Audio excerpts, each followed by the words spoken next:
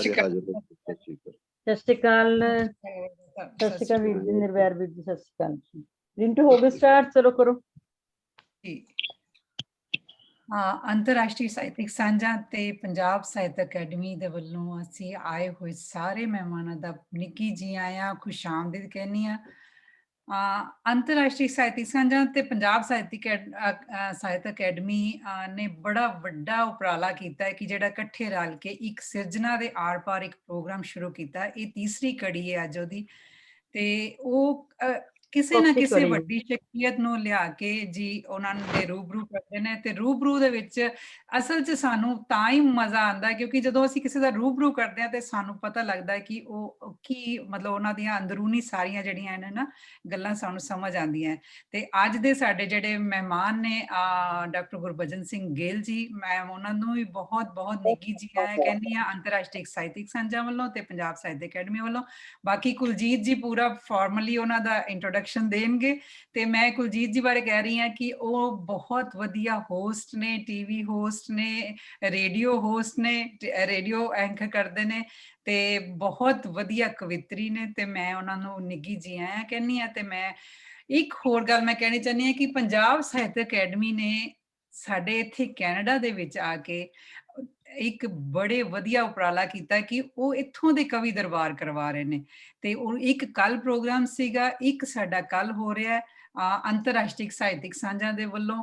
ਤੇ ਮੈਂ ਬਹੁਤ ਸ਼ੁਕਰਗੁਜ਼ਾਰ ਹਾਂ ਸਰਬਜੀਤ ਕੌਰ ਸੋਹਲ ਜੀ ਦੀ, ਪੰਜਾਬ ਸਾਹਿਤ ਅਕੈਡਮੀ ਦੀ, ਕਿ ਉਹਨਾਂ ਨੇ ਸਾਨੂੰ ਇੱਥੇ ਵੀ ਜਿਹੜਾ ਆ ਬਹੁਤ ਮਾਣ ਬਖਸ਼ਿਆ। ਬਹੁਤ ਸ਼ੁਕਰੀਆ ਸਰਬਜੀਤ ਕੌਰ ਸੋਹਲ ਜੀ। ਔਰ ਮੈਨੂੰ ਪਤਾ ਹੈ ਕਿ ਡਾਕਟਰ ਸੋਹਲ ਸਾਡੇ ਨਾਲ ਹਮੇਸ਼ਾ ਜਿਹੜਾ ਆ ਉਹ ਸਾਡੇ ਨਾਲ ਮੋਢੇ ਨਾਲ ਮੋਢਾ ਮਿਲਾ ਕੇ ਕੰਮ ਕਰਦੇ ਨੇ। ਤੇ ਮੈਂ ਉਹਨਾਂ ਦੀ ਬਹੁਤ ਤਹਿ ਦਿਲੋਂ ਸ਼ੁਕਰਗੁਜ਼ਾਰ ਹਾਂ ਇਸ ਗੱਲ ਵਾਸਤੇ। ਤੇ ਮੈਂ ਰਵਿੰਦਰ ਵਾਲੀਆ ਜੀ ਨੂੰ ਕਹੂੰਗੀ ਕਿ ਉਹ ਇੱਕ ਵਾਰੀ ਫਾਰਮਲੀ ਜਿਹੜਾ ਹੈ ਉਹ ਸਾਰਿਆਂ ਨੂੰ ਜੀ ਆਇਆਂ ਆਖਣ। ਸਾਡੇ ਕੋਲ ਬਹੁਤ ਬਹੁਤ ਵਧੀਆ ਸ਼ਖਸੀਅਤਾਂ ਸਾਡੇ ਨਾਲ ਜੁੜੀਆਂ ਹੋਈਆਂ ਨੇ। ਮੈਂ ਸਾਰਿਆਂ ਦਾ ਇੱਕ ਨਾਂ ਨਹੀਂ ਵੱਖਰੇ ਵੱਖਰੇ ਲਵਾਂਗੀ, ਪਰ ਮੈਂ ਸਾਰਿਆਂ ਨੂੰ ਨਿੱਘੀ ਜੀ ਆਇਆਂ ਕਹਿੰਦੀ ਹਾਂ। ਤੇ ਗੁਰਬਚਨ ਸਿੰਘ ਗਿੱਲ ਜੀ ਦਾ, ਮੈਂ ਕਹਿੰਦੇ ਨਾ ਨੱਚਣ ਵਾਲੇ ਦੀ ਅੱਡੀ ਨਾ ਰਹਿੰਦੀ ਤੇ ਗਾਉਣ ਵਾਲੇ ਦਾ ਮੂੰਹ, ਤੇ 2 ਲਾਈਨਾਂ ਗਾ ਕੇ ਮੈਂ ਉਹਨਾਂ ਨੂੰ ਇੱਕ ਜਿਹੜੀ ਹੈ ਵੈਲਕਮ ਕਰਨਾ ਚਾਹੁੰਦੀ ਹਾਂ। ਸਾਡੇ ਮਨ ਦੀ ਗਲੀ ਚੋਂ ਅੱਜ ਕੌਣ ਲੰਘਿਆ, ਸਾਡੇ ਮਨ ਦੀ ਗਲੀ ਚੋਂ ਅੱਜ ਕੌਣ ਲੰਘਿਆ, ਵੇ ਮੈਂ ਜਿਹਦੇ ਕੋਲੋਂ ਬਿਨਾ ਬੋਲੇ ਦਿਲ ਮੰਗਿਆ। ਸਾਡੇ ਮਨ ਦੀ ਗਲੀ ਚੋਂ ਅੱਜ ਕੌਣ ਲੰਘਿਆ, ਵੇ ਮੈਂ ਜਿਹਦੇ ਕੋਲੋਂ ਬਿਨਾ ਬੋਲੇ ਦਿਲ ਮੰਗਿਆ। ਸਾਡੇ ਮਨ ਦੀ ਗਲੀ ਚੋਂ ਜਿਹੜੇ ਜਾਣਦੇ ਨੇ ਸੁੱਚੀਆਂ ਮੁਹੱਬਤਾਂ ਦੀ ਸਾਰ, ਜਿਹੜੇ ਜਾਣਦੇ ਨੇ ਸੁੱਚੀਆਂ ਮੁਹੱਬਤਾਂ ਦੀ ਸਾਰ, ਜਿਹੜੇ ਜਾਣਦੇ ਨੇ ਸੁੱਚੀਆਂ ਮੁਹੱਬਤਾਂ ਦੀ ਸਾਰ, ਕਹਿੰਦੇ ਰੱਬ ਉਹਨਾਂ ਰੂਹਾਂ ਤਾਈਂ ਆਪ ਰੰਗਿਆ। ਸਾਡੇ ਮਨ ਦੀ ਗਲੀ ਚੋਂ ਅੱਜ ਕੌਣ ਲੰਘਿਆ, ਵੇ ਮੈਂ ਜਿਹਦੇ ਕੋਲੋਂ ਬਿਨਾ ਬੋਲੇ ਦਿਲ ਮੰਗਿਆ। ਸਾਡੇ ਮਨ ਦੀ ਗਲੀ ਚੋਂ। ਬਹੁਤ ਅੱਛਾ, ਬਹੁਤ ਸ਼ੁਕਰੀਆ ਜੀ, ਬਹੁਤ ਸ਼ੁਕਰੀਆ। ਬੰਦ ਕਿਉਂ ਕਰ ਬੰਦ ਕਿਉਂ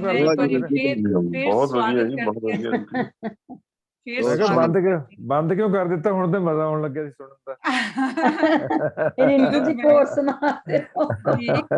ਇੱਕ ਦੋ ਹੋਰ ਸੁਣਾ ਦੇਣੀ ਹੈ ਜੀ। ਇਹਨਾਂ ਦੀ ਸੁਣਾਉਣੀ ਸੀ ਨਾ ਗਿੱਲ ਸਾਹਿਬ ਦੀ ਕੋਈ।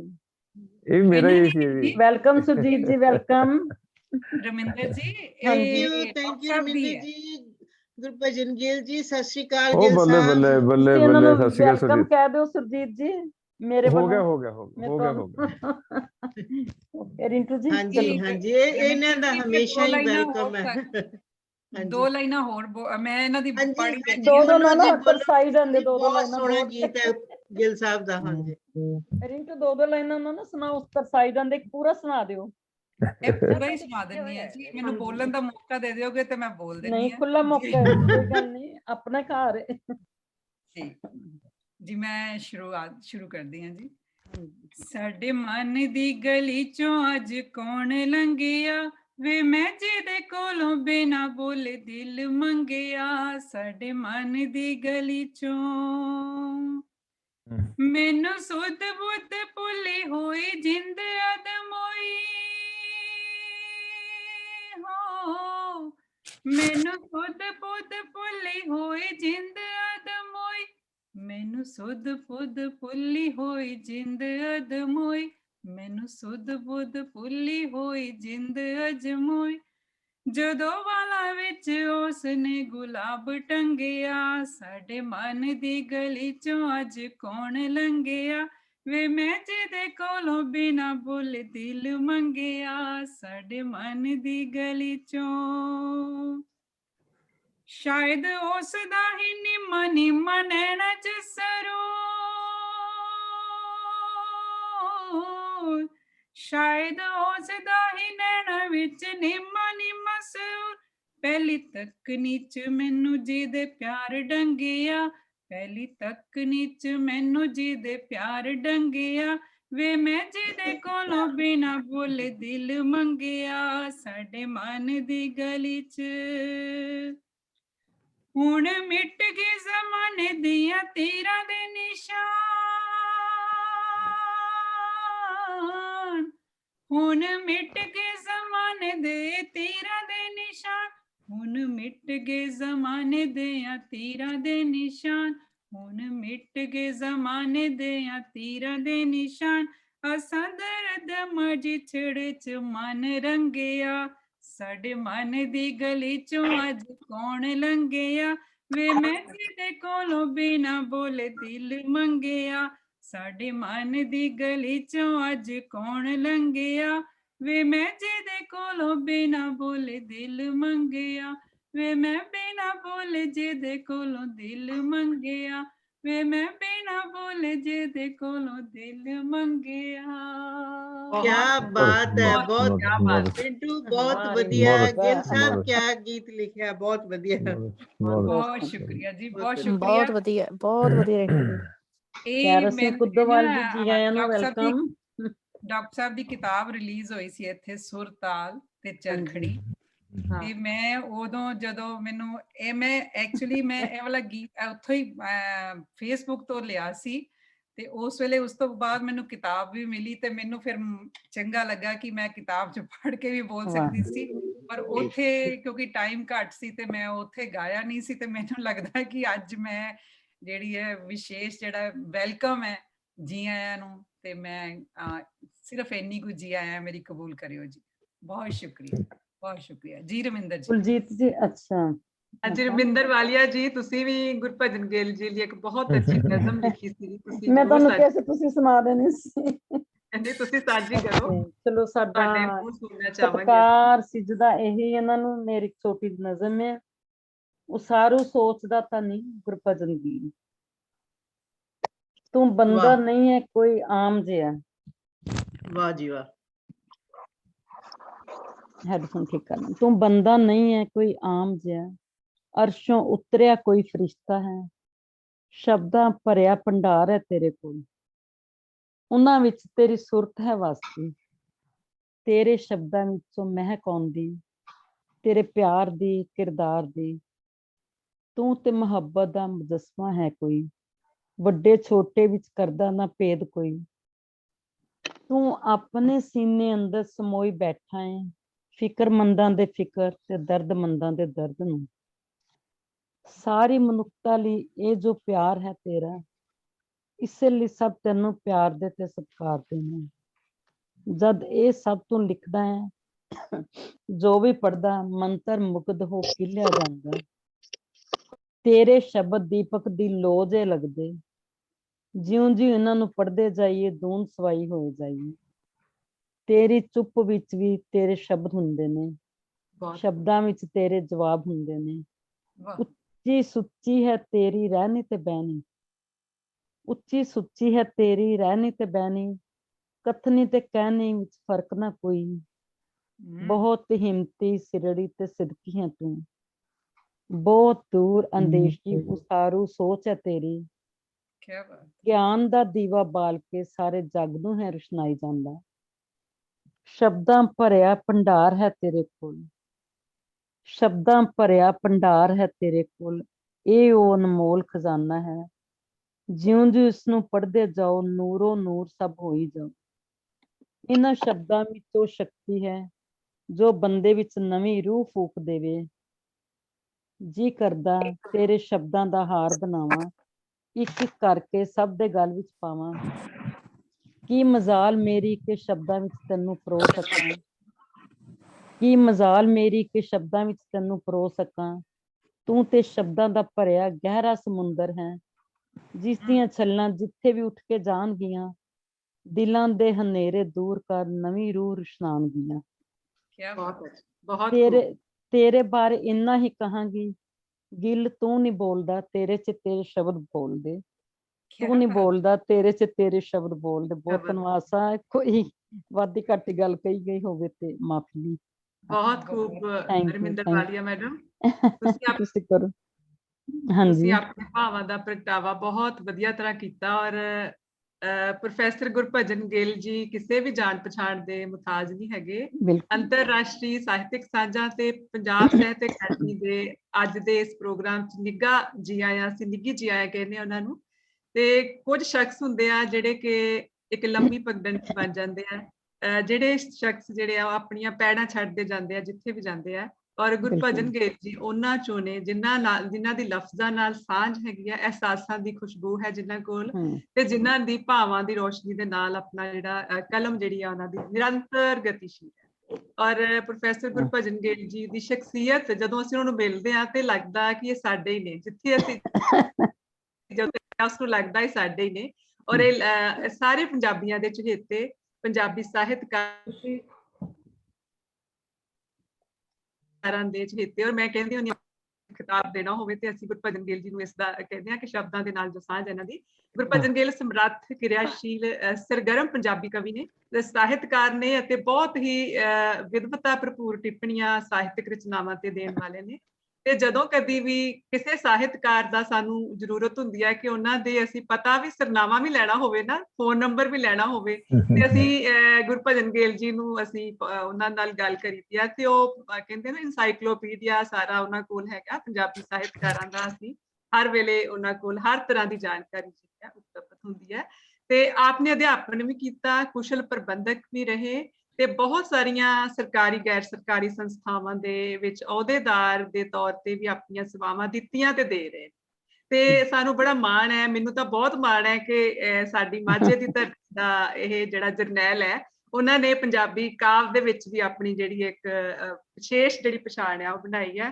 ਕੋਸ਼ਿਸ਼ ਕਰਦੀ ਹਾਂ ਕਿ ਮੈਂ ਜੋ ਸਕਰੀਨ ਸ਼ੇਅਰ ਕਰਕੇ ਕੋਈ ਗੱਲ ਕਰ ਸਕਾਂ ਜੇ ਸੰਭਵ ਹੋ ਸਕੀ, ਕਿਉਂਕਿ ਤਕਨੀਕੀ ਚੀਜ਼ਾਂ ਦੀ ਕੋਈ ਬਹੁਤੀ ਜ਼ਿਆਦਾ ਨਾ ਗਰੰਟੀ ਨਹੀਂ, ਤਾਂ ਕੋਸ਼ਿਸ਼ ਫਿਰ ਵੀ ਮੈਂ ਕਰਕੇ ਦੇਖ ਲੈਂਦੀ ਹਾਂ। ਪ੍ਰੋਫੈਸਰ ਗੁਰਭਜਨ ਗਿੱਲ ਦੇ ਕੁਝ ਇਨਾਮ ਸਨਮਾਨ ਸੀ ਜੋ ਮੈਨੂੰ ਮਿਲੇ। ਮੈਂ ਜਦੋਂ ਇਹਨਾਂ ਨੇ ਪੁੱਛਿਆ ਤੁਸੀਂ ਆਪਣੇ ਬਾਰੇ, ਇਹਨਾਂ ਨੇ ਕੋਈ ਵੀ ਮੈਨੂੰ ਆਪਣੇ ਬਾਰੇ ਨਹੀਂ, ਕਿਉਂਕਿ ਇਹਨਾਂ ਨੂੰ ਲੱਗਦਾ ਸੀ ਕਿ ਸ਼ਾਇਦ ਇਹ ਮੇਰਾ ਤਾਂ ਬਹੁਤ ਕੁਝ ਇੱਧਰ YouTube ਤੇ ਹੈ, ਗੂਗਲ ਤੇ ਉੱਥੋਂ ਲਵੋ। ਤਾਂ ਮੈਂ YouTube ਗੂਗਲ ਤੇ ਦੇਖਿਆ ਤਾਂ ਮੈਨੂੰ ਬੇਸ਼ੁਮਾਰ ਜਾਣਕਾਰੀ ਮਿਲੀ ਕਿ ਪ੍ਰੋਫੈਸਰ ਗੁਰਭਜਨ ਗਿੱਲ ਜੀ ਦਾ ਬਹੁਤ ਸਾਰੀਆਂ ਸੰਸਥਾਵਾਂ ਵੱਲੋਂ ਮਾਣ ਸਨਮਾਨ, ਜਿਹਦੇ ਵਿੱਚ ਕੁਝ ਝਲਕਾਂ ਅਸੀਂ ਵੇਖ ਸਕਦੇ ਹਾਂ। ਇਹਨਾਂ ਨੂੰ ਪ੍ਰੋਫੈਸਰ ਗੁਰਭਜਨ ਗਿੱਲ ਜੀ ਨੂੰ ਫੈਲੋਸ਼ਿਪ ਅਵਾਰਡ ਪੰਜਾਬੀ ਸਾਹਿਤ ਅਕੈਡਮੀ ਵੱਲੋਂ ਮਿਲਿਆ। ਉਸ ਤੋਂ ਬਾਅਦ ਪੰਜਾਬ ਗਵਰਨਮੈਂਟ ਵੱਲੋਂ ਸ਼੍ਰੋਮਣੀ ਪੰਜਾਬੀ ਕਵੀ ਅਵਾਰਡ ਪ੍ਰਾਪਤ ਹੋਇਆ। ਇਹ ਸਾਰੀਆਂ ਤਸਵੀਰਾਂ ਬਿਆਨ ਕਰ ਰਹੀਆਂ ਨੇ ਇਹਨਾਂ ਦਾ ਸਾਰੀਆਂ ਪ੍ਰਾਪਤੀਆਂ ਨੂੰ। ਇਸ ਤੋਂ ਇਲਾਵਾ ਇਹਨਾਂ ਨੂੰ ਬਲਰਾਜ ਸਾਹਨੀ ਮੈਮੋਰੀਅਲ ਅਵਾਰਡ ਜਿਹੜਾ ਹੈ ਉਹ ਵੀ ਇਹਨਾਂ ਨੂੰ ਮਿਲਿਆ ਸ਼ਾਰਟ ਫਿਲਮ ਫੈਸਟੀਵਲ ਲੁਧਿਆਣਾ ਜਦੋਂ ਹੋਇਆ ਸੀ ਉਸ ਵੇਲੇ ਤੋਂ। ਮੈਂ ਸਾਰੀਆਂ ਤਸਵੀਰਾਂ ਤੁਸੀਂ ਵੀ ਦੇਖੋਗੇ ਤਾਂ ਤੁਹਾਨੂੰ ਜਾਣਕਾਰੀ ਹੋਰ ਵੀ ਇਹਨਾਂ ਦੇ ਬਾਰੇ ਮਿਲੇਗੀ। ਇਹਨਾਂ ਨੂੰ ਬਲਰਾਜ ਸਾਹਨੀ ਮੈਮੋਰੀਅਲ ਅਵਾਰਡ ਵੀ ਪ੍ਰਾਪਤ ਹੋਇਆ। ਮਤਲਬ ਇਹਨਾਂ ਨੂੰ ਅਵਾਰਡ ਸਨਮਾਨ ਜਿਹੜੇ ਹਨ ਇਹ ਦੱਸਣਗੇ ਆਪਣੀ ਜ਼ੁਬਾਨੀ ਵੀ, ਪਰ ਜੋ ਸਾਨੂੰ ਉਪਲਬਧ ਦੀਆਂ ਚੀਜ਼ਾਂ ਉਹਨਾਂ ਦਾ ਵੀ ਅਸੀਂ ਜ਼ਰੂਰ ਜ਼ਿਕਰ ਕਰਾਂਗੇ। ਇਹਨਾਂ ਨੂੰ ਕਾਮਰੇਡ ਰਤਨ ਸਿੰਘ ਹਲਵਾਰਾ ਮੈਮੋਰੀਅਲ ਜਿਹੜਾ ਅਵਾਰਡ ਹੈ ਉਹ ਪ੍ਰਾਪਤ ਹੋਇਆ। ਇਸ ਤੋਂ ਇਲਾਵਾ ਇਹਨਾਂ ਦੇ ਹੋਰ ਬਹੁਤ ਸਾਰੇ ਅਵਾਰਡਾਂ ਸਨਮਾਨਾਂ ਦੀ ਲੜੀ ਹੈ ਜੋ ਇਹ ਆਪਣੇ ਮੂੰਹੋਂ ਸਾਡੇ ਨਾਲ ਸਾਂਝੀ ਕਰਨਗੇ। ਤੇ ਬਹੁਤ ਸਾਰੀਆਂ ਸੰਸਥਾਵਾਂ ਦੇ ਵਿੱਚ ਇਹਨਾਂ ਨੇ ਆਪਣੀ ਜਿਹੜੀ ਇੱਕ ਨਿੱਘਰ ਯੋਗਦਾਨ ਪਾਇਆ ਤੇ ਪੰਜਾਬੀ ਸਾਹਿਤ, ਪੰਜਾਬੀ ਸੱਭਿਆਚਾਰ, ਪੰਜਾਬੀ ਮਾਂ ਬੋਲੀ ਦੀ ਲਗਾਤਾਰ ਰਹਿਨੁਮਾਈ ਕਰ ਰਿਹਾ। ਇਹਨਾਂ ਦੀਆਂ ਬਹੁਤ ਸਾਰੀਆਂ ਰਚਨਾਵਾਂ ਨੂੰ ਸਾਡੇ ਵੱਡੇ ਵੱਡੇ ਸਿੰਗਰਸ ਨੇ ਗਾਇਆ, ਜਿਵੇਂ ਕਿ ਤੁਸੀਂ ਦੇਖ ਰਹੇ ਹੋ ਰਬਾਬ ਸੁਰਿੰਦਰ ਸ਼ਿੰਦਾ ਜੀ ਨੇ ਗਾਈ ਹੈ ਇਹਨਾਂ ਦੀ, ਔਰ ਇਹ ਬਹੁਤ ਸਾਰੀਆਂ ਜਿਹੜੀਆਂ ਐਗਜ਼ੀਬਿਸ਼ਨ ਨੇ ਉਹ ਲਵਾਉਂਦੇ ਵੀ ਨੇ ਤੇ ਉਹਨਾਂ ਦੇ ਵਿੱਚ ਪੰਜਾਬੀ ਸਾਹਿਤਕਾਰਾਂ ਨੂੰ ਹੋਰ ਜ਼ਿਆਦਾ ਪ੍ਰਮੋਟ ਕਰਨ ਦੀ, ਔਰ ਦੂਰਦਰਸ਼ਨ ਦੇ ਵਿੱਚ ਇਹਨਾਂ ਦਾ ਲਗਾਤਾਰ ਪ੍ਰੋਗਰਾਮ ਆਉਂਦੇ ਰਹਿੰਦੇ ਨੇ, ਅਲੱਗ-ਅਲੱਗ ਚੈਨਲਸ ਤੇ ਤੁਸੀਂ ਇਹਨਾਂ ਨੂੰ ਦੇਖਦੇ ਹੋ ਤੇ ਇਹ ਬਹੁਤ ਹੀ ਬੇਬਾਕੀ ਨਾਲ ਆਪਣੇ ਮਨ ਦੀਆਂ ਗੱਲਾਂ ਕਰਦੇ ਨੇ, ਆਪਣੀਆਂ ਰਚਨਾਵਾਂ ਦੇ ਰਾਹੀਂ ਵੀ ਤੇ ਆਪਣੇ ਸ਼ਬਦਾਂ ਰਾਹੀਂ। ਹਰਭਜਨ ਮਾਨ ਜੀ ਨੇ ਇਹਨਾਂ ਦੇ ਬਹੁਤ ਸਾਰੇ ਗੀਤਾਂ ਨੂੰ ਜ਼ੁਬਾਨ ਦਿੱਤੀ ਹੈ ਤੇ ਇਹਨਾਂ ਦੀ ਲੋਰੀ ਇਹਨਾਂ ਦੀ ਪੰਜਾਬੀਆਂ ਦੇ ਜ਼ੁਬਾਨ ਤੇ ਹੈਗੀ ਆ। ਜਿਹੜੀ ਲੋਰੀ ਇਹਨਾਂ ਲਿਖੀ ਸੀ ਉਸ ਨੂੰ ਸਭ ਅਸੀਂ ਜਾਣਦੇ ਹਾਂ ਤੇ ਬਾਖੂਬੀ ਉਹਨਾਂ ਨੇ ਇਸ ਲੋਰੀ ਦੇ ਵਿੱਚ ਉਹਨਾਂ ਨੇ ਜਿਹੜੀ ਇੱਕ ਮਾਂ ਦੇ ਹਿਰਦੇ ਦੀ ਜਾਂ ਇੱਕ ਧੀ ਦੀ ਜਿਹੜੀ ਪੁਕਾਰ ਆ ਉਸ ਨੂੰ ਪ੍ਰਗਟ ਕੀਤਾ।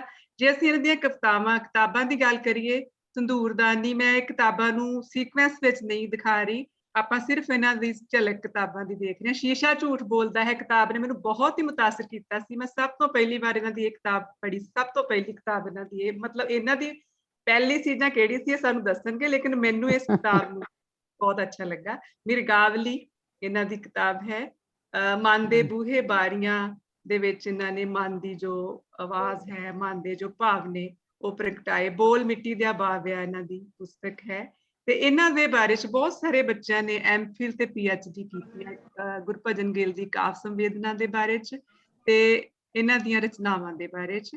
ਤਾਰਿਆਂ ਦੇ ਨਾਲ ਗੱਲਾਂ ਕਰਦਿਆਂ, ਮਨ ਤੰਦੂਰ, ਇਹਨਾਂ ਦੀਆਂ ਮੋਰ ਪੰਖ, ਇਹਨਾਂ ਦੀਆਂ ਪੁਸਤਕਾਂ ਜਿਨ੍ਹਾਂ ਨੂੰ ਪੰਜਾਬੀ ਪਿਆਰੇ ਸਾਰੇ ਜਾਣਦੇ ਆ।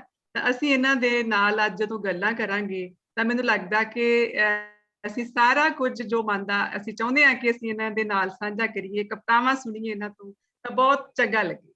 ਤੇ ਗੁਰਭਜਨ ਗਿੱਲ ਜੀ ਤੁਹਾਡਾ ਬਹੁਤ ਸਵਾਗਤ ਹੈ। ਤੁਹਾਡਾ ਸ਼ੇਰ, ਤੁਹਾਡੀ ਸ਼ਾਇਰੀ ਤਾਂ ਜਿਵੇਂ ਕਹਿੰਦੇ ਲੋਕੋਕਤੀਆਂ ਕਈ ਬਣ ਗਈਆਂ। ਭਗਵੰਤ ਮਾਨ ਜੀ ਨੇ ਵੀ ਤੁਹਾਡੀ ਸ਼ਾਇਰੀ ਨੂੰ ਇੱਕ ਦਿਨ ਉਹਨਾਂ ਦੇ ਭਾਸ਼ਣ ਦੇ ਵਿੱਚ ਬੋਲਿਆ ਸੀਗਾ, ਆਪਣੀ ਚਾਚੇ ਉਹ ਤਾਂ ਵੱਡੇ ਘਰ ਜਾਂਦਾ ਏ, ਵਿੱਚ ਸਮੁੰਦਰ ਜਾ ਕੇ ਦਰਿਆ ਮਰ ਜਾਂਦਾ ਏ, ਗਰਦਨ ਉੱਚੀ ਰੱਖਣ ਦਾ ਮੁੱਲ ਤਾਰ ਰਹੇ ਹਾਂ, ਬੇਸ਼ਰਮਾਂ ਦਾ ਨੀਵੀਂ ਪਾ ਕੇ ਸਾਥ ਜਾਂਦਾ ਏ।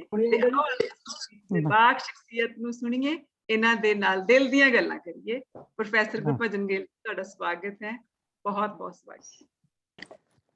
ਬਹੁਤ ਮਿਹਰਬਾਨੀ ਕੁਲਜੀਤ। ਸੱਚ ਜਾਣਿਓ, ਮੈਂ ਜਦੋਂ ਕੁਲਜੀਤ ਗੱਲਾਂ ਕਰ ਰਹੀ ਸੀ ਨਾ ਤਾਂ ਮੈਂ ਯਾਦਾਂ ਦੀਆਂ ਗਲੀਆਂ ਚ ਗਵਾਚਿਆ ਸਾਂ। ਮੈਨੂੰ ਲੱਗ ਰਿਹਾ ਸੀ ਅਜੇ ਕੱਲ ਦੀ ਗੱਲ ਹੈ ਜਦੋਂ ਪਤਾ ਲੱਗਿਆ ਵੀ ਗਿਆਨੀ ਜਸਵੰਤ ਸਿੰਘ ਗਿੱਲ ਹੋਰਾਂ ਦਾ ਵਿਆਹ ਹੋ ਰਿਹਾ ਕਸ਼ਮੀਰ ਕੌਰ ਨਾਲ। ਤੇ ਉਦੋਂ ਕੀ ਪਤਾ ਸੀ ਵੀ ਇਹਨਾਂ ਦੇ ਸੁਮੇਲ ਦੇ ਵਿੱਚੋਂ ਕੁਲਜੀਤ ਨੇ ਪੈਦਾ ਹੋਣਾ ਤੇ ਕੁਲਜੀਤ ਨੇ ਮੈਨੂੰ ਇੰਟਰਵਿਊ ਕਰਨਾ। ਜੇ ਮੈਨੂੰ ਪਤਾ ਹੁੰਦਾ ਤੇ ਮੈਂ ਵੀ ਕੋਈ ਅਕਲ ਦੀਆਂ ਗੱਲਾਂ ਚਾਰ ਸਿੱਖਣੀਆਂ ਗਿਆਨੀ ਜੀ ਤੋਂ। ਹੋਰ ਮੇਰਾ ਸੁਭਾਗ ਹੈ ਕਿ ਮੈਂ ਬੁਨਿਆਦੀ ਤੌਰ ਤੇ ਬਚਪਨ ਚ ਜਿਸ ਵਿਅਕਤੀ ਤੋਂ ਬਹੁਤ ਮੁਤਾਸਰ ਹੋਇਆ ਉਹ ਕੁਲਜੀਤ ਦੇ ਸਤਿਕਾਰਯੋਗ ਪਿਤਾ ਜੀ ਜਸਵੰਤ ਸਿੰਘ ਗਿੱਲ ਨੇ, ਜਿਨ੍ਹਾਂ ਨੇ ਮੈਨੂੰ ਝਿੜਕ ਕੇ ਵੀ, ਪਿਆਰ ਨਾਲ ਵੀ, ਦੁਲਾਰ ਨਾਲ ਵੀ ਬੁਨਿਆਦੀ ਤੌਰ ਤੇ ਲਿਟਰੇਚਰ ਦੇ ਪਹਿਲੇ ਸਬਕ ਜਿਹੜੇ ਦਿੱਤੇ। ਸਕੂਲ ਚ ਮੇਰੇ ਅਧਿਆਪਕ ਸਨ ਔਰ ਮੈਨੂੰ ਮਾਣ ਹੈ ਕਿ ਉਹਨਾਂ ਦੇ ਸਿਖਾਏ ਪੂਰਨਿਆਂ ਤੇ ਪਾਏ ਦੇ ਉੱਤੇ ਅੱਜ ਤੱਕ ਮੈਂ ਔਰ ਮੇਰਾ ਵੀਰ ਜਗੀਰ ਸਿੰਘ ਕਾਹਲੋਂ ਤੇ ਹੋਰ ਦੋਸਤ ਸਾਰੇ ਜਿਹੜੇ ਆ, ਅਸੀਂ ਕੋਸ਼ਿਸ਼ ਕਰਦੇ ਹਾਂ ਕਿ ਘੱਟੋ ਘੱਟ ਉਹਦੇ ਹਾਣ ਦੇ ਹੋ ਸਕੀਏ। ਕੁਲਜੀਤ ਸੱਚ ਜਾਣੀ, ਮੈਨੂੰ ਤਾਂ ਉਹ ਸ਼ਾਮ ਨਹੀਂ ਭੁੱਲਦੀ, ਰਾਤ ਨਹੀਂ ਭੁੱਲਦੀ। ਤੇ ਰਾਤ ਵੀ ਉਹ ਸੀ ਜਦੋਂ ਤੇਰੇ ਡੈਡ ਦਾ ਵਿਆਹ ਸੀ ਤੇ ਬਲਕਾਰ ਤੇਰਾ ਚਾਚਾ ਸਾਰੀ ਰਾਤ ਭੰਗੜਾ ਪਾਉਂਦਾ ਰਿਹਾ ਸੀ ਤੇ ਅਸੀਂ ਵੀ ਸਾਰੀ ਰਾਤ ਜਾਗਦੇ ਰਹੇ ਸਾਂ ਤੇ ਤੁਹਾਡੇ ਪਿੰਡ ਵਾਲੇ ਪ੍ਰਧਾਨ ਦਾ ਲਾਊਡ ਸਪੀਕਰ ਵੱਜਦਾ ਸੀ ਤੇ ਉਹ ਮੈਨੂੰ ਸਾਰਾ ਐਨ ਲੋਕੇਲ ਦੀ ਯਾਦ ਆ ਰਿਹਾ, ਕਿਵੇਂ ਖਾਸੂ ਪਾਰ ਕਰਕੇ ਅਸੀਂ ਗਏ। ਇਹ ਗੱਲਾਂ ਬਾਕੀ ਦੋਸਤਾਂ ਲਈ ਭਾਵੇਂ ਉਪਰੀ ਹੋਣ, ਪਰ ਸੱਚ ਜਾਣਿਓ ਮੈਂ ਉਹਨਾਂ ਗਲੀਆਂ ਚੋਂ ਨਿਕਲਣ ਵਾਸਤੇ ਆਪਣੇ ਆਪ ਨੂੰ ਇਹਨਾਂ ਸਾਰੀਆਂ ਯਾਦਾਂ ਦੇ ਹਵਾਲੇ ਕਰਕੇ ਸੁਰਖਰੂ ਹੋਣ ਦੀ ਕੋਸ਼ਿਸ਼ ਕਰ ਰਿਹਾ। ਹਾਂਜੀ, ਅਸੀਂ ਤੁਹਾਡੇ ਪਰਿਵਾਰਕ ਪਿਛੋਕੜ ਤੋਂ ਸ਼ੁਰੂ ਕਰਾਂਗੇ ਕਿਉਂਕਿ ਸਾਡਾ ਪਰਿਵਾਰ ਹੈ ਜਿਹੜਾ ਸਾਨੂੰ ਇੱਕ ਰਾਹ ਦਿਖਾਉਂਦਾ ਆ ਜਾਂ ਸਾਨੂੰ ਕੁਝ ਕਰਨ ਲਈ, ਅੱਗੇ ਵਧਣ ਲਈ ਸਾਨੂੰ ਹੱਲਾਸ਼ੇਰੀ ਦਿੰਦਾ ਹੈ। ਤੁਸੀਂ ਆਪਣੇ ਪਰਿਵਾਰ ਨਾਲ ਕਿਵੇਂ ਆਪਣੀਆਂ ਯਾਦਾਂ ਸਾਂਝੀਆਂ ਕਰੋਗੇ? ਕਿਸ ਤਰ੍ਹਾਂ ਦਾ ਮਾਹੌਲ ਸੀ ਘਰ ਦਾ? ਮੈਂ 2 ਮਈ 1953 ਨੂੰ ਪਿੰਡ ਬਸੰਤਕੋਟ ਹੈ ਸਾਡਾ, ਗਿੱਲਾਂ ਵਾਲੀ ਤੁਹਾਡੇ ਪਿੰਡ ਦੇ ਨਾਲ ਹੀ ਲਗਭਗ ਪੈ ਜਾਂਦਾ, 3 ਕਿਲੋਮੀਟਰ ਦਾ ਫਾਸਲਾ ਵਿੱਚੋਂ ਵਿੱਚ। ਤੇ ਜੇ ਉਡਾਰੀ ਭਰ ਕੇ ਜਾਣਾ ਹੋਵੇ ਸ਼ਾਇਦ ਇਹ ਵੀ ਘੱਟ ਬਣਦਾ ਹੋਵੇ। ਤੇ ਵਿਚਕਾਰ ਕਸਬਾ ਧਿਆਨਪੁਰ ਜਿੱਥੇ ਸਾਂਝੀਆਂ ਯਾਦਾਂ ਸਾਡੇ ਸਾਰੇ ਟੱਬਰਾਂ ਦੀਆਂ ਜੁੜੀਆਂ ਨੇ। ਮੈਂ ਦੱਸਣਾ ਚਾਹਾਂਗਾ ਕਿ ਮੇਰੇ ਸਤਿਕਾਰਯੋਗ ਮਾਤਾ ਜੀ ਸਰਦਾਰਨੀ ਤੇਜ ਕੌਰ ਔਰ ਬਾਪੂ ਜੀ ਸਾਹਿਬ ਹਰਨਾਮ ਸਿੰਘ ਬਿਲਕੁਲ ਕੋਰੇ ਚਿੱਟੇ ਅਨਪੜ੍ਹ ਸੀ, ਪਰ ਸਾਡੇ ਪਰਿਵਾਰ ਦੇ ਵਿੱਚ ਐਜੂਕੇਸ਼ਨ ਸਾਡੇ ਭੂਆ ਜੀ ਦੇ ਪਰਿਵਾਰਾਂ ਕਰਕੇ ਬਹੁਤ ਪਹਿਲਾਂ ਆ ਗਈ ਸੀ। ਇਸੇ ਕਰਕੇ ਹੀ ਮੇਰੇ ਵੱਡੇ ਭੈਣ ਭਰਾ ਸਾਰੇ ਜਿਹੜੇ ਨੇ, ਵੱਡੀ ਭੈਣ, ਦੋਵੇਂ ਵੀਰ ਮੇਰੇ ਸਾਰੇ ਹੀ ਬਤੌਰ ਪ੍ਰਿੰਸੀਪਲ ਜਾਂ ਸੀਨੀਅਰ ਪ੍ਰੋਫੈਸਰ ਜਾਂ ਵਾਈਸ ਪ੍ਰਿੰਸੀਪਲ ਰਿਟਾਇਰ ਹੋਏ ਨੇ। ਤੇ ਮੈਂ ਵੀ ਜਿੰਨੇ ਕੁ ਜੋਗਾ ਸੀ, ਮੈਂ ਵੀ ਯੂਨੀਵਰਸਿਟੀ 'ਚ 30 ਸਾਲ ਪੜ੍ਹਾ ਲਿਆ, 7-8 ਸਾਲ ਕਾਲਜਾਂ 'ਚ ਪੜ੍ਹਾ ਲਿਆ, ਯੂਨੀਵਰਸਿਟੀ ਡਾਇਰੈਕਟਰ ਬਣ ਗਿਆ। ਤੇ ਕੁੱਲ ਮਿਲਾ ਕੇ ਕਹਾਣੀ ਇੰਨੀ ਹੈ ਕਿ ਉਹ ਸਕੂਲ ਸ਼੍ਰੀ ਬਾਬਾ ਲਾਲ ਹਾਈ ਸਕੂਲ ਜਿੱਥੇ ਮੈਂ ਪੜ੍ਹਿਆ, ਜਿੱਥੇ ਮੈਂ ਤੁਹਾਡੇ ਸਤਿਕਾਰਯੋਗ ਪਿਤਾ ਜੀ ਕੋਲੋਂ ਵੀ, ਤੁਹਾਡੇ ਸਤਿਕਾਰਯੋਗ ਮਾਮਾ ਜੀ ਮਾਸਟਰ ਵੀਰ ਸਿੰਘ ਹੋਰਾਂ ਕੋਲੋਂ ਵੀ ਸਿੱਖਿਆ ਹਾਸਲ ਕੀਤੀ, ਔਰ ਉੱਥੇ ਹੀ ਉਹਨਾਂ ਦੀ ਪ੍ਰੇਰਣਾ ਨਾਲ ਹੀ ਅਸੀਂ ਉੱਥੇ ਪੰਜਾਬੀ ਸਾਹਿਤ ਸਭਾ ਧਿਆਨਪੁਰ ਐਸਟੈਬਲਿਸ਼ ਕੀਤੀ। ਮੇਰੇ ਵੱਡੇ ਵੀਰ ਪ੍ਰੋਫੈਸਰ ਜਸਵੰਤ ਸਿੰਘ ਗਿੱਲ ਜਿਹੜੇ ਬਾਅਦ ਪ੍ਰਿੰਸੀਪਲ ਬਣੇ ਦਰਾਹਾ ਦੇ ਵਿੱਚ, ਔਰ ਸੁਖਵੰਤ ਸਿੰਘ ਗਿੱਲ ਜਿਹੜੇ ਮੇਰੇ ਵੱਡੇ ਵੀਰ ਕਾਲਾ ਅਫਗਾਨਾ ਪੜ੍ਹਾਉਂਦੇ ਸੀ ਉਸ ਵਕਤ, ਉਹਨਾਂ ਦੀ ਪ੍ਰੇਰਣਾ ਸਦਕਾ ਅਦਬ ਦੇ ਸਾਹਿਤ ਦੇ ਨਾਲ ਮੇਰਾ ਰਿਸ਼ਤਾ ਜੁੜਿਆ। ਕਾਲਾ ਅਫਗਾਨਾ ਤੋਂ ਮੈਂ 2 ਸਾਲ ਪ੍ਰੀ ਯੂਨੀਵਰਸਿਟੀ ਔਰ BA ਪਾਰਟ 1 ਪਾਸ ਕਰਕੇ 1971 'ਚ ਲੁਧਿਆਣੇ ਆ ਗਿਆ ਸੀ, ਜਿੱਥੇ ਮੇਰੇ ਵੱਡੇ ਵੀਰ ਪ੍ਰੋਫੈਸਰ ਜਸਵੰਤ ਸਿੰਘ ਗਿੱਲ ਖਾਲਸਾ ਕਾਲਜ 'ਚ ਲੁਧਿਆਣੇ ਪੜ੍ਹਾਉਂਦੇ ਸੀ। ਔਰ ਇੱਥੇ ਡਾਕਟਰ SP ਸਿੰਘ ਹੋਰਾਂ ਦੀ ਪ੍ਰੇਰਨਾ ਦੇ ਨਾਲ ਮੈਂ ਆਪਣੇ ਮਿੱਤਰ ਪਿਆਰਿਆਂ ਦੀ ਸੰਗਤ ਦੇ ਕਰਕੇ ਅਦਬ ਦੇ ਵਿੱਚ ਆਪਣੀ ਕੋਈ ਪਛਾਣ ਸਥਾਪਿਤ ਕਰਨ 'ਚ ਕੰਟਰੀਬਿਊਟ ਕਰ ਸਕਿਆ, ਬਣ ਸਕਿਆ ਕੁਛ ਨਾ ਕੁਛ। ਜੋ ਵੀ ਹੈ ਤੁਹਾਡੇ ਸਾਹਮਣੇ ਆ, ਉਹਦੇ 'ਚ ਬਹੁਤ ਸਾਰਾ ਵੱਡਾ ਹਿੱਸਾ ਮੇਰੇ ਪਰਿਵਾਰ ਦਾ ਤਾਂ ਹੈ ਹੀ ਹੈ, ਪਰ ਉਹ ਸੰਸਾਰ ਦਾ ਬਹੁਤ ਵੱਡਾ ਜਿਹੜਾ ਸੰਸਾਰ ਮੈਨੂੰ ਪੈਰ ਪੈਰ ਤੇ ਅਗਵਾਈ ਦਿੰਦਾ ਰਿਹਾ। ਜਦੋਂ ਤੁਸੀਂ ਪਿੰਡ ਤੋਂ ਸ਼ਹਿਰ ਵੱਲ ਦਾ ਆਪਣਾ ਸਫ਼ਰ ਤੈਅ ਕੀਤਾ, ਤੇ ਤੁਹਾਨੂੰ ਕੋਈ ਸਹਿਜ ਸੀਗਾ ਤੁਹਾਡੇ ਵਾਸਤੇ, ਕਿ ਜਾਂ ਕੁਝ ਤੁਹਾਨੂੰ ਇੱਥੇ ਆ ਕੇ ਓਪਰਾਪਣ ਲੱਗਿਆ? ਪਿੰਡ ਦੇ ਖੁੱਲੇ ਡੁੱਲੇ ਜੀਵਨ ਤੋਂ ਫਸਟ ਈਅਰ ਤੱਕ ਜਾਂ BA ਪਾਰਟ 1 ਤੱਕ ਉੱਥੇ ਪੜ੍ਹੇ, ਫਿਰ ਲੁਧਿਆਣੇ ਵਰਗੇ ਨਗਰੀ 'ਚ ਆਉਣਾ ਪਿਆ, ਤਾਂ ਉਦੋਂ ਆ ਕੇ ਕੀ ਭਾਵਨਾਤਮਕ ਤੌਰ ਤੇ ਕਿਸ ਤਰ੍ਹਾਂ ਦਾ ਬਦਲਾਵ ਆਇਆ? ਕਿਉਂਕਿ ਕਿਸ਼ੋਰ ਅਵਸਥਾ 'ਚ ਹੋਵੋਗੇ ਤੁਸੀਂ ਉਸ ਵੇਲੇ, ਤਾਂ ਪਿੰਡ ਤੋਂ ਤੇ ਸ਼ਹਿਰ ਨਾਲ। ਕੁਲਜੀਤ, ਅਸਲ 'ਚ ਕਿਸ਼ੋਰ ਵਾਲੀ ਗੱਲ ਤਾਂ ਨਹੀਂ ਸੀ, ਉਦੋਂ ਤੋਂ ਮੈਂ ਆਪਣੀ ਉਮਰ ਦੇ 18ਵੇਂ ਸਾਲ 'ਚ ਸੀ, ਇਸ ਕਰਕੇ ਆਉਣਾ ਐਡਾ ਔਖਾ ਨਹੀਂ ਸੀ। ਪਰ ਜਿਹੜੀ ਅਸਲ ਗੱਲ ਸੀ ਇਹ ਕਿ ਉਦੋਂ ਤੱਕ ਤਾਂ ਮੈਂ ਧਿਆਨਪੁਰ ਨੂੰ ਵੱਡਾ ਸ਼ਹਿਰ ਮੰਨਦਾ ਸੀ, ਤੇ ਜਦੋਂ ਲੁਧਿਆਣੇ ਆਉਣਾ ਪਿਆ, ਲੁਧਿਆਣੇ ਦੇ ਵਿੱਚ ਵਿਚਰਨਾ ਪਿਆ, ਤਾਂ ਲੱਗਿਆ ਕਿ ਮੇਰੇ ਘਰਦਿਆਂ ਨੇ ਮੈਨੂੰ ਸਮੁੰਦਰ 'ਚ ਸੁੱਟ ਦਿੱਤਾ।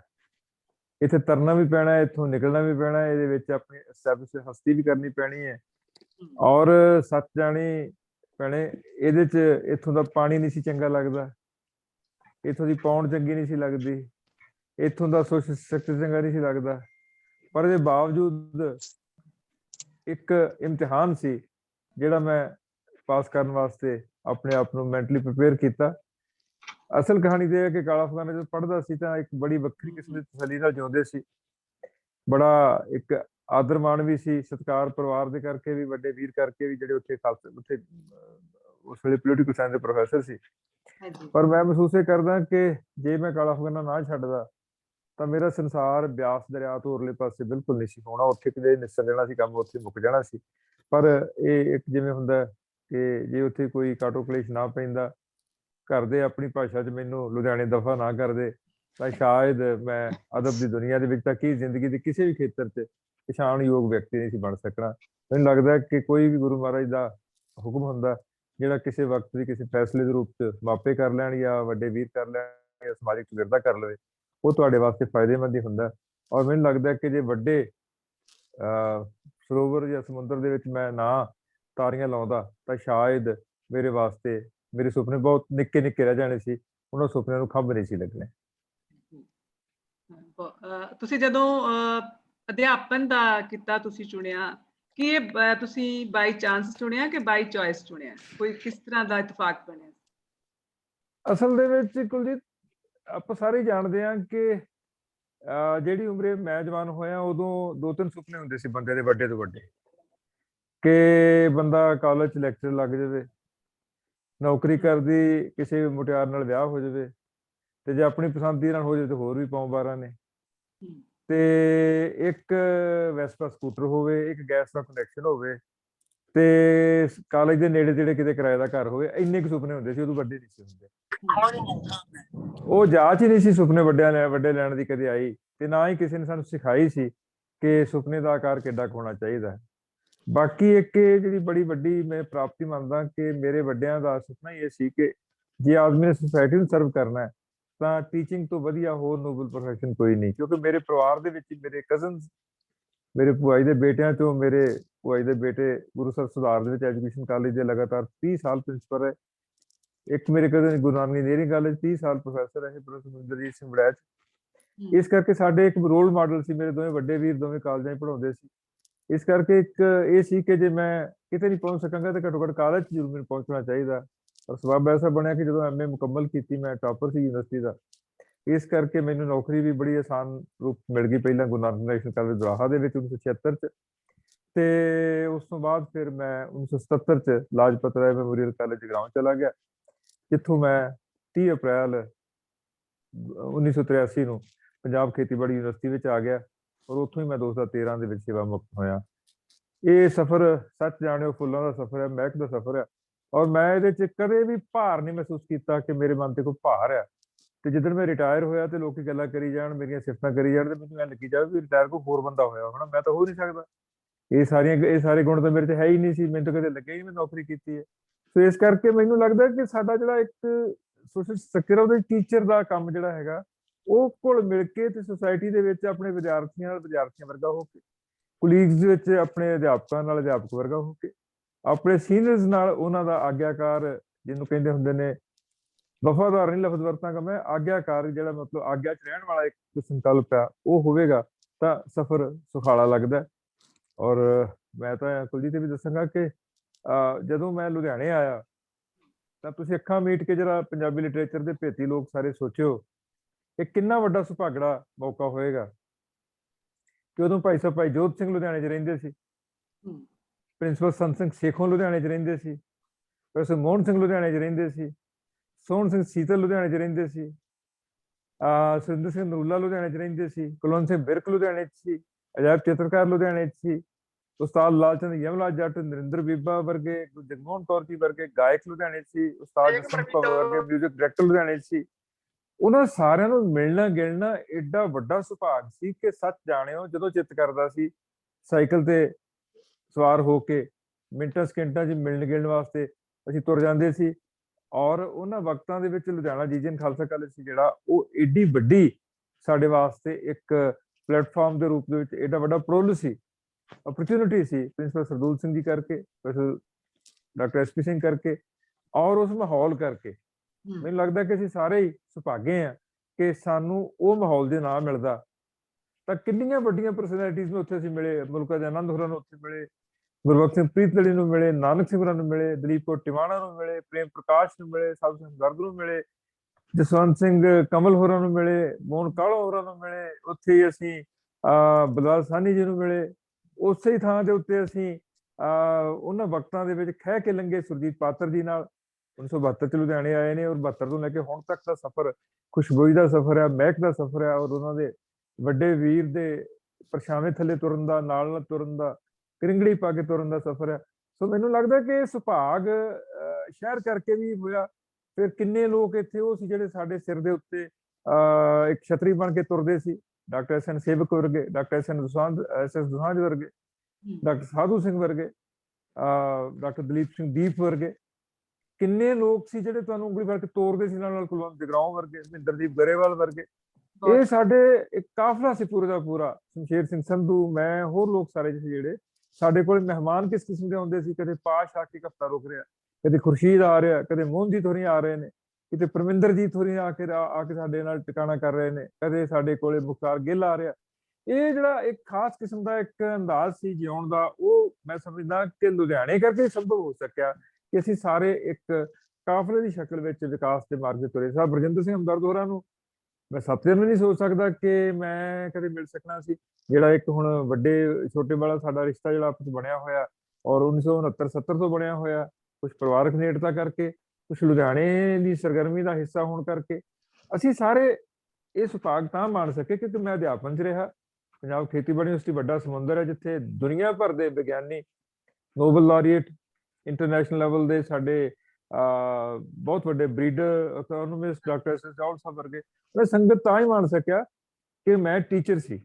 ਔਰ ਮੈਨੂੰ ਲੱਗਦਾ ਕਿ ਜੇ ਟੀਚਰ ਚਾਹੇ ਤਾਂ ਸਾਰੀ ਜ਼ਿੰਦਗੀ ਦੀਆਂ ਸਾਰੀਆਂ ਨਿਯਮਤਾਂ ਨੂੰ ਆਪਣੇ ਅੰਦਰ ਆਤਮਸਾਤ ਕਰ ਸਕਦਾ। ਹੋਰ ਕਿਸੇ ਵੀ ਪ੍ਰੋਫੈਸ਼ਨ 'ਚ ਤੁਸੀਂ ਉਸ ਸਾਰੇ ਜਿਹੜੀਆਂ ਰਹਿਮਤਾਂ ਨੇ, ਨਿਯਮਤਾਂ ਨੇ, ਉਹਦਾ ਫਾਇਦਾ ਨਹੀਂ ਉਠਾ ਸਕਦੇ।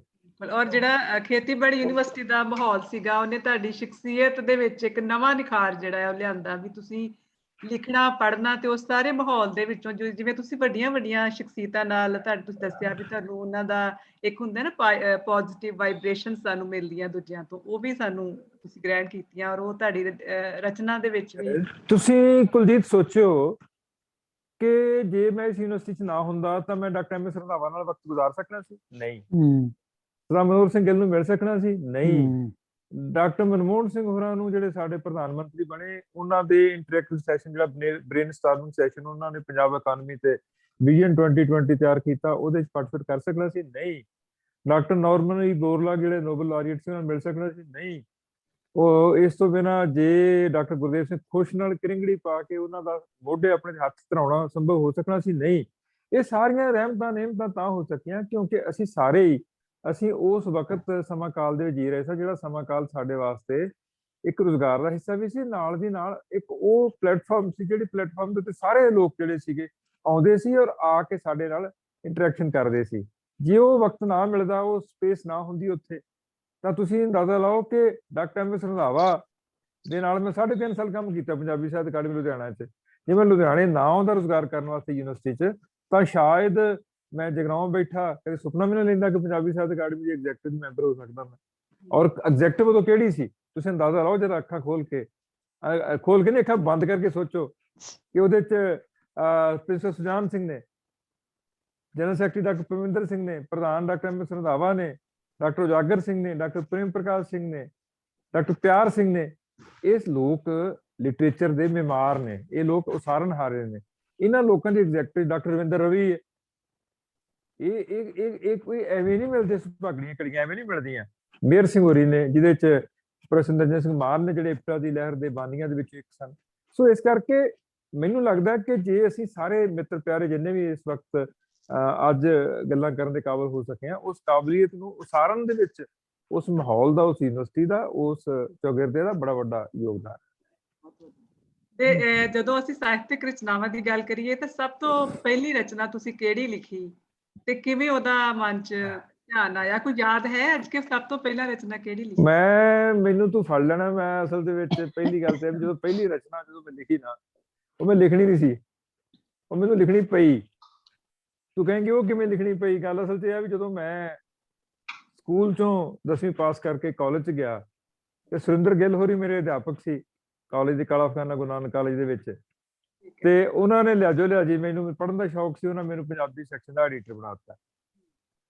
ਐਡੀਟਰ ਬਣਾਇਆ ਤਾਂ ਉਹਨਾਂ ਨੇ ਕਿਹਾ ਕਿ ਕੋਈ ਰਚਨਾ ਲੈ ਕੇ ਆ, ਤੇਰੀ ਛਾਪਣੀ ਵਿੱਚ। ਮੇਰੇ ਕੋਲ ਰਚਨਾ ਕੋਈ ਨਾ। ਮੈਂ ਆਪਣੇ ਪਿੰਡ ਦੇ ਕਿਸੇ ਗਿਆਨੀ ਘਰ ਦੇ ਨੌਜਵਾਨ ਨੂੰ ਕਿਹਾ, ਮੈਂ ਕਿਹਾ ਮੈਨੂੰ ਯਾਰ ਕੋਈ ਲਿਖ ਕੇ ਦੇ ਦੇ, ਮੈਂ ਕਾਲਜ 'ਚ ਦੇਣੀ ਹੈ। ਉਹਨੇ ਮੈਨੂੰ ਭਾਈ ਵੀਰ ਸਿੰਘ 2-3 ਰੁਬਾਈਆਂ ਲਿਖ ਕੇ ਦੇ ਦਿੱਤੀਆਂ ਤੇ ਮੈਂ ਅਗਲੇ ਦਿਨ ਜਾ ਕੇ ਰਿਕਵੈਸਟਾਂ ਨੂੰ ਫੜਾਤੀਆਂ। ਉਹ ਕਹਿੰਦੇ ਓਏ ਚੋਰੀ ਨਹੀਂ, ਇਹ ਡਾਕਾ ਹੈ ਭਾਈ, ਇਹ ਤੇ ਰੁਬਾਈਆਂ ਭਾਈ ਵੀਰ ਸਿੰਘ ਦੀਆਂ ਨੇ। ਮੈਂ ਕਿਹਾ ਇਹ ਕਿਹੜੀ ਗੱਲ ਹੈ, ਮੈਂ ਕੱਲ ਨੂੰ ਹੋਰ ਲਿਖ ਕੇ ਲਿਆ ਦਿਆਂਗਾ। ਸਾਡੇ 2 ਬੋਰਡ ਸੀ, ਉਹਨਾਂ ਸਿਰ ਜੁੜਿਆ ਹੋਇਆ ਸੀ ਉੱਤੋਂ। ਉਸ ਬੋਰਡ ਦੇ ਥੱਲੇ ਹੀ ਪੰਚਾਇਤਾਂ ਜੁੜਦੀਆਂ ਸੀ, ਉਹਦੇ ਥੱਲੇ ਡੰਗਰ ਵੱਛਾ ਲੋਕ ਬੰਨ੍ਹਦੇ ਸੀ, ਉੱਥੇ ਜਨਾਨੀਆਂ ਲੜ ਲੈਂਦੀਆਂ ਸੀ, ਭਿੜ ਲੈਂਦੀਆਂ ਸੀ, ਨਿਆਣੇ ਲੜ ਲੈਂਦੇ ਸੀ, ਸੁਲ੍ਹਾ ਕਰ ਲੈਂਦੇ ਸੀ, ਟਾਹਣੀ ਤੁਰੇ ਫਿਰਦੇ ਹੁੰਦੇ ਸੀ। ਮੈਨੂੰ ਲੱਗਿਆ ਕਿ ਇਸ ਚੌਗਿਰਦੇ ਦੇ ਬਾਰੇ 'ਚ ਮੈਨੂੰ ਜ਼ਰੂਰ ਲਿਖਣਾ ਚਾਹੀਦਾ। ਮੈਂ ਬੋਰਡ ਦੀ ਛਾਂ ਨਾਂ ਥੱਲੇ ਕਵਿਤਾ ਲਿਖ ਕੇ ਤੇ ਮੈਂ ਜਦੋਂ ਜਾ ਕੇ ਸੁਰਿੰਦਰ ਗਿੱਲ ਉਹਨਾਂ ਨੂੰ ਦਿਖਾਈ ਤੇ ਕਹਿਣ ਲੱਗੇ ਆਹ ਤਾਂ ਹੋਈ ਨਾ ਗੱਲ। ਬਸ ਉਸੇ ਭੁਲੇਖੇ ਨੇ ਮੈਨੂੰ ਹੁਣ ਤੱਕ ਬੇਟੇ ਇੱਥੋਂ ਤੱਕ ਪਹੁੰਚਾਇਆ। ਉਸੇ ਭੁਲੇਖੇ ਨੇ ਇੱਥੋਂ ਤੱਕ ਪਹੁੰਚਾਇਆ। ਜੇ ਉਹ ਇਹ ਨਾ ਕਹਿੰਦੇ ਆਹ ਤਾਂ ਹੋਈ ਨਾ ਗੱਲ, ਤੇ ਮੈਂ ਉਹ ਗੱਲ ਵਿਆਹੁਣ ਵਾਸਤੇ ਜੇ ਉਹ ਰੁਬਾਈਆਂ ਛਪ ਜਾਂਦੀਆਂ ਚੋਰੀ ਦੀਆਂ, ਤਾਂ ਮੈਂ ਤੇਰੇ ਨਾਲ ਗੱਲਾਂ ਕਰਨ ਦਾ ਮੌਕਾ ਨਹੀਂ ਸੀ ਅਵੇਲ ਕਰ ਸਕਦਾ। ਮਤਲਬ ਕਹਿੰਦੇ ਨਾ ਕਿ ਕੋਈ ਨਾ ਕੋਈ ਤੁਹਾਨੂੰ ਚੇਤਨਾ ਤੁਹਾਡੀ ਨੂੰ ਹਿਲਾਉਂਦਾ ਆ ਤੇ ਫੇਰ ਹੀ ਤੁਹਾਡੇ ਕੋਈ ਖਿਆਲ ਜਿਹੜੇ ਆ ਤੁਹਾਡੇ ਅੱਗੇ ਜਜ਼ਬੇ ਜਿਹੜੇ ਅੱਗੇ ਆਉਂਦੇ ਆ। ਤੇ ਉਹ ਨਹੀਂ, ਉਹਦੇ 'ਚ ਇੱਕ ਫਾਇਦਾ ਇਹ ਬੜਾ ਵੱਡਾ ਹੋਇਆ ਨਾ ਕਿ ਜਿਹੜਾ ਸਾਡੀਆਂ ਟੈਂਕੀਆਂ 'ਚ ਪਾਣੀ ਪਾਇਆ ਸੀ ਨਾ ਸਾਰਾ, ਜਿਹਦੇ 'ਚ ਮੈਂ ਸਮਝਦਾ ਕਿ ਮੇਰੇ ਪਰਿਵਾਰ ਦਾ, ਮੇਰੇ ਵੱਡਿਆਂ ਵੀਰਾਂ ਦਾ, ਜਿਨ੍ਹਾਂ ਦੇ ਕਰਕੇ ਸਾਡੇ ਘਰ ਦੇ ਵਿੱਚ ਪ੍ਰੀਤਲੜੀ ਮੈਗਜ਼ੀਨ ਆਉਂਦਾ ਸੀ, ਕੌਮੀ ਲਹਿਰ ਮੈਗਜ਼ੀਨ ਆਉਂਦਾ ਸੀ, ਜਿਹਦੇ ਕਰਕੇ ਦੇਸ਼ ਭਗਤੀ ਯਾਦਾਂ ਜਿਹੜਾ ਮੈਗਜ਼ੀਨ ਸੀ, ਦੇਸ਼ ਭਗਤੀ ਯਾਦਗਾਰ ਹਾਲ ਦਾ, ਉਹ ਆਉਂਦਾ ਸੀ। ਚੰਗੀਆਂ ਕਿਤਾਬਾਂ ਆਉਂਦੀਆਂ ਸੀ। ਮੇਰੇ ਚਾਚੀ ਜੀ 5 ਮੱਤਾਂ ਪਾਸ ਸੀਗੇ, ਉਹ ਨਾਵਲ ਪੜ੍ਹਦੇ ਸੀ। ਇੱਕ ਮੈਂ 2 ਤਲਵਾਰਾਂ ਦੇ ਵਿੱਚ ਜਿੱਥੇ ਕਿਤੇ ਗਦਰ ਗੂੰਜਾਂ ਆਉਂਦੀਆਂ ਸੀ, ਉਹ ਪੂਰੀ ਰਹਾ ਦੇ ਨਾਲ ਗਾ ਕੇ ਸੁਣਾਉਂਦੇ ਹੁੰਦੇ ਸੀ। ਤੇ ਕਾਦਰੀਆ ਦਾ ਪੂਰਨ ਭਗਤ ਸੁਣਾਉਂਦੇ ਹੁੰਦੇ ਸੀ। ਕਦੇ ਉਹ ਸਾਨੂੰ ਹਾਸ਼ਮ ਦੇ ਦੋਹੜੇ ਸੁਣਾਉਣ ਲੱਗ ਜਾਂਦੇ ਹੁੰਦੇ ਸੀ, ਕਦੇ ਉਹਨਾਂ ਦੀ ਗੁਰਬਾਣੀ ਦਾ ਕੁਛ ਨਾ ਕੁਛ ਸਾਨੂੰ ਸੁਣਾਉਣ ਲੱਗ ਜਾਣਾ। ਉਹ ਜਿਹੜਾ ਸਾਰਾ ਕੁਛ ਸੀ ਉਹ ਟੈਂਕੀ 'ਚ ਪਈ ਗਿਆ। ਜਦੋਂ ਟੈਂਕੀ 'ਚ ਪਈ ਗਿਆ ਉਹੀ ਟੂਟੀਆਂ 'ਚ ਆਈ ਗਿਆ ਬਾਅਦ 'ਚ।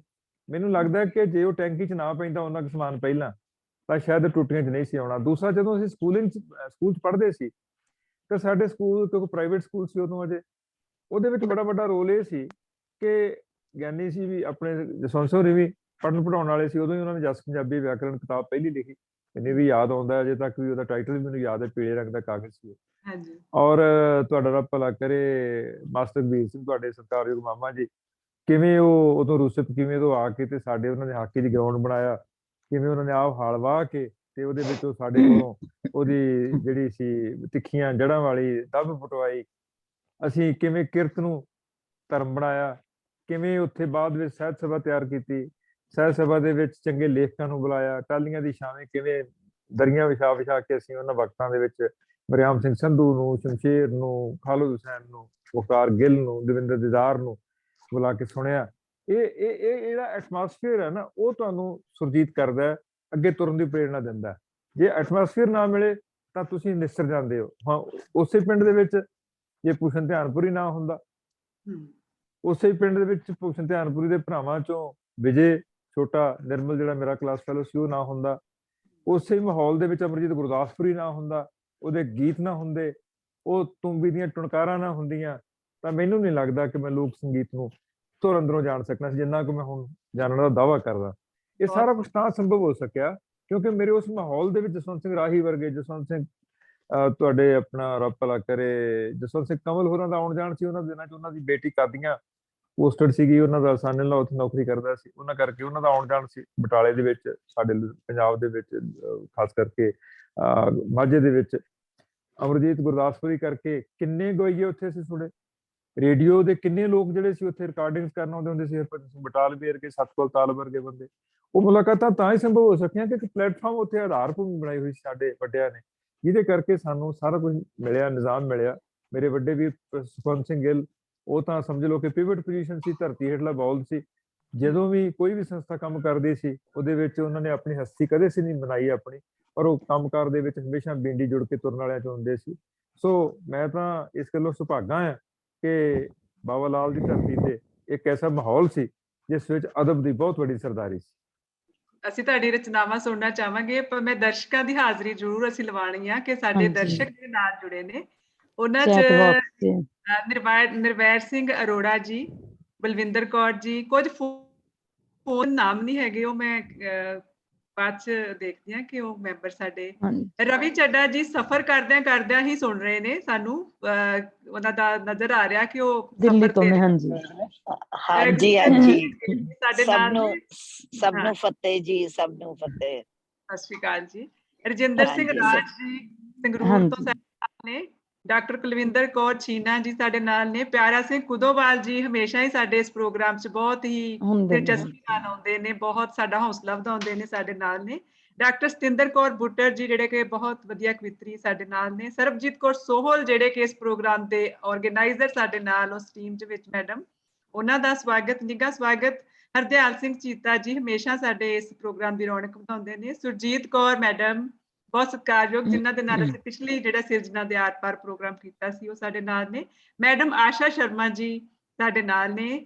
ਨਿਰਲੇਪ ਕੌਰ ਸੇਖੋਂ ਜੀ, ਅੰਜੂ ਵੀ ਰੱਤੀ ਜੀ, ਅਵਤਾਰ ਸਿੰਘ ਢਿੱਲੋਂ ਜੀ ਤੇ ਕਲੇਰ ਜਿਹੜੇ ਮੈਡਮ ਸਾਡੇ ਨਾਲ ਸਾਡੀ ਟੀਮ 'ਚ ਸਮਝ ਲਓ ਵੀ ਇੱਥੇ ਦੇ ਨਾਲ ਨੇ ਸਾਡੇ। ਡਾਕਟਰ ਅਮਰ ਜੋਤੀ ਮਾਂਗਟ ਸਾਡੇ ਨਾਲ ਨੇ, ਮਨਜੀਤ ਕੌਰ ਦੀਵਾਨ ਸਾਡੇ ਨਾਲ ਨੇ, ਔਰ ਦਲ ਨਰਵਾਲ ਸਾਡੇ ਨਾਲ ਨੇ। ਮੈਂ ਕੋਈ ਨਾਮ ਜੇ ਥੋੜੀ ਹੋਵੇ ਤੇ ਚੈਟ ਬਾਕਸ ਦੇ ਦਲਵੀਰ ਕੌਰ ਨੇ, ਯੂਕੇ ਤੋਂ ਦਲਵੀਰ ਧਾਮੀ ਜੀ ਸਾਡੇ ਨਾਲ ਨੇ, ਅਵਤਾਰ ਸਿੰਘ ਢਿੱਲੋਂ ਜੀ, ਖੁਸ਼ਵਿੰਦਰ ਕੌਰ ਜੀ, ਜਗੀਰ ਸਿੰਘ ਕਾਲੋਂ ਜੀ ਸਾਡੇ ਨਾਲ ਨੇ, ਪਰ ਅੱਜ ਇਹਨਾਂ ਨੇ ਆਪਣੀ ਵੀਡੀਓ ਨਹੀਂ ਚਲਾਈ। ਜਗੀਰ ਸਿੰਘ ਕਾਲੋਂ ਜੀ ਹੋਰਾਂ ਨੇ, ਮੋਨਿਕਾ ਮਲਹੋਤਰਾ ਜੀ ਸਾਡੇ ਨਾਲ ਨੇ। ਤਾਂ ਇਹ ਸਾਰੇ ਮੈਂਬਰ ਸਾਡੇ, ਇਹਨਾਂ ਸਭ ਦਾ ਜੀ ਆਇਆਂ, ਨਿੱਘਾ ਜੀ ਆਇਆਂ। ਤੇ ਗੁਰਭਜਨ ਗਿੱਲ ਜੀ ਦੀ ਇੱਕ ਗਜ਼ਲ ਨਾਲ ਅਸੀਂ ਹੁਣ ਥੋੜਾ ਜਿਹਾ ਸਾਹਿਤਿਕ ਰੰਗਣ ਚ ਮਾਹੌਲ ਨੂੰ ਰੰਗੀਏ। ਔਰ ਮੈਂ ਦੇਖਿਆ ਬਹੁਤ ਸਾਰੇ ਤੁਹਾਡੇ ਲਈ ਮੈਸੇਜ ਬੜੇ ਅੱਛੇ ਆ ਰਹੇ ਆ ਤੁਹਾਡੇ ਇਸ ਪ੍ਰੋਗਰਾਮ ਦੇ ਵਿੱਚ ਦਰਸ਼ਕਾਂ ਵੱਲੋਂ ਜੋ ਸਾਡੇ ਨਾਲ ਸਾਰੇ ਸ਼ਾਮਲ ਨੇ। ਅਸੀਂ ਜ਼ਰੂਰ ਤੁਹਾਨੂੰ ਪੜ੍ਹ ਕੇ ਸੁਣਾਵਾਂਗੇ। ਤੁਸੀਂ ਆਪਣੀ ਗਜ਼ਲ ਪਹਿਲਾਂ ਸਾਡੇ ਨਾਲ ਜ਼ਰੂਰ ਸੁਣਨਾ ਚਾਹਾਂਗੇ ਅਸੀਂ। ਕੋਈ ਵੀ ਰਚਨਾ ਜੋ ਤੁਹਾਨੂੰ ਬਹੁਤ ਚੰਗੀ ਲੱਗਦੀ ਹੈ ਜਾਂ ਤੁਸੀਂ ਜਿਹੜੀ ਵੀ ਸੁਣਾਉਣਾ ਚਾਹੁੰਦੇ। ਸਾਡੇ ਮੈਂਬਰ ਮੈਮ ਇਹਨਾਂ ਦਾ ਨਾ ਇੱਥੇ ਨੰਬਰ ਆ ਰਿਹਾ ਹੈ ਸਰਦਾਰ ਸਾਹਿਬ ਸਰ, ਤੁਹਾਡਾ ਨਾ ਨਾਮ ਮੈਂ ਤਾਂ ਨਹੀਂ ਲੈ ਸਕੀ ਕਿਉਂਕਿ ਤੁਹਾਡਾ ਨਾਮ ਆ ਨਹੀਂ ਰਿਹਾ, ਤੇ ਇੱਕ ਮੈਡਮ ਨੇ ਵੀ ਫੋਨ ਦਾ ਨੰਬਰ ਆ ਰਿਹਾ, ਨਾਮ ਨਹੀਂ ਆ ਰਿਹਾ। ਆਈਫੋਨ ਹੈ, ਪਤਾ ਨਹੀਂ ਕੌਣ ਪੁੱਛੂ। ਹਾਂ ਤੇ ਹਾਂ, ਮੈਂ ਕੁਲਜੀਤ ਕਿਤਾਬਾਂ ਛਪੀਆਂ ਹੋਈਆਂ ਕਿਤਾਬਾਂ ਚੋਂ ਗਜ਼ਲ ਸੁਣਾਉਣ ਦੀ ਥਾਂ ਤੇ ਬਿਲਕੁਲ ਸੱਜਰੀਆਂ ਚੀਜ਼ਾਂ ਚੋਂ ਕੀ ਸੁਣਾਉਣਾ ਚਾਹਾਂਗਾ ਕਿ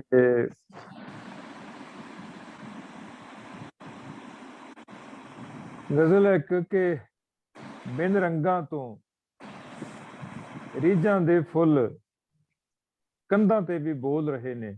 ਵਾਹ। ਬਿਨ ਰੰਗਾਂ ਤੋਂ ਰੀਝਾਂ ਦੇ ਫੁੱਲ ਕੰਧਾਂ ਤੇ ਵੀ ਬੋਲ ਰਹੇ ਨੇ। ਹਮ, ਮਾਏ ਤੇਰੇ ਸੁਪਨ ਪਰਿੰਦੇ ਵੇਖ ਕਿਵੇਂ ਪਰ ਤੋਲ ਰਹੇ ਨੇ। ਕਿਆ ਬਾਤ, ਬਹੁਤ ਕਿਹੜਾ ਕਹਿੰਦਾ ਹੈ ਰੇਸ਼ਮ ਅੱਟੀ ਬਣ ਸਕਦੀ ਹੈ ਫੁੱਲ ਫੁਲਕਾਰੀ। ਹਮ, ਕਿਹੜਾ ਕਹਿੰਦਾ ਹੈ ਰੇਸ਼ਮ ਅੱਟੀ ਬਣ ਸਕਦੀ ਹੈ ਫੁੱਲ ਫੁਲਕਾਰੀ। ਵੇਖ ਲਵੋ ਮਿੱਟੀ ਦੇ ਕਣ ਵੀ ਦਿਲ ਦੇ ਵਰਕੇ ਫੁੱਲ ਰਹੇ ਨੇ। ਬਹੁਤ ਬਹੁਤ ਮਿੱਟੀ ਅੰਦਰ ਮਿੱਟੀ ਹੋ ਕੇ ਮਿੱਟੀ ਕੀ ਕੁਝ ਬੋਲੇ ਸੁਣ ਲਓ। ਇੱਕ ਰੰਗ ਦੀ ਫੁਲਕਾਰੀ ਕੰਧ ਤੇ ਕਿੰਨੇ ਦਰਦ ਫਰੋਲ ਰਹੇ। ਬਹੁਤ ਖੂਬ। ਮੀਂਹ ਆਵੇਗਾ ਖੁਰ ਜਾਵੇਗਾ ਚਾਵਾਂ ਦਾ ਇਹ ਬਾਗ ਬਗੀਚਾ। ਲਿੱਸੇ ਘਰ ਨੂੰ ਲੱਭ ਕੇ ਦੇਵੋ ਫੁੱਲ ਕਲੀਆਂ ਰੰਗ ਟੋਲ ਰਹੇ ਨੇ। ਬਹੁਤ ਜਿਸ ਦੇ ਬਾਗ ਹਵਾਲੇ ਕੀਤਾ ਉਹੀ ਆਰੀ ਫੇਰ ਰਿਹਾ ਹੈ। ਰਖਵਾਲੇ ਹੀ ਪੱਤਾ ਪੱਤਾ ਪੈਰਾਂ ਹੇਠ ਮਧੋਲ ਰਹੇ ਨੇ। ਮਾਣ ਮਰਤਬੇ ਕਲਗੀ ਕੌਡਾਂ ਇਕੱਠੀਆਂ ਕਰਦੇ ਮਰ ਚੱਲੇ। ਹਮ, ਸੋਨੇ ਦੇ ਇਹ ਮਹਿਲ ਮੁਨਾਰੇ ਦੱਸੋ ਕਿਸ ਦੇ ਕੋਲ ਰਹੇ ਨੇ।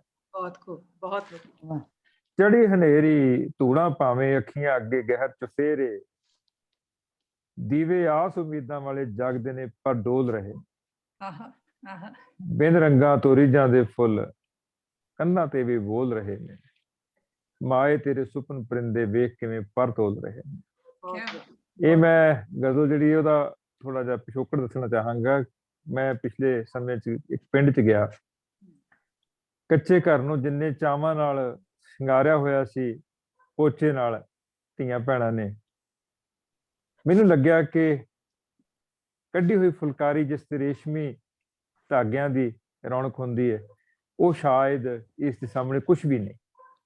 ਸੋ ਇਹਦਾ ਪ੍ਰੇਰਣਾ ਸਰੋਤ ਇਹ ਸੀ। ਤੇ ਭਾਵੇਂ ਤੁਸੀਂ ਇੱਕ ਸੁਣਾਉਣ ਲਈ ਕਿਹਾ ਸੀ, ਮੈਂ ਕੁਲਜੀਤ ਨਾਲ ਹੀ ਇੱਕ ਗਜ਼ਲ ਹੋਰ ਸੁਣਾ ਕੇ, ਜ਼ਰੂਰ ਜ਼ਰੂਰ। ਕਿਉਂਕਿ ਮੈਨੂੰ ਲੱਗਦਾ ਗੱਲਾਂ ਕਰਨ ਨਾਲੋਂ ਜ਼ਿਆਦਾ ਇੰਪੋਰਟੈਂਟ ਚੀਜ਼ ਜਿਹੜੀ ਹੈਗੀ ਉਹ ਹੈਗੀ ਹੈ ਸਾਡਾ ਬਿਲਕੁਲ, ਕਲਾਮ। ਬਿਲਕੁਲ ਅਸੀਂ ਕਵਿਤਾਵਾਂ ਜ਼ਿਆਦਾ ਸੁਣੀਆਂ। ਕਿ ਗਜ਼ਲ ਹੈ ਕਿ ਵਕਤ ਕਦੇ ਪਿੱਛੇ ਨਹੀਂ ਮੁੜਦਾ। ਹਮ, ਵਕਤ ਕਦੇ ਪਿੱਛੇ ਨਹੀਂ ਮੁੜਦਾ ਕਿੰਨੀ ਵਾਰ ਘੁਮਾਈਆਂ ਘੜੀਆਂ। ਆਹ, ਹਰ ਪਲ ਰੂਹ ਨੂੰ ਠਾਰਨ ਤੇਰੇ ਨੈਣਾਂ ਚੋਂ ਕਵਿਤਾਵਾਂ ਪੜ੍ਹੀਆਂ। ਕਿਆ ਬਾਤ। ਵਕਤ ਕਦੇ ਪਿੱਛੇ ਨਹੀਂ ਮੁੜਦਾ ਕਿੰਨੀ ਵਾਰ ਘੁਮਾਈਆਂ ਘੜੀਆਂ। ਹਰ ਪਲ ਰੂਹ ਨੂੰ ਠਾਰਨ ਤੇਰੇ ਨੈਣਾਂ ਚੋਂ ਕਵਿਤਾਵਾਂ ਪੜ੍ਹੀਆਂ। ਹਮ, ਖੁੱਲ ਕੇ ਹੱਸਣਾ ਤੇ ਸ਼ਰਮਾਉਣਾ ਹੋਠਾਂ ਵਿੱਚ ਮੁਸਕਾਨ ਲੁਕਾਉਣਾ। ਹਮ, ਉਹ ਨਜ਼ਰਾਂ ਮੁੜ ਮਿਲੀਆਂ ਨਾ ਪਰ ਦਿਲ ਵਿੱਚ ਵਾਂਗ ਨਗੀਨੇ ਜੜੀਆਂ। ਬਹੁਤ ਅੱਛਾ। ਮਿਲਣ ਘੜੀ ਦੀ ਉਹ ਖੁਸ਼ਬੋਈ ਬਾਤਾਂ ਦੀ ਟੁਨਕਾਰ ਨਾ ਵਿਸਰੀ। ਹਮ, ਮਿਲਣ ਘੜੀ ਦੀ ਉਹ ਖੁਸ਼ਬੋਈ ਬਾਤਾਂ ਦੀ ਟੁਨਕਾਰ ਨਾ ਵਿਸਰੀ। ਉਸ ਦਿਨ ਮਗਰੋਂ ਪਲ ਨਾ ਸੁੱਤੇ ਤਾਂ ਹੀ ਹੁਣ ਵੀ ਅੱਖੀਆਂ ਚੜੀਆਂ। ਇੰਨੇ ਸਾਲ ਗੁਜ਼ਰ ਗਏ ਭਾਵੇਂ ਹੁਣ ਵੀ ਮਹਿਕਣ ਟਹਿਕਣ ਓਵੇਂ। ਇੰਨੇ ਸਾਲ ਗੁਜ਼ਰ ਗਏ ਭਾਵੇਂ ਹੁਣ ਵੀ ਮਹਿਕਣ ਟਹਿਕਣ ਓਵੇਂ। ਹਰੀਆਂ ਭਰੀਆਂ ਰੱਖੀਆਂ ਨੇ ਮੈਂ ਯਾਦਾਂ ਵਿੱਚ ਫੁੱਲਾਂ ਦੀਆਂ ਲੜੀਆਂ। ਬਹੁਤ ਖੂਬ। ਕਿਆ ਬਾਤ। ਉਹ ਤਸਵੀਰਾਂ ਮੇਰੀ ਪੂੰਜੀ ਸਮਾਂ ਕਾਲ ਨਾ ਪਹੁੰਚੇ ਜਿੱਥੇ। ਉਹ ਤਸਵੀਰਾਂ ਮੇਰੀ ਪੂੰਜੀ ਸਮਾਂ ਕਾਲ ਨਾ ਪਹੁੰਚੇ ਜਿੱਥੇ। ਨਾ ਜਲ ਡੋਬੇ ਸਾੜੇ ਅਗਨੀ ਵਕਤ ਫਰੇਮ ਦੇ ਅੰਦਰ ਮੜੀਆਂ। ਵਕਤ ਠਹਿਰਿਆ ਉਸੇ ਥਾਂ ਤੇ ਜਿੱਥੇ ਪਹਿਲੀ ਵਾਰ ਮਿਲੇ ਸੀ। ਵਾਹ। ਵਕਤ ਠਹਿਰਿਆ ਉਸੇ ਥਾਂ ਤੇ ਜਿੱਥੇ ਪਹਿਲੀ ਵਾਰ ਮਿਲੇ ਸੀ, ਕੰਧ ਘੜੀ ਦੇ ਅੰਦਰ ਸੂਈਆਂ ਅੱਜ ਵੀ ਉਸੇ ਥਾਂ ਤੇ ਖੜੀਆਂ। ਰੱਖਿਆ ਕਰ ਤੂੰ ਚੇਤੇ ਇਹ ਵੀ, ਕਿੱਥੇ ਕਿਸ ਨੂੰ ਬੰਨ ਬਹਾਇਆ। ਰੱਖਿਆ ਕਰ ਤੂੰ ਚੇਤੇ ਇਹ ਵੀ, ਕਿੱਥੇ ਕਿਸ ਨੂੰ ਬੰਨ ਬਹਾਇਆ। ਕੈਦ ਉਮਰ ਦੀ ਕੱਟ ਲੈ ਜਿੰਨਾ, ਦੇ ਨਾ ਹੋਰ ਸਜ਼ਾਵਾਂ ਬੜੀਆਂ। ਬਹੁਤ ਖੂਬ। ਵਕਤ ਕਦੇ ਪਿੱਛੇ ਨਹੀਂ ਮੁੜਦਾ, ਕਿੰਨੀ ਵਾਰ ਕਮਾਈਆਂ ਘੜੀਆਂ। ਹਰ ਪਲ ਰੂਹ ਨੂੰ ਠਾਰਨ, ਤੇਰੇ ਨੈਣੋਂ ਚ ਕਵਿਤਾਵਾਂ ਪੜੀਆਂ। ਧੰਨਵਾਦ। ਵਾਹ। ਗਿੱਲ ਸਾਹਿਬ, ਤੁਹਾਡੀਆਂ ਪੁਸਤਕਾਂ ਦੇ ਨਾਮ ਬੜੇ ਬਹੁਤ ਵਧੀਆ, ਬੜੇ ਖਿੱਚ ਭਰਪੂਰ ਹੁੰਦੇ ਆ, ਜਿਵੇਂ ਸ਼ੀਸ਼ਾ ਝੂਠ ਬੋਲਦਾ ਹੈ, ਹਰ ਧੁੱਖ ਦਾ ਪਿੰਡ ਮੇਰਾ ਹੈ, ਜਾਂ ਬੋਲ ਮਿੱਟੀ ਦਾ ਬਾਵਿਆ, ਅਗਨ ਕਥਾ, ਜਿੰਨੇ ਵੀ ਨਾਮ ਹੈਗੇ ਆ, ਇਹਨਾਂ ਨਾਵਾਂ ਨੂੰ ਪਹਿਲਾਂ ਤੁਸੀਂ ਸਿਰਜ ਲੈਂਦੇ ਹੋ ਜਾਂ ਪਹਿਲਾਂ ਕਵਿਤਾਵਾਂ ਸਿਰਜ ਕੇ ਫਿਰ ਨਾਵਾਂ ਨੂੰ ਸਿਰਜਦੇ ਹੋ? ਪੁਸਤਕ ਦਾ ਨਾਮ ਨਾ ਮੈਂ ਸਭ ਤੋਂ ਪਹਿਲਾਂ ਇੱਕੋ ਹੀ ਸਿਰਜਿਆ ਸੀ, ਉਹ ਆਪਣੇ ਪੁੱਤਰ ਦਾ ਨਾਂ ਸੀ। ਉਹਦਾ ਨਾਮ ਪੁਨੀਤ। ਅਸੀਂ ਉਹ ਜੰਮਣ ਤੋਂ ਪਹਿਲਾਂ ਰੱਖ ਲਿਆ ਸੀ। ਅਸੀਂ ਕਿਹਾ ਜੇ ਮੁੰਡਾ ਜੰਮ ਪਿਆ ਤਾਂ ਉਹਦਾ ਨਾਮ ਵੀ ਪੁਨੀਤ ਰੱਖਣਾ, ਜੇ ਧੀ ਜੰਮ ਪਈ ਉਹਦਾ ਨਾਮ ਵੀ ਪੁਨੀਤ ਰੱਖਣਾ। ਕਿਤਾਬਾਂ ਦੇ ਨਾਂ ਦੇ ਬਾਅਦ ਸੋਚਦਾ, ਤੇ ਕੁਝ ਕਿਤਾਬਾਂ ਦੇ ਨਾਂ ਤਾਂ ਮੈਂ ਆਪ ਨਹੀਂ ਰੱਖੇ, ਮੇਰੇ ਸੱਜਣ ਪਿਆਰਿਆਂ ਨੇ ਰੱਖੇ। ਜਿਵੇਂ ਰਾਵੀ ਮੈਂ ਆਪ ਨਹੀਂ ਸੀ ਰੱਖਿਆ, ਉਹ ਸਵਰਾਜ ਵੀਰ ਹੋਰਾਂ ਨੇ ਮੇਰੀ ਕਿਤਾਬ ਦਾ ਜਦੋਂ ਮੈਨੂਸਕ੍ਰਿਪਟ ਪੜ੍ਹਿਆ ਤੇ ਮੈਨੂੰ ਕਹਿਣ ਲੱਗੇ ਤਾਂ ਨਾ ਰਾਵੀ ਹੋਣਾ ਚਾਹੀਦਾ। ਮੈਂ ਕਿਹਾ ਭਾਜੀ ਮੈਂ ਰਾਵੀ ਰੱਖ ਲਾਂਗਾ, ਪਰ ਸ਼ਰਤ ਇੱਕ ਤੇ ਰੱਖਣਾ। ਮੈਂ ਕਹਿੰਦੇ ਕੀ? ਮੈਂ ਕਿਹਾ ਜੇ ਤੁਸੀਂ ਉਹਦਾ ਪ੍ਰੀਫੇਸ ਲਿਖੋਗੇ। ਉਦੋਂ ਮਿਜ਼ੋਰਮ ਚ ਡੀਜੀਪੀ ਸੀ, ਮੈਨੂੰ ਕਹਿੰਦਾ ਮੈਂ ਲਿਖ ਦਿਆਂਗਾ, ਕਿਉਂਕਿ ਉਹ ਵੀ ਰਾਵੀ ਦਾ ਪੁੱਤਰ ਹੈ, ਡੇਰੇ ਬਾਬਾ ਨਾਨਕ ਦੇ ਕੋਲ ਪਿੰਡ ਧਰਮਾਬਾਦ, ਤੇ ਮੇਰਾ ਵੀਰ ਹੈ। ਮੈਨੂੰ ਜਦੋਂ ਉਹਨੇ ਆਖਿਆ ਕਿ ਇਹਦਾ ਨਾਂ ਰਾਵੀ ਰੱਖਣਾ, ਤਾਂ ਮੈਂ ਦੂਸਰੀ ਸੋਚੀ ਨਹੀਂ। ਇਸੇ ਤਰ੍ਹਾਂ ਨਾਲ ਹੀ ਜਦੋਂ ਮੈਂ ਸੁਰਤਾਲ ਰੱਖਣਾ ਸੀ ਨਾ ਆਪਣੀ ਗਜ਼ਲ ਦੀ ਕਿਤਾਬ ਨਵੀਂ ਦਾ, ਤਾਂ ਇਹ ਨਾਮ ਵੀ ਮੈਨੂੰ ਤਰਲੋਚਨ ਲੋਚੀ ਤੇ ਮਨਜਿੰਦਰ ਧਨੋਆ ਨੇ ਰੱਖ ਕੇ ਦਿੱਤਾ ਸੀ। ਬਾਕੀ ਇਹ ਆ ਕਿ ਜਦੋਂ ਮੈਂ ਆਪ ਰੱਖਦਾ ਹੁੰਦਾ ਸੀ, ਉਦੋਂ ਨਾ ਮੇਰੀ ਕਿਤਾਬਾਂ ਦੇ ਨਾਂ ਲੰਬੇ ਹੁੰਦੇ ਸੀ। ਜਿਵੇਂ ਸ਼ੀਸ਼ਾ ਝੂਠ ਬੋਲਦਾ ਹੈ, ਇੱਕ ਨਜ਼ਮ ਸੀ ਮੇਰੀ, ਉਹ ਸਿਰਜਣਾ ਜਦੋਂ ਛਾਪੀ ਸਰ ਰਘਵੀਰ ਹੋਰਾਂ ਨੇ, ਤੇ 1975 ਦੀ ਗੱਲ ਹੈ। ਮੈਨੂੰ ਬੜਾ ਚੰਗਾ ਲੱਗਿਆ, ਤੇ ਇੱਕ ਸਿਰਜਣਾ ਛਪਣਾ ਬੜੀ ਵੱਡੀ ਗੱਲ ਸੀ ਉਦੋਂ। ਤੇ ਮੈਂ ਕਿਹਾ ਜੇ ਸਰ ਰਘਵੀਰ ਹੋਰਾਂ ਨੇ ਇਹ ਪਸੰਦ ਕੀਤੀ, ਇਸੇ ਨਾਂ ਦੀ ਕਿਤਾਬ ਛਾਪਣੀ ਹੈ। ਉਸ ਤੋਂ ਬਾਅਦ ਵਿੱਚ ਜੇ ਆਈ ਹਰ ਧੁੱਖ ਦਾ ਪਿੰਡ ਮੇਰਾ ਹੈ, ਤੇ ਉਹ ਨਾਂ ਵੀ ਮੈਨੂੰ ਪ੍ਰਿੰਸੀਪਲ ਤਖਤ ਸਿੰਘ ਹੋਰਾਂ ਸੁਜੈਸਟ ਕੀਤਾ ਸੀ। ਇੱਕ ਮੇਰੀ ਗਜ਼ਲ ਦਾ ਸ਼ੇਰ ਪੜ੍ਹ ਕੇ ਉਹਨਾਂ ਨੇ ਕਿਹਾ ਸੀ, ਉਹ ਇਸ ਤਰ੍ਹਾਂ ਸੀ ਕਿ ਜਿੱਥੇ ਕਿਧਰੇ ਚੀਕਾਂ ਤੇ ਕੋਲਾਹਟਾਂ ਦੀ ਆਵਾਜ਼ ਸੁਣੇ, ਹਰ ਬਸਤੀ ਘਰ ਸ਼ਹਿਰ ਤੇ ਹਰ ਬਸਤੀ ਘਰ ਸ਼ਹਿਰ ਦੇਸ਼ ਤੇ ਹਰ ਧੁੱਖ ਦਾ ਪਿੰਡ ਮੇਰਾ ਹੈ। ਉਹ ਕਹਿੰਦੀ ਦਾ ਨਾਂ ਹੀ ਰੱਖਣਾ। ਉਹਨੇ ਪ੍ਰੀਫੇਸ ਵੀ ਲਿਖਿਆ ਉਸ ਕਿਤਾਬ ਦੇ। ਜੇ ਬੋਲ ਮਿੱਟੀ ਦਾ ਬਾਵਿਆ ਸੀ, ਤੇ ਮੇਰੇ ਮਨ ਚੋਂ ਗੀਤ ਸੀ ਆਲਮ ਲੋਹਾਰ ਹੋਰਾਂ ਦਾ ਬੜਾ ਫਸਿਆ ਹੋਇਆ। ਉਹ ਗੀਤ ਦੇ ਬੋਲ ਜਿਹੜੇ ਸੀ ਉਹ ਤਾਂ ਡਿਫਰੈਂਟ ਸੀਗੇ, ਪਰ ਮੈਂ ਜਿਹੜੀ ਗੱਲ ਆਪ ਡਿਵੈਲਪ ਕੀਤੀ ਇਹ ਕੀਤੀ ਕਿ ਅਸੀਂ ਸਾਰੇ ਮਿੱਟੀ ਦੇ ਬਾਵੇ ਬਣ ਗਏ ਪੰਜਾਬ ਦੇ ਵਿੱਚ ਅੱਤਵਾਦ ਦੌਰਾਨ, ਤੇ ਮੈਂ ਉਸ ਨੂੰ ਆਵਾਜ਼ ਮਾਰੀ ਸੀ ਕਿ ਬੋਲ ਮਿੱਟੀ ਦਾ ਬਾਵਿਆ। ਉਹਦੀਆਂ 2 ਸਤਰਾਂ ਜਿਹੜਾ ਬਾਅਦ ਚ ਮੈਂ ਗੀਤ ਮੁਕੰਮਲ ਕੀਤਾ। ਸ਼ੁਰੂ ਕਿਤਾਬ ਇੱਥੋਂ ਹੁੰਦੀ ਹੈ ਕਿ ਹਟ ਹਾਕਮਾਂ ਤੇ ਤੂੰ ਵੀ ਟਲ ਸ਼ੇਰ ਬੱਲਿਆ, ਉਹ ਚਿੱਟਾ ਕੱਪੜਾ ਬਾਜ਼ਾਰ ਵਿੱਚੋਂ ਮੁੱਕ ਚੱਲਿਆ। ਬਲਤੀਰ ਮਾਲਾ ਨੇ ਉਹਨੂੰ ਗਾਇਆ ਵੀ, YouTube ਤੇ ਪਿਆ ਵੀ ਹੋਇਆ ਗੀਤ ਉਹ। ਔਰ ਮੈਨੂੰ ਮਾਣ ਹੈ ਇਸ ਗੱਲ ਦਾ ਕਿ ਇਹ 2 ਸਤਰਾਂ ਜਿਹੜੀਆਂ ਨੇ ਉਹ ਸ਼ਾਇਦ ਮੈਂ ਮੁਕੰਮਲ ਕਿਤਾਬ ਵੀ ਲਿਖ ਲੈਂਦਾ, ਸ਼ਾਇਦ ਉਹ ਗੱਲ ਨਾ ਕਹਿ ਸਕਦਾ ਜਿਹੜੀ ਉਹ 2 ਸਤਰਾਂ ਨੇ ਲਿਖੀ ਆਖੀ ਗੱਲ। ਸੋ ਮੈਂ ਕਿਤਾਬਾਂ ਦੇ ਨਾਵਾਂ ਬਾਰੇ ਕੁਲਜੀਤ, ਜੇ ਕੋਈ ਚੰਗਾ ਬੰਦਾ ਚੰਗਾ ਜੀ ਮੈਨੂੰ ਸੁਜੈਸਟ ਕਰ ਦਿੰਦਾ ਨਾ, ਮੇਰੇ ਕਈ ਨਾ ਖੁਸ਼ ਵੀ ਜਾਂਦੇ ਆ। ਮੈਂ ਉਹ ਕਿਤਾਬ ਦਾ ਨਾਂ ਸੋਚਿਆ ਗੁਲਕੰਦ ਰੱਖਣਾ ਕਿਤਾਬ ਦਾ, ਤੇ ਮਨਜਿੰਦਰ ਤੇ ਲੋਚੀ ਕਹਿਣ ਲੱਗੇ ਕਿ ਨਹੀਂ ਭਾਜੀ ਸਾਨੂੰ ਦੇ ਦਿਓ, ਅਸੀਂ ਰੱਖਣਾ। ਉਹਨਾਂ ਨੇ ਕਿਤਾਬ ਐਡਿਟ ਕੀਤੀ, ਉਹਨਾਂ ਗੁਲਕੰਦ ਰੱਖ ਲਿਆ। ਹੁਣ ਪਿੱਛੇ ਜੇ ਮੈਂ ਗਜ਼ਲ ਦੀ ਨਵੀਂ ਕਿਤਾਬ ਦਾ ਨਾਮ ਸੋਚ ਰਿਹਾ ਜ਼ੇਬਰ, ਤੇ ਜੇ ਤਾਂ ਲੋਚੀ ਨੇ ਆਪਣਾ ਮੈਨੂਸਕ੍ਰਿਪਟ ਤਿਆਰ ਕਰ ਲਿਆ, ਉਹਨੇ ਉਹ ਖੋਲਣਾ, ਮੈਨੂੰ ਪੱਕਾ ਪਤਾ ਉਹਨੂੰ ਖੋਲਣਾ, ਤੇ ਜੇ ਨਾ ਖੋਇਆ ਤੇ ਮੈਂ ਜ਼ੇਬਰ ਨਾਂ ਦੀ ਕਿਤਾਬ ਜਿਹੜੀ ਗਜ਼ਲ ਦੀ ਨਵੀਂ ਕਿਤਾਬ ਅਗਲੇ ਸਾਲ ਚ ਦਿਆਂਗਾ। ਸੋ ਕਹਿਣ ਦਾ ਮਤਲਬ ਕਿ ਇਹ ਨਾ ਖੁਸ਼ ਵੀ ਜਾਂਦੇ। ਬਾਕੀ ਤੈਨੂੰ ਹੋਰ ਦੱਸਦਾ ਕੁਲਜੀਤ, ਬੜੀ ਹਾਸੇ ਵਾਲੀ ਗੱਲ ਉਹ ਇਹ ਆ ਵੀ ਲੋਕੀ ਅੱਜ ਕੱਲ੍ਹ ਨਿਆਣੇ ਦੇ ਨਾਮ ਵੀ ਮੇਰੇ ਕੋਲ ਪਿਛਲੇ 25-30 ਸਾਲ ਤੋਂ ਧਰਾਉਂਦੇ, ਆਪਣੇ ਨਿਆਣੇ ਦੇ ਨਾਮ ਪੁੱਛ ਕੇ ਰੱਖਦੇ ਆ। ਸੋ ਆਪਣੀ ਦੁਕਾਨਦਾਰੀ ਚੱਲਦੀ ਹੈ। ਮੈਨੂੰ ਖੁਦ ਯਾਦ, ਮੈਂ ਆਪਣੀ ਕਿਤਾਬ ਦਾ ਨਾਮ ਬੂੰਦਾਂ ਬਣ ਸਮੁੰਦਰ ਤੁਹਾਡੇ ਤੋਂ ਹੀ ਰਖਵਾਇਆ ਸੀਗਾ। ਉਹ ਇੱਕ ਤਰ੍ਹਾਂ ਨਾਲ ਨਾ ਉਹ ਚਲੋ ਬਹੁਤ ਵਧੀਆ ਗੱਲ ਹੈ ਕਿ ਉਹ ਤੁਹਾਡੀਆਂ 2 ਕਿਤਾਬਾਂ ਜਿਹੜੀਆਂ ਨੇ, ਜਿੱਥੇ ਤੁਹਾਡੀਆਂ ਕਿਤਾਬਾਂ ਭਾਰਤੀ ਪੰਜਾਬ 'ਚ ਬਹੁਤ ਰੀਝ ਨਾਲ ਪੜ੍ਹੀਆਂ ਜਾਂਦੀਆਂ, ਉੱਥੇ ਸ਼ਾਹਮੁਖੀ ਲਿਪੀ 'ਚ ਰਾਵੀ ਤੇ ਖੈਰ ਪੰਜਾਂ ਪਾਣੀਆਂ ਦੀ ਤੇ ਸੁਰਤਾਲ, 3 ਕਿਤਾਬਾਂ ਸ਼ਾਹਮੁਖੀ ਲਿਪੀ 'ਚ ਹੋਈਆਂ ਨੇ। ਤੁਹਾਨੂੰ ਕਿਹੋ ਜਿਹਾ ਹੁੰਗਾਰਾ ਮਿਲਿਆ ਇਹਨਾਂ ਦਾ ਉੱਥੋਂ ਪਾਕਿਸਤਾਨੀ ਪੰਜਾਬ ਦੇ ਵਿੱਚੋਂ? ਕੁਲਜੀਤ ਨੂੰ ਸੱਚ ਪੁੱਛਦੀ ਹੈ ਤਾਂ ਹੁੰਗਾਰਾ ਤਾਂ ਲੈਣਾ ਪੈਂਦਾ, ਹੁੰਗਾਰਾ ਦਿੰਦਾ ਤਾਂ ਕੋਈ ਨਹੀਂ, ਅੱਜ ਕੱਲ੍ਹ ਰਿਵਾਜ ਨਹੀਂ ਹੈਗਾ, ਭਾਵੇਂ ਇੱਧਰ ਛਾਪ ਲਓ ਭਾਵੇਂ ਉੱਧਰ ਛਾਪ ਲਓ। ਹੁੰਗਾਰਾ ਤਾਂ ਇੰਡੀਵਿਜੂਅਲ ਬੰਦੇ ਤੇ ਡਿਪੈਂਡ ਕਰਦਾ, ਜੇ ਕੋਈ ਸੰਵੇਦਨਾ ਜਿਉਂਦੀ ਹੈ ਤਾਂ ਹੁੰਗਾਰਾ ਬੜਾ ਅੱਛਾ। ਅਜੇ ਕੱਲ ਹੀ ਸ਼ਾਇਦ ਕਿ ਅੱਜ ਸਵੇਰ ਦੀ ਗੱਲ ਹੈ, ਇਕਬਾਲ ਕੈਸਰ ਉਹਨਾਂ ਦਾ ਮੈਨੂੰ ਲਾਹੌਰ ਤੋਂ ਫੋਨ ਆਇਆ, ਉਹ ਕਹਿਣ ਲੱਗੇ ਭਾਜੀ ਮੈਂ ਸੁਰਤਾਲ ਬਾਰੇ ਬਹੁਤ ਵਿਸਤ੍ਰਿਤ ਇੱਕ ਆਰਟੀਕਲ ਲਿਖ ਰਿਹਾ। ਇਲਿਆਸ ਘੁੰਮਣ ਹੋਰਾਂ ਦਾ ਇੱਕ ਦਿਨ ਮੇਰੇ ਨਾਲ ਚੱਲਿਆ ਤਾਂ ਉਹ ਕਹਿਣ ਲੱਗੇ ਕਿ ਸੁਰਤਾਲ ਨੂੰ ਪੜ੍ਹ ਕੇ ਆਨੰਦ ਆ ਗਿਆ। ਹੁਣ ਕੁਝ ਲੋਕ ਨੇ ਉਹ ਮਤਲਬ ਸਮਝ ਲਓ, ਮੈਂ ਤੇ ਕਹਿੰਦਾ ਹੁੰਦਾ ਕਿ ਸਾਡੇ ਪੰਜਾਬੀ ਲਿਟਰੇਚਰ 'ਚ ਕਈ ਮੀਸਣੇ ਪਾਠਕ ਹੈ, ਉਹ ਪਤਾ ਹੀ ਨਹੀਂ ਲੱਗਣ ਦਿੰਦੇ ਚੰਗੀ ਚੀਜ਼ ਲੱਗੀ ਕਿ ਨਹੀਂ ਲੱਗੀ। ਅੱਛਾ, ਇੱਕ ਨਵੀਂ ਕਲਾਸ ਹੋਰ ਪੈਦਾ ਹੋ ਗਈ ਫੇਸਬੁੱਕੀਆਂ ਦੀ, ਉਹ ਇੱਕ ਦੂਸਰੇ ਦੀ ਪਿੱਠ ਖੁਰਕੀ ਜਾਂਦੇ ਆ, ਉਹਦਾ ਬਾਕੀ ਮੇਨ ਸਟ੍ਰੀਮ ਲਿਟਰੇਚਰ ਨਾਲ ਵਾਹ ਵਾਸਤਾ ਹੀ ਕੋਈ ਨਹੀਂ। ਇੱਕ ਆ ਕੱਚੀ ਬਾਣੀ ਵਾਲੇ ਸਾਡੇ ਕੋਲ ਆ ਗਏ ਹੁਣ ਨਵੇਂ, WhatsApp ਯੂਨੀਵਰਸਿਟੀ ਦੇ ਵਿਦਿਆਰਥੀ, ਉਹ ਪੁਰਲ ਕਰਕੇ ਆਪਣੀਆਂ ਰਚਨਾਵਾਂ ਨੂੰ ਸੁੱਟੀ ਜਾਂਦੇ ਨੇ, ਕੱਚ ਕਰੜ ਕਿਸਮ ਦੀਆਂ, ਤੇ ਸ਼ਲਾਘਾਕਾਰੀਆਂ ਦੀ ਸੰਗਤ ਵੀ ਬਹੁਤ ਵੱਧ ਜਾਂਦੀ ਹੈ। ਉਹ ਗਹਿਰ ਗੰਭੀਰ ਲਿਖਤ ਨੂੰ ਨਾ ਪੜ੍ਹਦੇ ਨੇ, ਨਾ ਉਹਨਾਂ ਨੂੰ ਇਹ ਪਤਾ ਕਿ ਜਗਤਾਰ ਕੌਣ ਸੀ, ਰਣਧੀਰ ਸਿੰਘ ਚੰਦ ਕੌਣ ਸੀ, ਤਖਤ ਸਿੰਘ ਕੌਣ ਸੀ, ਸਾਡਾ SS ਮੀਸ਼ਾ ਸਾਹਿਬ ਕੌਣ ਸੀ।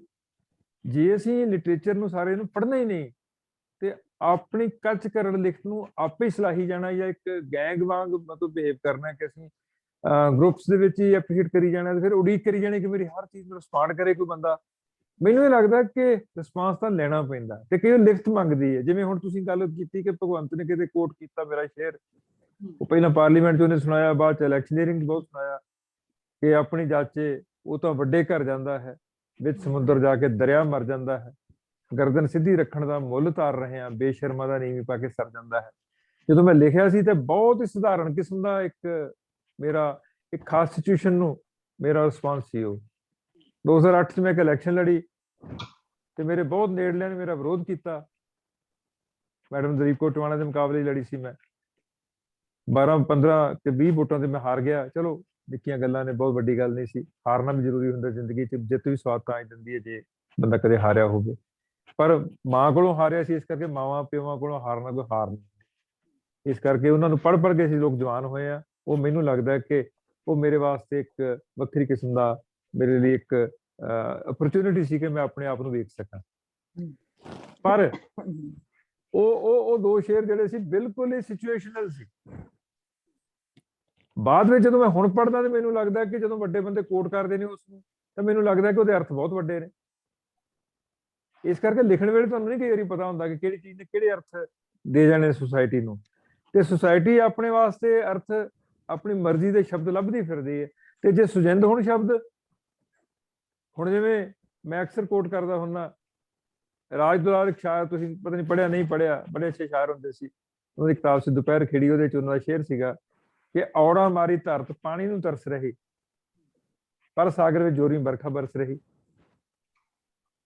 ਜਿੱਥੇ ਤਾਂ ਥੋੜ੍ਹਾ ਉੱਥੇ ਤਾਂ ਬੱਦਲ ਵਰਦਾ ਹੀ ਨਹੀਂ, ਤੇ ਜਿੱਥੇ ਬਹੁਤਾਤ ਹੈ ਉੱਥੇ ਹੜ੍ਹ ਆਇਆ ਪਿਆ। ਰੱਜਿਆਂ ਪੁੱਜਾਂ ਦੇ ਘਰਾਂ ਦੇ ਵਾਸਤੇ ਉੱਥੇ ਕੁੱਤੇ ਵੀ ਉਹਨਾਂ ਦੇ ਖਾਂਦੇ ਨੇ, ਬਿਸਕਿਟ ਖਾਂਦੇ ਨੇ, ਤੇ ਕਿੱਥੇ ਸੁੱਕੀ ਰੋਟੀ ਨੂੰ ਆਤੁਰ ਨੇ ਕਈ ਘਰਾਂ ਦੇ ਪੁੱਤਰ ਦੀਆਂ। ਜਾਂ ਮੈਨੂੰ ਯਾਦ ਆਉਂਦਾ ਕ੍ਰਿਸ਼ਨ ਸ਼ਾਂਤ ਦਾ ਇੱਕ ਸ਼ੇਰ, ਜਦ ਕਿ ਉਹ ਬੰਦਾ ਬਾਅਦ 'ਚ ਆਪ ਖੁਦ ਜੋਤਸ਼ੀ ਬਣ ਗਿਆ। ਉਹਦੀਆਂ ਸਤਰਾਂ ਸਾਰੀ ਜ਼ਿੰਦਗੀ ਸਾਨੂੰ ਮਤਲਬ ਤੋਰੀ ਰੱਖੀਆਂ, ਪੋਜ਼ਿਟਿਵਿਟੀ ਵਾਲੇ ਰਾਹ ਤੋਰਿਆ। ਉਹਨੇ ਕਿਹਾ ਕਿ ਹਸਤ ਰੇਖਾਵਾਂ ਦੀ ਚਿੰਤਾ ਨਾ ਕਰੋ, ਹੱਥ ਸਿਰਜਣਹਾਰ ਨੇ ਤਕਦੀਰ ਦੇ। ਹੁਣ ਇਹ ਕਿੰਨਾ ਕੋਟ ਹੋਇਆ, ਪਰ ਆਹ ਬੰਦਾ ਮਗਰੋਂ ਜੋਤਸ਼ੀ ਬਣ ਗਿਆ। ਪਰ ਸਾਡੇ ਵਾਸਤੇ ਤਾਂ ਇੱਕ ਪ੍ਰੇਰਕ ਸਤਰਾਂ ਦੇ ਗਿਆ। ਜਾਂ ਤਖਤ ਸਿੰਘ ਦੀ ਮਹਿਕਾਂ ਭਰੀ ਸਵੇਰੇ ਕਿਤਾਬ ਕਿਸੇ ਵੇਲੇ ਮੇਰੇ ਵੱਡੇ ਵੀਰਾਂ ਦੇ ਸਿਲੇਬਸ 'ਚ ਹੁੰਦੀ ਸੀ। ਉਹਦੇ 'ਚ ਇੱਕ ਗਜ਼ਲ ਦੇ ਇਹ ਦੋ ਬੋਲ ਮੇਰੀ ਜ਼ਿੰਦਗੀ ਦਾ ਪ੍ਰੇਰਕ ਮੇਰੇ ਵਾਸਤੇ। ਉਹ ਕਹਿੰਦਾ ਕਿ ਘੁਲ ਰਹੇ ਨੇ ਜ਼ੁਲਮ ਲਹਿਰਾਂ ਨਾਲ ਯੋਧੇ, ਬੇਜ਼ਮੀਰੇ ਬਹਿ ਕਿਨਾਰੇ ਹੱਸ ਰਹੇ ਨੇ। ਜਾਂ ਜਦੋਂ ਦੀਦਾਰ ਸਿੰਘ ਹੋਰੀ ਕਹਿੰਦੇ ਨੇ ਕਿੱਸਾ ਸ਼ਹੀਦ ਭਗਤ ਸਿੰਘ ਦੇ ਵਿੱਚ ਕਿ ਸਾਹਿਤ ਸਿਰਜਣਾ ਸੂਰਮਤਾਈ ਸੂਰਮਿਆਂ ਦਾ ਕੰਮ, ਕਵੀਆਂ ਉਹਨਾਂ ਸ਼ੇਰ ਕੀ ਕਹਿਣੇ ਜੋ ਸੁਖ ਰਹਿਣੇ ਚੰਮ। ਜਾਂ ਜਦੋਂ ਮੋਹਨ ਸਿੰਘ ਕਹਿੰਦਾ 77 ਦੇ ਵਿੱਚ ਜਦੋਂ ਜਨਤਾ ਹਕੂਮਤ ਆ ਜਾਂਦੀ ਹੈ ਤੇ ਇੰਦਰਾ ਗਾਂਧੀ ਦੀ ਹਕੂਮਤ ਮੁੱਕ ਜਾਂਦੀ ਹੈ, ਤੇ ਲੋਕੀ ਬੜੇ ਪੰਪ ਐਂਡ ਸ਼ੋ ਢੋਲ ਢਮੱਕੇ ਕਰਦੇ ਨੇ ਜੀ, ਬੱਲੇ ਬੱਲੇ ਜੀ, ਬੱਲੇ ਬੱਲੇ ਜੀ, ਜ਼ੁਲਮ ਦਾ ਨਾਸ਼ ਕਰ ਦਿੱਤਾ ਜੀ, ਨਵਾਂ ਰਾਜ ਆ ਗਿਆ ਜੀ, ਰਾਮ ਰਾਜ ਆ ਗਿਆ ਜੀ। ਤੇ ਉਹਨਾਂ ਨੇ ਦੋ ਸ਼ੇਰ ਲਿਖੇ ਕੁੱਲ, ਮੁਕੰਮਲ ਨਹੀਂ ਕਰ ਸਕੇ ਗਜ਼ਲ ਨੂੰ, ਬਾਅਦ 'ਚ ਜਲਦੀ ਉਹਨਾਂ ਦੀ ਮੌਤ ਹੋ ਗਈ। ਉਹ ਲਿਖਦੇ ਨਾ ਹਿਣਕੋ ਘੋੜਿਓ ਬੇਸ਼ੱਕ ਨਵਾਂ ਨਿਜ਼ਾਮ ਆਇਆ, ਨਵਾਂ ਨਿਜ਼ਾਮ ਹੈ ਲੈ ਕੇ ਨਵੀਂ ਲਗਾਮ ਆਇਆ, ਅਯੁੱਧਿਆ ਵਿੱਚ ਅਜੇ ਵੀ ਭੁੱਖਿਆਂ ਦੀ ਭੀੜ ਬੜੀ, ਪਿਆ ਕੀ ਫਰਕ ਜੇ ਰਾਵਣ ਗਿਆ ਤੇ ਰਾਮ ਆਇਆ। ਸੋ ਇਹ ਤਾਂ ਕੁਲਜੀਤ ਜਿਸੋਂ ਗੱਲ ਸ਼ੁਰੂ ਕੀਤੀ ਸੀ, ਟੈਂਕੀ 'ਚ ਪਾਵਾਂਗੇ ਕੁਛ ਤਾਂ ਉਹਦੇ ਅੱਗੇ ਆਉਣਾ ਹੈ, ਤੇ ਜੇ ਤੁਹਾਡੇ ਕੰਮ ਦੇ ਵਿੱਚ ਜਾਨ ਹੈਗੀ ਹੈ ਤਾਂ ਤੁਹਾਨੂੰ ਮੁਹੱਬਤ ਮਿਲਣੀ ਹੈ, ਤੁਹਾਨੂੰ ਡੱਕ ਕੋਈ ਨਹੀਂ ਸਕਦਾ। ਸੋ ਪਾਕਿਸਤਾਨ ਹੋਵੇ ਹਿੰਦੁਸਤਾਨ ਹੋਵੇ, ਹੈ ਸਾਰਾ ਟੱਬਰ ਆਪਣਾ ਹੀ ਹੈ, ਇੱਕੋ ਜਿਹਾ ਹੀ ਆ, ਕੁਝ ਵੀ ਫਰਕ ਨਹੀਂ ਹੈਗਾ। ਉਹੋ ਜਿਹੀਆਂ ਰੋਟੀਆਂ ਆਪਾਂ ਖਾਂਦੇ ਉਹੋ ਜਿਹੀਆਂ ਉਹ ਖਾਂਦੇ ਨੇ, ਉਵੇਂ ਹੀ ਘੋਗਲ ਕਰਨੇ ਹੋ ਕੇ ਉਹ ਗੱਲ ਨੂੰ ਐਪਰੀਸ਼ੀਏਟ ਕਰਨ ਦੇ ਬਾਵਜੂਦ ਵੀ ਕਦੇ ਨਹੀਂ ਕਰਦੇ, ਤੇ ਕਈ ਵਾਰੀ ਬੇਲੋੜੀ ਸ਼ਲਾਘਾ ਕਰੀ ਜਾਂਦੇ ਨੇ। ਕਈ ਵਾਰੀ ਕੋਈ ਗੀਤ ਸੁਣ ਲੈਣਗੇ ਜਾਂ ਕਰਨਗੇ, ਬੱਲੇ ਬੱਲੇ ਬਾਈ ਜੀ ਕਮਾਲ ਕਰਤੀ, ਭਾਊ ਜੀ ਕਮਾਲ ਕਰਤੀ। ਉਹ ਕਮਾਲ ਮੈਨੂੰ ਪਤਾ ਹੁੰਦਾ ਕਿੰਨੀ ਕਮਾਲ ਹੈ ਉਹਦੇ 'ਚ, ਉਹ ਇੱਕ ਲਿਹਾਜ਼ ਬੋਲਦਾ ਹੁੰਦਾ ਉੱਥੇ। ਸੋ ਇਹ ਸੀਰੀਅਸਨੈਸ ਜਿਹੜੀ ਹੈਗੀ ਹੈ ਨਾ, ਇਹ ਮਾਹੌਲ ਉਸਾਰਨ 'ਚ ਅਸੀਂ ਫੇਲ ਹੋਏ ਆ। ਸਾਡੇ ਪੂਰਬਲੇ ਜਿਹੜੇ ਕ੍ਰਿਟਿਕ ਸੀਗੇ ਜਾਂ ਪਾਠਕ ਸੀਗੇ, ਸਾਡੇ ਪਹਿਲੇ ਸੀਰੀਅਸ ਲੋਕ ਸੀ ਜਿਹੜੇ, ਉਹ ਖੁਦ ਪੜ੍ਹਦੇ ਸੀ, ਖੁਦ ਪੜ੍ਹਾਉਂਦੇ ਸੀ। ਮੈਂ ਬਹੁਤ ਸਾਰੀਆਂ ਕਿਤਾਬਾਂ ਉਹ ਜ਼ਿੰਦਗੀ 'ਚ ਪੜ੍ਹੀਆਂ ਨੇ ਜਿਹੜੀਆਂ ਮੇਰੇ ਅਧਿਆਪਕ ਦੇ ਹੱਥ 'ਚ ਹੁੰਦੀਆਂ ਸੀ। ਬਿਲਕੁਲ। ਮੈਂ ਸੜਕਾਂ ਦੇ ਕਮਰੇ ਉਦੋਂ ਪੜ੍ਹਿਆ ਸੁਖਬੀਰ ਦਾ ਨਾਵਲ ਜਦੋਂ ਡਾਕਟਰ ਐਸ ਪੀ ਸਿੰਘ ਦੇ ਹੱਥ 'ਚ ਸੀ। ਬੇੜੀ ਤੇ ਬਰੇਤਾ ਮੈਂ ਉਦੋਂ ਪੜ੍ਹਿਆ ਜਦੋਂ ਮੈਂ ਕਿਸੇ ਹੋਰ ਅਧਿਆਪਕ ਦੇ ਹੱਥ 'ਚ ਦੇਖਿਆ। ਪ੍ਰਾਈਡ ਐਂਡ ਪ੍ਰੈਜੁਡਿਸ ਉਦੋਂ ਪੜ੍ਹਿਆ ਜਦੋਂ ਮੈਂ ਕਿਸੇ ਆਪਣੇ ਡਾਕਟਰ ਤੇਜਵੰਤ ਗਿੱਲ ਵਰਗੇ ਦੇ ਹੱਥ 'ਚ ਦੇਖਿਆ। ਸੋ ਜੇ ਸਾਡੇ ਅਧਿਆਪਕ ਦੇ ਹੱਥ 'ਚ ਇਕੱਲਾ ਮੋਬਾਈਲ ਹੀ ਰਹਿ ਗਿਆ ਤੇ ਐਪਰੀਸ਼ੀਏਟ ਕਿਹਨੇ ਕਰਨਾ? ਪੁਸਤਕ ਸੱਭਿਆਚਾਰ ਜਿਹੜਾ ਉਹ ਵੀ ਜਿਹੜਾ ਨਾਲ ਜਾਰੀ ਰਹਿਣਾ ਚਾਹੀਦਾ। ਟੀਚਰ ਤਾਂ ਕੁਲਜੀਤ ਜੀ ਤੁਸੀਂ ਆਪ ਏਡੇ ਵੱਡੇ ਇੰਸਟੀਟਿਊਸ਼ਨ ਦੇ ਵਿੱਚ ਪੰਜਾਬੀ ਡਿਪਾਰਟਮੈਂਟ ਦੇ ਵਿੱਚ ਬਹੁਤ ਤੁਸੀਂ ਪੜ੍ਹਾਈ ਕਰਾ ਰਹੇ ਹੋ। ਟੀਚਰ ਦੇ ਹੱਥ 'ਚ ਪਰਸ ਦੇ ਨਾਲ ਇੱਕ ਕਿਤਾਬ ਲਾਜ਼ਮੀ ਹੋਣੀ ਚਾਹੀਦੀ ਹੈ। ਮੋਬਾਈਲ ਫੋਨ ਤੋਂ ਬਿਨਾਂ ਉਹਦੇ ਹੱਥ 'ਚ ਕਿਤਾਬ ਹੋਣੀ ਚਾਹੀਦੀ ਹੈ। ਮੈਂ ਤਾਂ ਇੱਥੋਂ ਤੱਕ ਕਹਾਂਗਾ ਕਿ ਉਹ ਪੜ੍ਹੇ ਨਾ ਪੜ੍ਹੇ, ਅਵਲ ਤੇ ਪੜ੍ਹੇ, ਜੇ ਨਹੀਂ ਵੀ ਪੜ੍ਹਦਾ ਤਦ ਵੀ ਰੋਲ ਮਾਡਲ ਬਣਦਾ, ਉਹ ਆਪਣੇ ਵਿਦਿਆਰਥੀ ਵਾਸਤੇ ਪ੍ਰੇਰਕ ਬਣਦਾ ਕਿ ਇਹ ਚੀਜ਼ ਜਿਹੜੀ ਹੈ ਇਹ ਜੇ ਅਧਿਆਪਕ ਦੇ ਹੱਥ 'ਚ ਕੋਈ ਚੰਗੀ ਚੀਜ਼ ਹੋਣੀ ਹੈ। ਸੁਰਜੀਤ ਪਾਤਰ ਹੋਰਾਂ ਦੀ ਕਿਤਾਬ ਜਦੋਂ ਛਪ ਕੇ ਆਈ ਸੀ, ਉਹਦੀ ਕੀਮਤ ਕੁੱਲ 10 ਰੁਪਏ ਸੀ, ਹਵਾ 'ਚ ਲਿਖਿਆ ਰੁਪਏ। ਇਹ ਗੱਲ 1980 ਦੀ ਹੈ। ਅਸੀਂ ਸਾਰੇ ਦੋਸਤਾਂ ਨੇ 10-10 ਕਾਪੀਆਂ ਖਰੀਦੀਆਂ ਸੀ, ਅੱਗੋਂ 10-10 ਦੋਸਤਾਂ ਨੂੰ ਵੰਡੀਆਂ ਸੀ। 75 'ਚ ਜਦੋਂ ਮੇਰਾ ਦਾਗਿਸਤਾਨ ਆਈ ਹੈ, ਉਹਦੀ ਕੀਮਤ 5 ਰੁਪਏ ਸੀ। ਤੇ ਕਿੰਨੀਆਂ ਧੀਆਂ ਭੈਣਾਂ ਦੇ ਵਿਆਹ ਬਾਅਦ 'ਚ ਹੋਏ ਜਿੱਥੇ ਅਸੀਂ ਉਹਨੂੰ ਰੈਪ ਕਰਕੇ ਸ਼ਗਨ ਦੇ ਰੂਪ ਦੇ ਆਉਂਦੇ ਸੀ। ਉਦਾਂ ਸ਼ਗਨ ਦਾ ਰੇਟ ਉਦੋਂ 10 ਰੁਪਏ ਹੁੰਦਾ ਸੀ, ਅਸੀਂ 5 ਸਾਰ ਲੈਂਦੇ ਸੀ। ਇਸ ਕਰਕੇ ਇਹ ਸਾਰੇ ਕੁਝ ਦੇ ਵਿੱਚ ਨਾ ਉਹ ਅਦਬੀ ਫਿਜ਼ਾ ਜਿਹੜੀ ਹੈਗੀ ਹੈ ਉਹ ਮੁਕੰਮਲ ਰੂਪ ਦੇ ਵਿੱਚ ਇਸ ਵੇਲੇ ਸੋਸ਼ਲ ਮੀਡੀਆ ਕਰਕੇ ਕਹਿ ਲਓ, ਕੁਝ ਕਹਿ ਲਓ, ਅਰੋਡ ਹੋ ਗਈ ਹੈ। ਬੁੱਕ ਕਲਚਰ ਨੂੰ ਪ੍ਰਮੋਟ ਕਰਨ ਵਾਸਤੇ ਸਾਨੂੰ ਸਾਰਿਆਂ ਦਾ ਫਰਜ਼ ਬਣਦਾ ਕਿ ਕਿਤਾਬ ਜਿਹੜੀ ਤੁਹਾਨੂੰ ਲੜ ਜੇ ਕਿਤਾਬ, ਇਹ ਨਹੀਂ ਮੈਂ ਜਣੀ ਖਣੀ ਕਿਤਾਬ ਨਹੀਂ ਕਹਿੰਦਾ, ਮੈਂ ਜਿਹੜੀ ਲੜ ਜੇ ਕਿਤਾਬ ਤੁਹਾਨੂੰ ਲੱਗੇ ਕਿ ਬਹੁਤ ਅੱਛੀ ਕਿਤਾਬ ਹੈ, ਉਹ ਹਰ ਟੀਚਰ ਨੂੰ ਖਾਸ ਕਰਕੇ ਜਿਹਨੂੰ ਸੋਹਣੀ ਤਨਖਾਹ ਮਿਲਦੀ ਹੈ ਉਹਨੂੰ ਜ਼ਰੂਰ ਉਹਦੀ 5-7 ਕਾਪੀਆਂ ਪਰਚੇਜ਼ ਕਰਕੇ ਅੱਗੇ ਡਿਸਟ੍ਰੀਬਿਊਟ ਕਰਨੀਆਂ ਚਾਹੀਦੀਆਂ ਨੇ ਤਾਂ ਕਿ ਚੰਗਿਆਈ ਦਾ ਬੀ ਫੈਲੇ।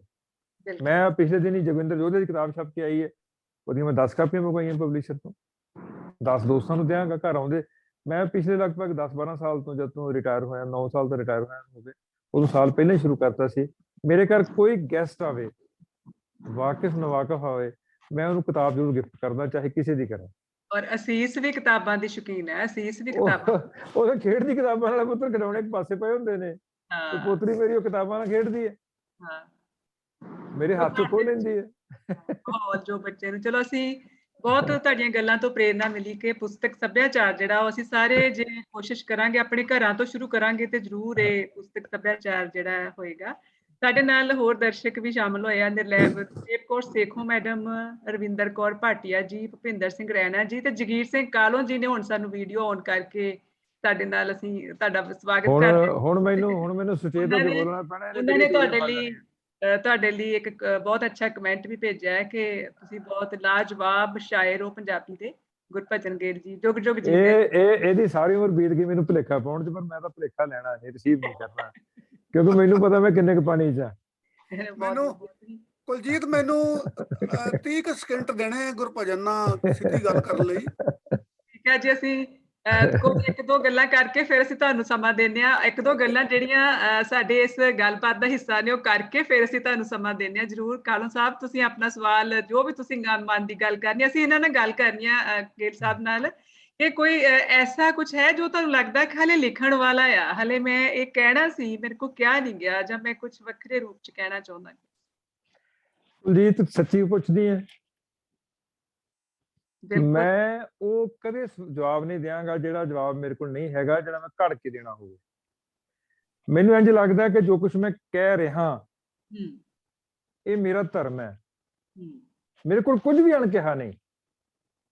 ਮੈਂ ਆਪਣੀ ਸ਼ਾਇਰੀ ਤੋਂ ਅੱਗੇ ਨਹੀਂ ਹਾਂ, ਮੈਂ ਆਪਣੀ ਸ਼ਾਇਰੀ ਦੇ ਨਾਲ ਨਾਲ ਹਾਂ। ਬਿਲਕੁਲ ਜੇ ਵਕਤ ਕਹੇਗਾ ਤੇ ਤੂੰ ਲਿਖ ਹੂੰ ਤਾਂ ਮੈਂ ਲਿਖਾਂਗਾ, ਪਰ ਕੀ ਲਿਖਾਂਗਾ ਇਹ ਵੀ ਯੋਜਨਾਕਾਰੀ ਮੈਂ ਨਹੀਂ ਕਦੇ ਕੀਤੀ। ਮੈਂ ਆਰਕੀਟੈਕਟ ਦੇ ਬਣਾਏ ਨਕਸ਼ਿਆਂ ਤੇ ਮਕਾਨ ਉਸਾਰਨ ਵਾਲਾ ਨਹੀਂ ਹਾਂ।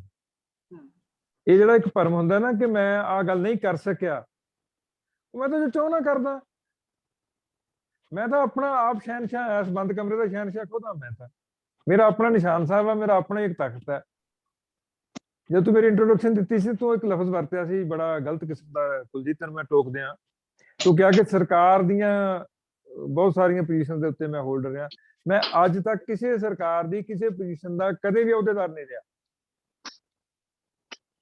ਵਾਪਸ ਲੈ ਕਿਸੇ ਵੀ ਲਿਆ। ਸਰਕਾਰ ਦਾ ਕਦੇ ਵੀ ਅਹੁਦੇਦਾਰ ਨਹੀਂ ਰਿਹਾ। ਠੀਕ ਹੈ। ਕਿਸੇ ਵੀ ਸੰਸਥਾ ਦਾ ਜਿਹੜੀਆਂ ਉਹਦੀਆਂ ਬਣਾਈਆਂ ਹੋਈਆਂ ਹੁੰਦੀਆਂ ਨੇ। ਉਹਦਾ ਕਾਰਨ ਇਹ ਨਹੀਂ ਕਿ ਮੈਂ ਬਹੁਤ ਵੱਡੀ ਸ਼ੈਨ ਨਾ, ਮੈਨੂੰ ਕਿਸੇ ਨੇ ਕਦੇ ਮੂੰਹ ਹੀ ਨਹੀਂ ਲਾਇਆ ਕਿ ਮੈਂ ਬੜਬੋਲਾਂ। ਮੈਂ ਕੌੜੀ ਗੱਲ ਕਹਿ ਦਿੰਦਾ। ਮੈਨੂੰ ਪਿੱਛੇ ਇੱਕ ਵਜ਼ੀਰ ਦਾ ਫੋਨ ਆਇਆ, ਮੈਂ ਮਿਲਣਾ ਚਾਹੁੰਦਾ, ਤੇ ਮੈਂ ਫਿਰ ਆ ਜਾ। ਹੂੰ ਨਹੀਂ ਚੰਡੀਗੜ੍ਹ ਨਹੀਂ ਤੁਸੀਂ ਆ ਸਕਦੇ। ਮੈਂ ਕਿਹਾ ਨਹੀਂ। ਕਹਿੰਦੇ ਕਿਉਂ ਨਹੀਂ ਆ ਸਕਦੇ? ਮੈਂ ਕਿਹਾ ਗੋਡਾ ਦੁਖਦਾ। ਹੁਣ ਮੈਂ ਤੇ ਹੁਣ ਹੋਰ ਕੀ ਕਹਿੰਦਾ ਉਹਨੂੰ, ਵਜ਼ੀਰ ਨੂੰ। ਕਾਰਨ ਇਹ ਨਹੀਂ ਹੈਗਾ ਕਿ ਮੈਂ ਬਹੁਤ ਹੰਕਾਰ। 2014 ਤੋਂ ਬਾਅਦ ਮੇਰੀ ਮਿਨੀ ਸੈਕਟਰੀਏਟ ਪੰਜਾਬ ਸੈਕਟਰੀਏਟ ਕੋਈ ਐਂਟਰੀ ਨਹੀਂ ਹੈਗੀ, ਮੈਂ ਕਦੇ ਗਿਆ ਹੀ ਨਹੀਂ। ਇਹਦਾ ਕਾਰਨ ਇਹ ਨਹੀਂ ਹੈਗਾ ਕਿ ਮੈਨੂੰ ਚੰਗਾ ਨਹੀਂ ਲੱਗਦਾ ਜਾਣਾ। ਮੈਨੂੰ ਇੰਝ ਲੱਗਦਾ ਕਿ ਇੱਕ ਲੇਖਕ ਦੀ ਜਿਹੜੀ ਹੈ ਨਾ ਅਥਾਰਟੀ, ਆਥਰ ਦੀ ਅਥਾਰਟੀ, ਉਹ ਇਹਨਾਂ ਹਕੂਮਤੀ ਪੁਰਜ਼ਿਆਂ ਤੋਂ ਕਿਤੇ ਵੱਡੀ ਹੁੰਦੀ ਹੈ। ਬਿਲਕੁਲ ਜਿਸ ਦਿਨ ਸੁਰਜੀਤ ਪਾਤਰ ਜੀ ਨੂੰ ਘਰ ਆ ਕੇ ਉਹਨਾਂ ਨੇ ਰੁਤਬਾ ਦਿੱਤਾ ਸੀ, ਮੈਨੂੰ ਬੜਾ ਚੰਗਾ ਲੱਗਿਆ ਸੀ। ਮੈਨੂੰ ਲੱਗਿਆ ਸੀ ਆਹ ਤਰੀਕਾ ਕਿਸੇ ਨੇ ਇੱਜ਼ਤ ਦੇਣ ਦਾ। ਤੇ ਜਿੱਦਣ ਸਾਨੂੰ ਕੋਈ ਕਹੇਗਾ ਉਦੋਂ ਅਸੀਂ ਵੀ ਲੈ ਲਾਂਗੇ। ਸਾਨੂੰ ਅਜੇ ਤੱਕ ਤਾਂ ਕਿਸੇ ਸੁਲਾ ਹੀ ਨਹੀਂ ਮਾਰੀ, ਕੀ ਕਰੀਏ। ਹੁਣ ਉਮਰ ਉਹ ਆ ਜਿੱਥੇ ਮਾਰ ਵੀ ਲੈਣ ਤਾਂ ਮੰਨਣੀ ਨਹੀਂ ਆਪਾਂ। ਸੋ ਇਸ ਕਰਕੇ ਮੈਂ ਸਰਕਾਰੀ ਦਰਬਾਰੇ ਬੇਟੇ, ਹਾਂ ਸਰਕਾਰਾਂ ਸਕੂਲਾਂ ਜਿਹੜੀਆਂ ਤੁਰੀਆਂ ਫਿਰਦੀਆਂ ਜਿੰਨੀਆਂ ਵੀ ਵੱਖ-ਵੱਖ ਸਮਿਆਂ ਚ ਰਹੀਆਂ ਨੇ, ਸੱਜਣ ਪਿਆਰੇ ਰਹੇ ਨੇ ਸਾਰੇ। ਇੱਥੇ ਵਿੱਚ ਵੱਜਦੇ ਫਿਰਦੇ ਨੇ, ਕਈ ਪੁਰਾਣੇ ਤੇ ਕਈ ਨਵੇਂ, ਪਰ ਮੈਂ ਕਦੇ ਉਹਨਾਂ ਦੇ ਤੰਤਰ ਦਾ ਹਿੱਸਾ ਨਹੀਂ ਰਿਹਾ ਕਦੇ। ਤੁਸੀਂ ਬਹੁਤ ਸਾਰੀਆਂ ਆਪਣੀਆਂ ਰਚਨਾਵਾਂ ਦੇ ਵਿੱਚ ਔਰਤ ਮਨ ਦੀ ਆਵਾਜ਼ ਵੀ ਜਿਹੜੀ ਆ ਉਹ ਸੰਵੇਦਨਾ, ਨਾਰੀ ਸੰਵੇਦਨਾ ਵੀ ਪੇਸ਼ ਕੀਤੀ ਆ। ਕੋਈ ਕੁਝ ਇਸ ਤਰ੍ਹਾਂ ਦੀਆਂ, ਜਿਵੇਂ ਸੁਰ ਤਾਲ ਦੇ ਵਿੱਚ ਵੀ ਕੁਝ ਰਚਨਾਵਾਂ ਤੁਹਾਡੀਆਂ ਇਸ ਤਰ੍ਹਾਂ ਦੀਆਂ ਨੇ ਜਿਨ੍ਹਾਂ 'ਚ ਨਾਰੀ ਮਨ ਦੀ ਗੱਲ ਹੈ। ਜਿਵੇਂ ਚਾਲਨੀ ਭੈਣੇ ਅੱਜ ਅਸੀਂ ਰਲ ਕੇ ਕਦਮ ਵਧਾਈਏ, ਤਾਂ ਉਹ ਇੱਕ ਮੋਟੀਵੇਸ਼ਨ ਜਿਹੜੀ ਔਰਤਾਂ ਦੇ ਮਨ 'ਚ ਪੈਦਾ ਹੁੰਦੀ ਤੁਹਾਡੀ ਰਚਨਾ ਪੜ੍ਹ ਕੇ ਮੈਂ ਮਹਿਸੂਸ ਕੀਤਾ ਹੈ। ਤੇ ਇਹ ਗੱਲ ਕੁਲਜੀਤ ਇਹ ਆ ਵੀ ਮੈਨੂੰ ਮੇਰੀ ਮਾਂ ਨੇ ਜੰਮਿਆ। ਮੇਰੀ ਭੈਣ ਨੇ ਮੈਨੂੰ ਪਹਿਲੇ ਦਿਨ ਸਵਾਹ ਖਿਲਾਰ ਕੇ ਚੁੱਲ੍ਹੇ ਦੇ ਅੱਗੇ, ਤੇ ਉੱਥੇ ਮੈਨੂੰ ABC ਉਡਾੜਾ ਲਿਖ ਕੇ ਦਿੱਤਾ ਸੀ। ਮੈਨੂੰ ਪਹਿਲੀ ਵਾਰ ਸਿਖਾਇਆ ਸੀ ਪਿਜਨ ਕਬੂਤਰ, ਉਡਣ ਫਲਾਈ, ਲੁਕ ਦੇਖੋ, ਅਸਮਾਨ ਸਕਾਈ, ਪਾਣੀ ਵਾਟਰ, ਲਾਓ ਬ੍ਰਿੰਗ, ਫਾਰ ਲਈਏ ਮਹਾਰਾਜਾ ਕਿੰਗ। ਉਹ ਮੇਰੀ ਭੈਣ ਸੀ। ਮੇਰੀ ਜੀਵਨ ਸਾਥਣ ਵੀ ਔਰਤ ਸੀ। ਮੇਰੀ ਪੋਤਰੀ ਵੀ ਔਰਤ ਹੈ, ਮੇਰੀ ਨੂੰਹ ਵੀ ਔਰਤ ਹੈ। ਮੇਰੀਆਂ ਕੁਲੀਗਸ, ਮੇਰੀਆਂ ਭੈਣਾਂ ਵਰਗੀਆਂ, ਮੇਰੀਆਂ ਸਹਿ ਯਾਤਰੀ ਜਿੰਨੀਆਂ ਵੀ ਔਰਤਾਂ ਹੁਣ ਤੱਕ ਹੋਈਆਂ ਨੇ, ਉਹਨਾਂ ਦੀ ਗਿਣਤੀ ਬੰਦਿਆਂ ਨਾਲੋਂ ਵੱਧ ਹੈ। ਇਸ ਕਰਕੇ ਸੰਵੇਦਨਾ, ਨਾਰੀ ਸੰਵੇਦਨਾ ਨਹੀਂ ਮੈਂ ਵਰਤਦਾ, ਮੈਨੂੰ ਲੱਗਦਾ ਟੱਬਰ ਦੀ ਸੰਵੇਦਨਾ। ਅਸੀਂ ਕਦੇ ਵੀ, ਮੈਂ ਕਦੇ ਵੀ ਅੱਜ ਤੱਕ ਬਿਨਾਂ ਰਿਸ਼ਤੋਂ ਨਹੀਂ ਜੀਵਿਆ। ਮੈਂ ਰਿਸ਼ਤੇ ਨਾ ਦੇਵਾਂ ਨਾ ਦੇਵਾਂ, ਮੈਨੂੰ ਇੰਝ ਲੱਗਦਾ ਕਿ ਇਸ ਧਰਤੀ ਦੀ ਹਰ ਮਰਿਆਦਤ ਜਿਹੜੀ ਇੱਕ ਐਂਟੀਟੀ ਹੈ, ਉਹ ਮੇਰੀ ਕੁਝ ਲੱਗਦੀ ਹੈ। ਇਹ ਉਹਦੇ ਕਰਕੇ ਜਿਹੜੀ ਸੰਵੇਦਨਾ, ਆਪਾਂ ਨਾਰੀ ਸੰਵੇਦਨਾ, ਮਰਦ ਸੰਵੇਦਨਾ, ਮਰਦ ਸਰਦਾਰੀ, ਇਹ ਲਫ਼ਜ਼ ਹੋਰ ਲੋਕਾਂ ਲਈ ਹੋਣਗੇ, ਪਰ ਮੇਰੇ ਲਈ ਇਹ ਆ ਕਿ ਇਹ ਜੀਵਨ ਵਿਹਾਰ ਦਾ ਹਿੱਸਾ, ਮੇਰੀ ਲੋਕ ਮਰਿਆਦਾ ਦਾ ਹਿੱਸਾ ਆ। ਇਸੇ ਕਰਕੇ ਸ਼ਾਇਦ ਸਾਡੇ ਘਰ ਦੇ ਵਿੱਚ, ਸ਼ਾਇਦ ਤੈਨੂੰ ਕੁਲਜੀਤ ਨਾ ਪਤਾ ਹੋਵੇ, ਜਗੀਰ ਨੂੰ ਤਾਂ ਪਤਾ ਹੈ, ਅਸੀਂ ਆਪਣੀ ਭਰਜਾਈ ਨੂੰ ਵੀ ਭਾਬੀ ਜਾਂ ਭਰਜਾਈ ਨਹੀਂ ਕਹਿੰਦੇ। ਅਸੀਂ ਭੈਣ ਦੀ ਸ਼ਬਦ ਸੰਬੋਧਨ ਵਰਤਦੇ ਹਾਂ ਉਹਦੇ ਵਾਸਤੇ। ਇਹਦਾ ਕਾਰਨ ਇਹ ਨਹੀਂ ਹੈਗਾ ਕਿ ਸਾਨੂੰ ਭਰਜਾਈ ਭਾਬੀ ਕਹਿਣਾ ਨਹੀਂ ਆਉਂਦਾ। ਈਵਨ ਦੁਨਿਆਵੀ ਤੌਰ ਦੇ ਉੱਤੇ ਕਿਸੇ ਦੂਰ ਦੇ ਰਿਸ਼ਤੇ 'ਚ ਵੀ ਅਸੀਂ ਉਹਨੂੰ ਭਾਬੀ ਜਾਂ ਭਰਜਾਈ ਲਫ਼ਜ਼ ਅਜੇ ਤੱਕ ਵਰਤ ਕੇ ਨਹੀਂ ਦੇਖਿਆ। ਇਹ ਸਾਨੂੰ ਸਿਖਾਇਆ ਗਿਆ, ਮਰਿਆਦਾ ਨੇ ਸਿਖਾਇਆ ਸਾਨੂੰ। ਤੇ ਕਾਲੋ ਸਾਹਿਬ ਦਾ ਤੇ ਗੁਰਭਜਨ ਗਿੱਲ ਜੀ ਦਾ ਬੜਾ ਪੁਰਾਣਾ ਨਾਤਾ ਹੈਗਾ, ਬਹੁਤ ਨਾਤਾ ਕਿ ਇਹਦੇ ਪਿੱਛੇ ਮੈਂ ਝਿੜਕਾਂ ਖਾਂਦਾ ਰਿਹਾ ਬਾਪੂ ਆਪਣੇ ਤੋਂ। ਤੋਂ ਜਾਣਦੇ ਆ, ਤੇ ਮੈਂ ਜ਼ਰੂਰ ਕਾਲੋ ਸਾਹਿਬ ਤੁਸੀਂ ਜੋ ਵੀ ਗੱਲ ਕਰਨਾ ਚਾਹੋ ਤੁਹਾਨੂੰ ਪੂਰਾ ਹੱਕ ਹੈ, ਕਿਉਂਕਿ ਤੁਹਾਡਾ ਇਹਨਾਂ ਨਾਲ ਬਹੁਤ ਗੂੜਾ ਰਿਸ਼ਤਾ ਆ। ਤੇ ਉਸ ਰਿਸ਼ਤੇ ਦੇ ਤੌਰ ਤੇ ਵੀ ਤੁਸੀਂ ਗੱਲਬਾਤ ਕਰੋਗੇ, ਇੱਕ ਲੇਖਕ ਦੇ ਤੌਰ ਤੇ ਵੀ ਕਰੋਗੇ। ਹਾਂਜੀ ਕਾਲੋ ਸਾਹਿਬ। ਮੈਂ ਸਭ ਤੋਂ ਪਹਿਲਾਂ ਤਾਂ ਜਿਹੜੇ ਪ੍ਰਬੰਧਕ ਨੇ ਜੀ ਉਹਨਾਂ ਨੂੰ ਇਸ ਗੱਲ ਦੀ ਵਧਾਈ ਦਿੰਦਾ ਕਿ ਉਹਨਾਂ ਨੇ ਗੁਰਭਜਨ ਗਿੱਲ ਦਾ ਅੱਜ ਰੂਬਰੂ ਜਿਹੜਾ ਉਹ ਆਯੋਜਿਤ ਕੀਤਾ ਆ। ਤੇ ਮੇਰੇ ਲਈ ਗੁਰਭਜਨ ਗਿੱਲ ਦਾ ਰੂਬਰੂ ਜਿਹੜਾ ਆ ਉਹ ਇਸ ਗੱਲੋਂ ਮਹੱਤਵਪੂਰਨ ਆ ਕਿ ਇਹਨੇ ਫੇਰ ਕਹਿਣਾ ਵੀ ਇਹ ਯਾਰ ਯਾਰੀ ਪਗਾਉਂਦਾ ਹੈਗਾ। ਮੈਂ ਜਿਹੜਾ ਕਮੈਂਟ ਲਿਖਿਆ ਕੁਲਜੀਤ ਨੇ ਪੜ੍ਹਿਆ ਵੀ ਹੋਣਾ ਆ ਕਿ ਮੈਨੂੰ ਬੜੀ ਖੁਸ਼ੀ ਆ ਔਰ ਮੈਂ ਮਾਣ ਨਾਲ ਵੀ ਕਹਿ ਰਿਹਾ ਤੇ ਇਹ ਅਸਲੀਅਤ ਵੀ ਆ ਕਿ ਗੁਰਭਜਨ ਗਿੱਲ ਸਾਡਾ ਵਿਸ਼ਵ ਸ਼ਾਇਰ ਆ। ਸੋ ਇਹਨੇ ਪਤਾ ਨਹੀਂ ਕੀ ਕਮੈਂਟ ਕਰ ਦੇਣਾ, ਮੈਂ ਨਹੀਂ ਕਹਿ ਸਕਦਾ। ਜਿਹੜਾ ਸਰਕਾਰਾਂ ਨੂੰ ਨਹੀਂ ਬਖਸ਼ਦਾ ਮੈਨੂੰ ਇਹ ਕਿੱਥੇ ਬਖਸ਼ ਦੂਗਾ। ਤੇ ਮੈਨੂੰ ਇਸ ਗੱਲ ਦੀ ਕੁਲਜੀਤ ਹੱਦੋਂ ਵੱਧ ਖੁਸ਼ੀ ਆ। ਜਿਹੜੇ ਆ ਦੋਸਤ ਸੁਣ ਰਹੇ ਨੇ ਇਹਨਾਂ ਚੋਂ ਬਹੁਤ ਮੇਰੇ ਜਾਣੂ ਨੇ, ਸਰਬਜੀਤ ਸੋਹਲ ਹੋਰਾਂ ਤੋਂ ਲੈ ਕੇ ਸੁਰਜੀਤ ਔਰ ਰਮਿੰਦਰ ਵਾਲੀਆ ਤੱਕ। ਮੈਂ ਇਹ ਦੱਸਣਾ ਚਾਹੁੰਦਾ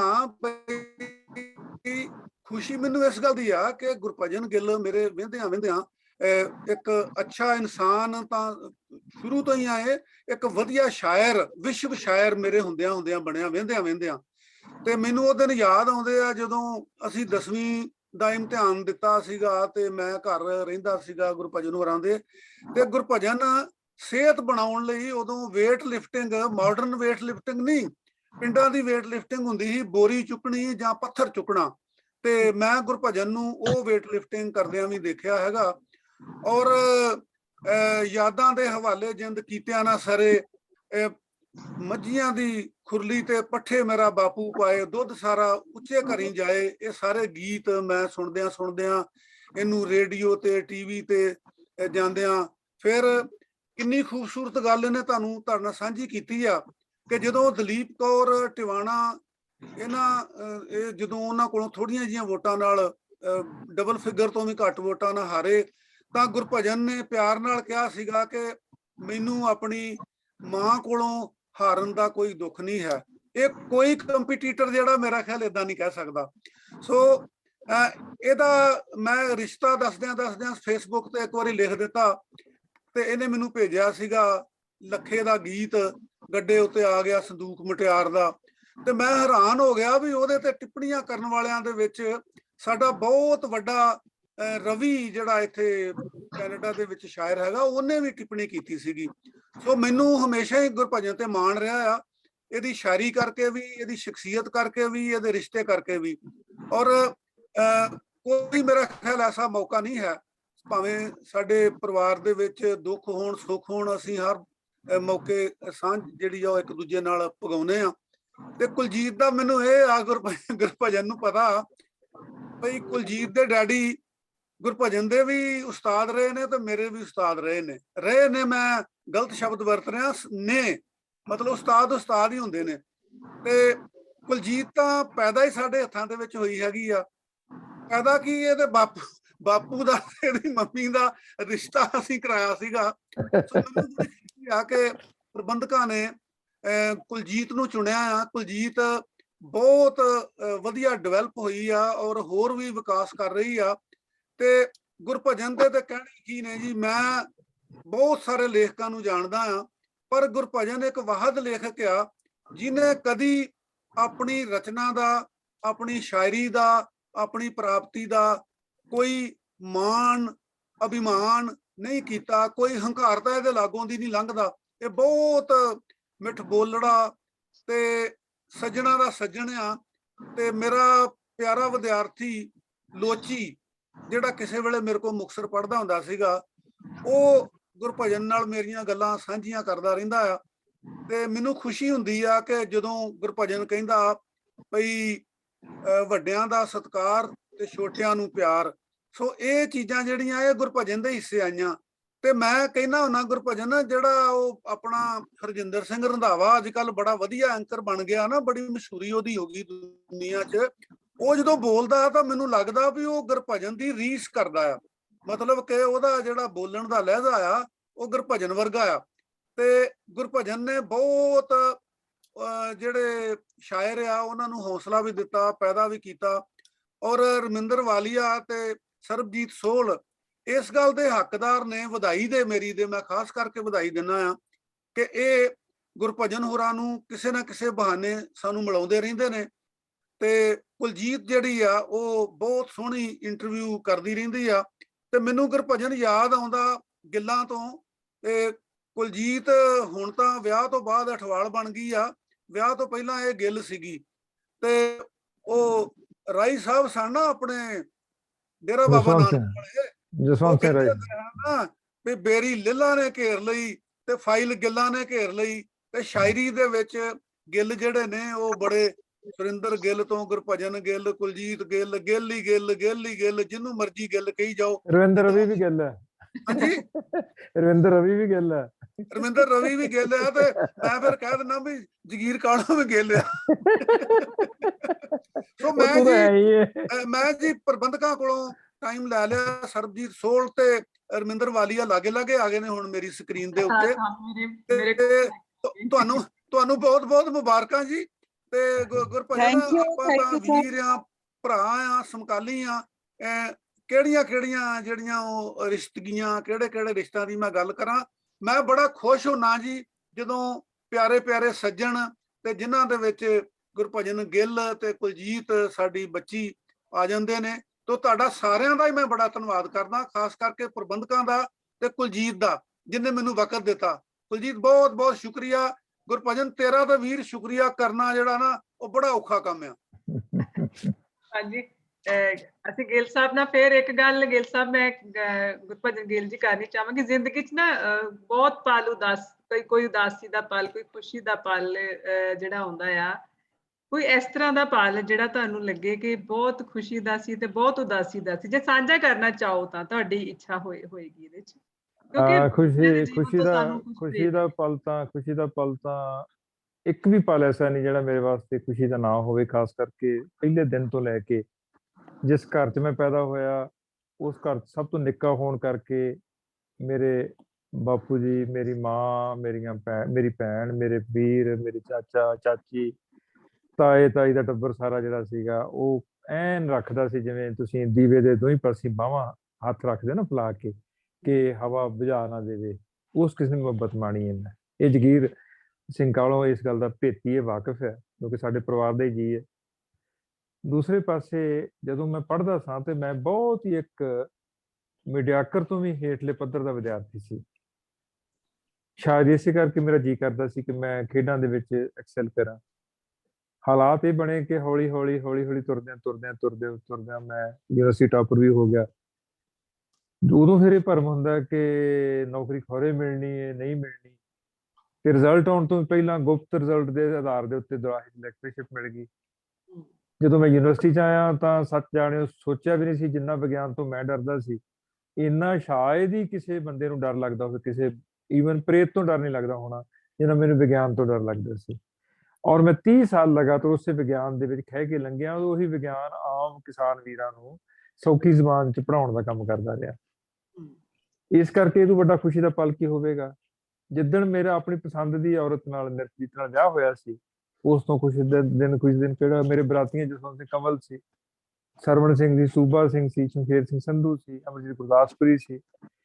ਇਹ ਵੀ ਖੁਸ਼ੀ ਦਾ ਮੌਕਾ ਛੋਟਾ ਨਹੀਂ ਸੀ। ਜਿੱਦਣ ਮੇਰਾ ਪੁੱਤਰ ਪੈਦਾ ਹੋਇਆ ਉਦੋਂ ਤਾਂ ਇੱਕ ਇਹ ਵੀ ਕਮਾਲ ਹੋਈ ਕਿ ਜਿਸ ਦਿਨ ਉਹਦੇ ਪੈਦਾ ਹੋਣ ਦੀ ਖਬਰ ਮਿਲੀ ਸਾਨੂੰ ਡਾਕਟਰ ਨੇ ਦਿੱਤੀ, ਉਸੇ ਦਿਨ ਹੀ ਮੈਨੂੰ ਗੁਰੂ ਨਾਨਕ ਯੂਨੀਵਰਸਿਟੀ ਦਾ ਪਹਿਲੀ ਕਿਤਾਬ ਦੇ ਉੱਤੇ ਪੁਰਸਕਾਰ, ਭਾਈ ਵੀਰ ਸਿੰਘ ਪੁਰਸਕਾਰ ਮਿਲਣ ਦੀ ਚਿੱਠੀ ਮਿਲੀ। ਖੁਸ਼ੀ ਦਾ ਪਲ ਉਹ ਵੀ ਬਹੁਤ ਵਧੀਆ ਸੀ। ਫਿਰ ਦੁੱਖ ਦਾ ਪਲ ਸਭ ਤੋਂ ਵੱਡਾ ਉਦੋਂ ਆਇਆ ਜਦੋਂ ਅਚਨਚੇਤ ਪਤਾ ਲੱਗਿਆ ਕਿ ਮੇਰੀ ਜੀਵਨ ਸਾਥਣ ਜਿਹੜੀ ਰਾਮਗੜ੍ਹੀਆ ਕਾਲਜ ਪੜ੍ਹਾਉਂਦੀ ਸੀ ਲੁਧਿਆਣੇ, ਉਹਨੂੰ ਟਿਊਮਰ ਹੋ ਗਿਆ, ਸੀਏ ਸਟੋਮਿਕ, ਮਿਹਦੇ ਦੇ ਵਿੱਚ ਟਿਊਮਰ ਹੋ ਗਿਆ, ਕੈਂਸਰਸ ਹੈ। 2.5-3 ਸਾਲ ਰੁਲਣਾ, ਹਰ ਦਿਨ ਮਰਨਾ, ਹਰ ਦਿਨ ਜਿਉਣਾ। ਉਸ ਤੋਂ ਬਾਅਦ ਉਹਦਾ ਵਿਛੋੜੇ ਦੇ ਪਲਾਂ ਨੂੰ ਅੱਜ ਕਹਿਣਾ ਹੀ ਔਖਾ ਹੋਇਆ ਪਿਆ। ਪਰ ਇਹਦੇ ਬਾਵਜੂਦ ਮੈਂ ਕਹਿੰਦਾ ਕਿ ਹਾਲਾਤ ਜਿਹੜੇ ਨੇ ਉਹਦੇ ਵਿੱਚ ਲੱਖੀ ਜੰਗਲ ਖਾਲਸਾ ਹੁੰਦਾ, ਤੁਹਾਡਾ ਭਾਈਚਾਰਾ, ਰਿਸ਼ਤਿਆਂ ਦਾ ਤਾਣਾ ਬਾਣਾ ਜਿਹੜਾ ਤੁਹਾਨੂੰ ਬਚਾ ਕੇ ਰੱਖਦਾ। ਫਿਰ ਉਦੋਂ ਵੱਡਾ ਖੁਸ਼ੀ ਦਾ ਪਲ ਕੀ ਹੋਵੇਗਾ ਜਦੋਂ ਮੈਂ ਦੁਬਾਰਾ 2 ਸਾਲ ਬਾਅਦ 93 'ਚ 8 ਨਵੰਬਰ ਨੂੰ ਜਾਂਦੀ ਹੈ ਔਰ ਮੈਂ ਨਵੰਬਰ ਤੋਂ ਬਾਅਦ 2 ਸਾਲ ਇਸ ਰਾਹ ਤੁਰਿਆ ਹੀ ਨਹੀਂ ਕਿ ਜ਼ਿੰਦਗੀ ਦੁਬਾਰਾ ਸ਼ੁਰੂ ਕਿੱਥੋਂ ਕਰਨੀ ਹੈ। ਜਦੋਂ 95 'ਚ ਮੈਂ ਜੂਨ ਮਹੀਨੇ 'ਚ ਜ਼ਿੰਦਗੀ ਦੁਬਾਰਾ ਸ਼ੁਰੂ ਕੀਤੀ ਜਸਵਿੰਦਰ ਨਾਲ, ਜਿਹੜੀ ਹੁਣ ਮੇਰੀ ਜੀਵਨ ਸਾਥਣ ਹੈ। ਤਾਂ ਮੇਰਾ ਖਿਆਲ ਹੈ ਕਿ ਮੈਨੂੰ ਦੁਨੀਆ ਭਰ ਦੀਆਂ ਰਹਿਮਤਾਂ ਤੇ ਨਿਹਮਤਾਂ ਗੁਰੂ ਮਹਾਰਾਜ ਨੇ ਪਰੋਸ ਕੇ ਦਿੱਤੀਆਂ। ਜਿਸ ਦਿਨ ਮੇਰੇ ਪੁੱਤਰ ਦਾ ਵਿਆਹ ਸੀ, ਉਸ ਦਿਨ ਚਾਵਾਂ ਦਾ ਸੰਸਾਰ ਜਗੀਰ ਸਿੰਘ ਕਾਹਲੋਂ ਵੀ ਇੱਥੇ ਹੀ ਸੀ। ਉਹ ਹੁਣ ਤੱਕ ਵੀ ਮੇਰੇ ਵਾਸਤੇ ਸਮਝਦਾ, ਮੈਨੂੰ ਲੱਗਦਾ ਕਿ ਉਹਨੇ ਸਜਰਾ ਭਾਵਾ ਅੱਜ ਵੀ ਚਾਵਾਂ ਦਾ ਭਰ ਵਗਦਾ ਦਰਿਆ ਸੀ, ਜਿਹਦੇ 'ਚ ਸ਼ਰਾਬ ਦਾ ਤੁਪਕਾ ਵੀ ਨਹੀਂ ਸੀ, ਪਰ ਇਹਦੇ ਬਾਵਜੂਦ ਚਾਵਾਂ ਦਾ ਇੱਕ ਹੜ ਸੀ। ਜੇ ਮੇਰੀ ਪੋਤਰੀ ਆਈ ਹੈ ਤਾਂ ਮੈਨੂੰ ਲੱਗਦਾ ਹੈ ਕਿ ਅਸੀਸ ਉਹਦਾ ਨਾਂ ਹੀ ਨਹੀਂ ਹੈਗਾ ਮੇਰੇ ਵਾਸਤੇ, ਇੱਕ ਪ੍ਰਭੂ ਦੀ ਦਿੱਤੀ ਅਸੀਸ ਹੈ ਮੇਰੇ ਵਾਸਤੇ। ਮੇਰੀਆਂ ਪਿਛਲੀਆਂ 4-5 ਕਿਤਾਬਾਂ ਦੇ ਵਿੱਚ ਉਸਨੇ ਜਿਹੜਾ ਪੁੱਲ ਹੱਥਾਂ ਨਾਲ ਬਣਾਏ ਸਕੈਚ ਨੇ ਮੇਰੀਆਂ ਕਿਤਾਬਾਂ ਦੀ ਜ਼ੀਨਤ ਬਣੇ, ਸ਼ਾਨ ਬਣੇ ਨੇ। ਮੈਨੂੰ ਚੰਗਾ ਲੱਗਦਾ ਉਹਦਾ ਹਰ ਉਹ ਪੰਨਾ ਫੁੱਲਣਾ, ਬਾਰ-ਬਾਰ ਫੁੱਲਣਾ। ਸੋ ਖੁਸ਼ੀਆਂ ਤਾਂ ਤੁਸੀਂ ਅੰਦਰੋਂ ਕੱਢਣੀਆਂ ਹੁੰਦੀਆਂ ਨੇ, ਖੁਸ਼ੀਆਂ ਤੁਸੀਂ ਲੈਣੀਆਂ ਹੁੰਦੀਆਂ ਨੇ। ਬਿਲਕੁਲ ਖੁਸ਼ੀਆਂ ਦੀ ਕੋਈ ਪਨੀਰੀ ਨਹੀਂ ਮਿਲਦੀ ਕਿਤੋਂ ਕਿ ਤੁਸੀਂ ਲੈ ਲਵੋ, ਤੇ ਦੁੱਖਾਂ ਨੂੰ ਵੀ ਤੁਸੀਂ ਨਦੀਨ ਵਾਂਗ ਕੱਢ ਸਕਦੇ ਹੋ ਜ਼ਿੰਦਗੀ ਚੋਂ। ਪਰ ਇਹ ਆ ਕਿ ਦੁੱਖਾਂ ਨੂੰ ਦੁੱਖ ਦਾਰੂ ਸੁੱਖ ਰੋਗ ਪਿਆ। ਅਸੀਂ ਦੁੱਖ ਨੂੰ ਦਾਰੂ ਬਣਾ ਲਈਏ ਤੇ ਦੁੱਖ ਤੁਹਾਡੇ ਵਾਸਤੇ ਚੈਲੰਜ ਬਣ ਜਾਂਦਾ ਹੈ। ਚਿੰਤਾ ਦੀ ਥਾਂ ਚੁਣੌਤੀ ਚਿੰਤਨ ਹੀ ਬਣਾਉਂਦਾ, ਤੇ ਚੁਣੌਤੀ ਨੂੰ ਤੁਸੀਂ ਪਾਰ ਕਰਨਾ ਖੁਸ਼ੀਆਂ ਦੇ ਵਿਹੜੇ 'ਚ ਐਂਟਰੀ ਪੁਆਇੰਟ ਹੈ ਤੁਹਾਡੇ ਵਾਸਤੇ। ਸੋ ਮੇਰੇ ਵਾਸਤੇ ਦੁੱਖ ਤੇ ਸੁੱਖ ਸਮਕਰ ਜਾਣਨ ਦੀ ਇੱਕ ਪ੍ਰਵਿਰਤੀ ਗੁਰੂ ਮਹਾਰਾਜ ਨੇ ਦਿੱਤੀ ਮੈਨੂੰ। ਮੈਂ ਉਸ ਦੇ ਵਿੱਚ ਇੰਨਾ ਕੁ ਆਨੰਦਿਤ ਆ ਕਿ ਮੈਨੂੰ ਲੱਗਦਾ ਨਹੀਂ ਕਿ ਦੁੱਖ ਜਿਹੜਾ ਮੇਰੇ ਵਾਸਤੇ ਇਸ ਵਾਸਤੇ ਆਇਆ ਕਿ ਇਹਨੇ ਸਦਾ ਵਾਸਤੇ ਮੇਰੀ ਰੂਹ ਤੇ ਬਹਿਣਾ, ਜਾਂ ਖੁਸ਼ੀ ਇਸ ਵਾਸਤੇ ਕਿ ਮੇਰੇ ਦਿਮਾਗ ਨੂੰ ਚੜ੍ਹਨੀ ਹੈ। ਨਹੀਂ, ਮੈਨੂੰ ਕਦੇ ਬਹੁਤੀ ਪ੍ਰਾਪਤੀ ਵੱਡੀ ਗੱਲ ਨਹੀਂ ਲੱਗਦੀ। ਮੈਂ ਇੱਕ ਹਾਸੇ ਵਾਲੀ ਗੱਲ ਦੱਸਦਾ ਕੁਲਜੀਤ ਸਾਰੇ ਦੋਸਤਾਂ ਨੂੰ। ਜਦੋਂ ਮੈਨੂੰ 2014 'ਚ ਮਿਲਿਆ ਨਾ ਭਾਸ਼ਾ ਵਿਭਾਗ ਦਾ ਇਨਾਮ ਸ਼੍ਰੋਮਣੀ ਪੰਜਾਬੀ ਕਵੀ ਵਾਲਾ, ਤੇ ਉਦੋਂ ਮਤਲਬ ਉਸੇ ਸਾਲ ਹੀ 5 ਲੱਖ ਦਾ ਹੋਇਆ ਸੀ, 2.5 ਲੱਖ ਦੀ ਥਾਂ ਤੇ। ਅੱਛਾ ਜੀ। ਤੇ ਮੈਨੂੰ ਕਹਿਣ ਲੱਗੇ ਜਦੋਂ ਇਨਾਮ ਦੇਣ ਲੱਗੇ, ਤੇ ਸੁਰਜੀਤ ਉਦੋਂ ਸੀ ਵਜ਼ੀਰ ਇਹਦਾ ਐਜੂਕੇਸ਼ਨ ਦਾ ਤੇ ਭਾਸ਼ਾ ਦਾ ਆਪਣਾ ਰਖੜਾ। ਉਹ ਪਰਿਵਾਰ ਮੇਰਾ ਆਪਣਾ ਪਰਿਵਾਰ ਹੈ, ਮੇਰੇ ਨਾਲ ਪਰਿਵਾਰਕ ਸਨੇਹ ਉਹਨਾਂ ਦਾ, ਦਰਸ਼ਨ ਦਾ, ਉਹ ਸਾਰੇ ਪਰਿਵਾਰ ਦਾ, ਕਿਉਂਕਿ ਅਕੈਡਮੀ 'ਚ ਇਨਾਮ ਦਿੰਦੇ ਹੁੰਦੇ ਸੀ ਬਾਪੂ ਜੀ ਦੇ ਨਾਂ ਦੇ ਉੱਤੇ। ਤੇ ਇਨਾਮ ਦੇਣ ਲੱਗਿਆ ਤੇ ਜਸਪਾਲ ਸਿੰਘ ਵਾਈਸ ਚਾਂਸਲਰ ਸੀ ਪਟਿਆਲੇ ਦੇ, ਉਹ ਕਹਿੰਦਾ ਵੀ ਇਹਨੂੰ ਇਨਾਮ ਨਹੀਂ ਦੇਣਾ ਆਪਾਂ। ਜਸਪਾਲ ਸਿੰਘ ਕਹਿੰਦਾ ਕਿਉਂ ਨਹੀਂ ਦੇਣਾ? ਕਹਿੰਦਾ ਨਹੀਂ, ਇਹਦੀ ਘਰ ਵਾਲੀ ਨੂੰ ਦੇਣਾ, ਜਿਹੜੀ ਇਹਨੂੰ ਸਾਂਭੀ ਰੱਖੀ ਬੈਠੀ ਹੈ, ਉਹਨੂੰ ਇਨਾਮ ਦੇਣਾ ਇਸ ਗੱਲ ਦਾ। ਕਵਿਤਾ ਦਾ ਕੋਈ ਇਨਾਮ ਨਹੀਂ ਦੇਣਾ ਇਹਨੂੰ। ਮੈਨੂੰ ਬੜਾ ਚੰਗਾ ਲੱਗਿਆ, ਮੈਨੂੰ ਬੜਾ ਹੀ ਚੰਗਾ ਲੱਗਿਆ ਕਿ ਇੱਕ ਰੁਤਬੇ ਮੁਰਾਤਬੇ ਤੇ ਬੈਠੇ ਬੰਦੇ ਨੂੰ ਯਾਦ ਤਾਂ ਹੈ ਨਾ ਕਿ ਮੇਰੇ ਵਾਸਤੇ ਮੇਰਾ ਪਰਿਵਾਰਕ ਚੁਗਿਰਦਾ ਮੀਨਿੰਗਫੁਲ। ਫਿਰ ਮੈਂ ਥੱਲੇ ਉਤਰ ਕੇ ਆਇਆ ਤੇ ਮੈਨੂੰ ਇੱਕ ਬਹੁਤ ਸੀਨੀਅਰ ਸਾਡਾ ਰਾਈਟਰ ਹੈ, ਮੈਨੂੰ ਕਹਿਣ ਲੱਗਿਆ ਤੈਨੂੰ ਪਹਿਲਾਂ ਨਹੀਂ ਸੀ ਮਿਲਿਆ? ਮੈਂ ਕਿਹਾ ਜੀ ਨਹੀਂ, ਮੈਨੂੰ ਜੇ ਮਿਲਿਆ ਤਾਂ ਦੁਬਾਰਾ ਕਿਉਂ ਦਿੰਦੇ? ਕਹਿੰਦੇ ਫਿਰ ਪਹਿਲਾਂ ਕਿਉਂ ਨਹੀਂ ਮਿਲਿਆ? ਮੈਂ ਕਿਹਾ ਗ੍ਰੰਥੀ ਕੋਈ ਵੀ ਕਿਸੇ ਗੁਰੂ ਘਰ ਦਾ ਗ੍ਰੰਥੀ ਦੇਗ ਬਣਾ ਕੇ ਸਭ ਤੋਂ ਪਹਿਲਾਂ ਆਪਣੇ ਮੂੰਹ 'ਚ ਪਾਉਂਦਾ ਵੇਖਿਆ? ਕਹਿੰਦਾ ਨਹੀਂ। ਮੈਂ ਕਿਹਾ 1995 ਤੋਂ ਲੈ ਕੇ 2012-13 ਤੱਕ ਤਾਂ ਮੈਂ ਵਰਤਾਵਾ ਹੀ ਰਿਹਾ। ਮੈਂ ਇਸ ਐਡਵਾਈਜ਼ਰੀ ਬੋਰਡ ਦਾ ਗੈਰ ਸਰਕਾਰੀ ਮੈਂਬਰ ਰਿਹਾ, ਇਸ ਕਰਕੇ ਮੈਂ ਤਾਂ ਵਰਤਾਵਾ ਹੀ ਰਿਹਾ। ਇਸ ਕਰਕੇ ਮੈਨੂੰ ਤਾਂ ਪ੍ਰਸ਼ਾਦ ਦੀ ਵਾਰੀ ਹੁਣ ਆਈ ਹੈ। ਇਸ ਕਰਕੇ ਮੈਨੂੰ ਇਸ ਗੱਲ ਦੀ ਇੰਨੀ ਖੁਸ਼ੀ ਹੈ ਕਿ ਇਸ ਕਾਬਲ ਤੇ ਸਮਝਿਆ ਨਾ ਤੁਸੀਂ ਕਿ ਮੈਨੂੰ ਹੁਣ ਤੱਕ ਕਿਉਂ ਨਹੀਂ ਮਿਲਿਆ। ਤੇ ਜੇ ਮੈਂ ਵੀ ਉਸੇ ਹੀ ਰੈਟ ਰੇਸ 'ਚ ਪਿਆ ਹੁੰਦਾ, ਚੂਹੇ ਦੌੜ 'ਚ ਪਿਆ ਹੁੰਦਾ ਕਿ ਇਨਾਮ ਲੈਣਾ ਕਿਵੇਂ ਆ, ਕਿਹੜੀਆਂ ਧਿਰਾਂ ਖੁਸ਼ ਕਰਨੀਆਂ ਨੇ, ਕਿਹਨਾਂ ਨੂੰ ਅਪਰੋਚ ਕਰਨਾ, ਤੇ ਅੱਜ ਮੈਂ ਵੀ ਮੂੰਹ ਲੁਕਾਉਂਦੇ ਫਿਰਨਾ ਸੀ ਕਿ ਕਿਤੇ ਕੋਈ ਵਧਾਈ ਨਾ ਦੇ ਦੇ। ਫਿਰ ਪੁੱਛਣਗੇ ਵੀ ਤੈਨੂੰ ਇਨਾਮ ਅੱਛਾ ਮਿਲ ਵੀ ਗਿਆ, ਤੈਨੂੰ ਅੱਛਾ ਤੂੰ ਵੀ ਲੈ ਲਿਆ? ਮੈਂ ਲਿਆ ਨਹੀਂ, ਮੈਨੂੰ ਦਿੱਤਾ ਗਿਆ। ਇਸ ਕਰਕੇ ਚੀਜ਼ਾਂ ਤਾਂ ਖੁਸ਼ੀਆਂ ਦਿੰਦੀਆਂ ਹੀ ਨੇ ਨਾ ਤੁਹਾਡੇ ਵਾਸਤੇ ਕਿ ਸ਼ੁਭ ਚਿੰਤਨ ਕੌਣ ਕਰਦਾ। ਜਦੋਂ ਮੈਨੂੰ ਤੁਸੀਂ ਤੇ ਕੀਤਾ ਗੱਲਬਾਤ ਕਰਨ ਵਾਸਤੇ, ਤਾਂ ਪਹਿਲਾਂ ਤਾਂ ਮੈਂ ਸੋਚਿਆ ਵੀ ਯਾਰ ਕਾਹਦੇ ਵਾਸਤੇ ਐਵੇਂ 1.5 ਘੰਟਾ ਤਾਰਾਂ ਜਿਹੀਆਂ ਬੰਨ ਕੇ ਮੈਂ ਕਿਹਾ ECG ਵਾਲਿਆਂ ਨੂੰ ਬੈਠੇ ਰਵਾਂਗੇ। ਫਿਰ ਮੈਂ ਕਿਹਾ ਯਾਰ ਮਨਾ, ਇਹ ਗੱਲਾਂ ਤੇ ਤੂੰ ਉਹੀ ਕਰਨੀਆਂ ਜਿਹੜੇ ਰੋਜ਼ ਕਰਦਾ। ਬਿਲਕੁਲ। ਤੇ ਜੇ ਰਾਮਿੰਦਰ ਖੁਸ਼ ਹੁੰਦੀ ਹੈ, ਕੁਲਜੀਤ ਖੁਸ਼ ਹੁੰਦੀ ਹੈ, ਤੇ ਤੈਨੂੰ ਤਕਲੀਫ ਕੀ ਹੈ ਵੀ ਤੇਰਾ ਦੁੱਖ ਦਾ ਕੀ ਹੈ? ਬਹੁਤ ਕੁਝ ਸਿੱਖਣ ਨੂੰ ਵੀ ਮਿਲਦਾ ਹੈ। ਨਹੀਂ ਉਹ ਤਾਂ ਪਤਾ ਸਿੱਖਣ ਸਿਖਾਉਣ ਦਾ ਕੱਖ ਨਹੀਂ। ਮਿਹਰਬਾਨੀ। ਬਹੁਤ ਵਧੀਆ ਲੱਗਿਆ ਤੁਸੀਂ ਇਸ ਪ੍ਰੋਗਰਾਮ 'ਚ ਆਏ ਔਰ ਇੰਨੀਆਂ ਆਪਾਂ ਗੱਲਾਂ ਕੀਤੀਆਂ। ਹੁਣ ਆਪਾਂ ਤੁਹਾਡੀ ਕੋਈ ਰਚਨਾ ਵੀ ਸੁਣਾਂਗੇ ਤੇ ਇਹਨਾਂ ਦੀ ਇੱਕ ਰਚਨਾ। ਹਾਂ, ਤੁਸੀਂ ਕੋਈ ਵੀ ਰਚਨਾ ਜਿਹੜੀ ਸੁਣਾਉਣਾ ਚਾਹੋ, ਖਾਸ ਕਰਕੇ ਉਹ ਬਹੁਤ ਅੱਛੀ ਲੱਗਦੀ ਤੁਹਾਡੀ ਵਿੱਚ, ਜਿਹੜੀ ਮੈਂ ਵੀ ਹੁਣੇ ਸ਼ੇਅਰ ਕੀਤੀ ਹੈ, ਵਿੱਚ ਸਮੁੰਦਰ ਦਰਿਆ ਸਮੁੰਦਰ 'ਚ ਜਾਂਦਾ ਹੈ। ਬੜੀ ਵਧੀਆ ਨਜ਼ਮ ਹੈ, ਬੜੀ ਵਧੀਆ ਗਜ਼ਲ ਹੈ। ਤੁਸੀਂ ਉਹ ਜੇ ਸੁਣਾਉਣ, ਤੁਹਾਡੀ ਇੱਛਾ ਆ, ਤੁਸੀਂ ਕੋਈ ਵੀ ਸੁਣਾ ਸਕਦੇ ਹੋ। ਔਰ ਸਾਡੇ ਦਰਸ਼ਕਾਂ ਦਾ ਮੈਂ ਬਹੁਤ ਸ਼ੁਕਰੀਆ ਕਰਦੀ ਹਾਂ ਵੀ ਸਾਡੇ ਦਰਸ਼ਕ ਜਿਹੜੇ ਆ ਲਗਾਤਾਰ ਤੁਹਾਡੇ ਨਾਲ ਜੁੜੇ ਹੋਏ ਔਰ ਆਪਣੇ ਕਮੈਂਟਸ ਜਿਹੜੇ ਆ ਉਹ ਵੀ ਭੇਜ ਰਹੇ, ਤੁਹਾਨੂੰ ਪਿਆਰ ਭੇਜ ਰਹੇ ਆ, ਤੁਹਾਨੂੰ ਮਾਣ ਭੇਜ ਰਹੇ ਆ। ਮੈਂ ਨਾਮ ਲੈਣਾ ਚਾਹਾਂਗੀ, ਤੁਸੀਂ ਉਨੀ ਦੇਰ ਨਜ਼ਮ ਆਪਣੀ ਲੱਭੋ ਤੇ ਅਸੀਂ ਥੋੜਾ ਜਿਹਾ ਸਮਾਂ ਸੀ ਹੋਰ। ਬਲਵਿੰਦਰ ਕੌਰ ਭੈਣ ਜੀ, ਤੁਸੀਂ ਤਾਂ ਬਹੁਤ ਹੀ ਦਿਲਚਸਪੀ ਨਾਲ ਸਾਰਾ ਪ੍ਰੋਗਰਾਮ ਵੇਖ ਰਹੇ ਹੋ। ਮੈਂ ਮਤਲਬ ਸਾਰਿਆਂ ਦੇ ਇੱਕ ਮੈਂਬਰ ਦਾ ਮੈਂ ਨਾਮ ਲੈ ਕੇ, ਜਿਹੜੇ ਵੀਡੀਓ 'ਚ ਨਜ਼ਰ ਆ ਰਹੇ ਆ ਨਾ, ਉਹਨਾਂ ਬਾਰੇ ਤੇ ਖਾਸ ਕਰਕੇ ਵੀ ਉਹ ਬਹੁਤ ਧਿਆਨ ਨਾਲ ਸਾਰੀਆਂ ਮੈਨੂੰ ਗੱਲਾਂ ਸ਼ੇਅਰ ਅੱਛਾ ਕਰ ਦਾਂਗੀ ਕੁਲਜੀਤ, ਚੈਟ। ਕੁਲਜੀਤ ਮੈਂ ਇੱਕ ਤੈਨੂੰ ਗੱਲ ਦੱਸਣੀ ਚਾਹੁੰਦਾ ਹੈ। ਕੁਲਜੀਤ, ਹਾਂਜੀ ਮੈਂ ਬੋਲੋ। ਦੱਸਣਾ ਇਹ ਚਾਹੁੰਦਾ ਕਿ ਮੈਨੂੰ ਕਿਤੇ ਵੀ ਲਫ਼ਜ਼ ਬਲਵਿੰਦਰ ਲਿਖਿਆ ਹੋਵੇ ਨਾ ਤਾਂ ਮੈਨੂੰ ਬਹੁਤ ਚੰਗਾ ਲੱਗਦਾ।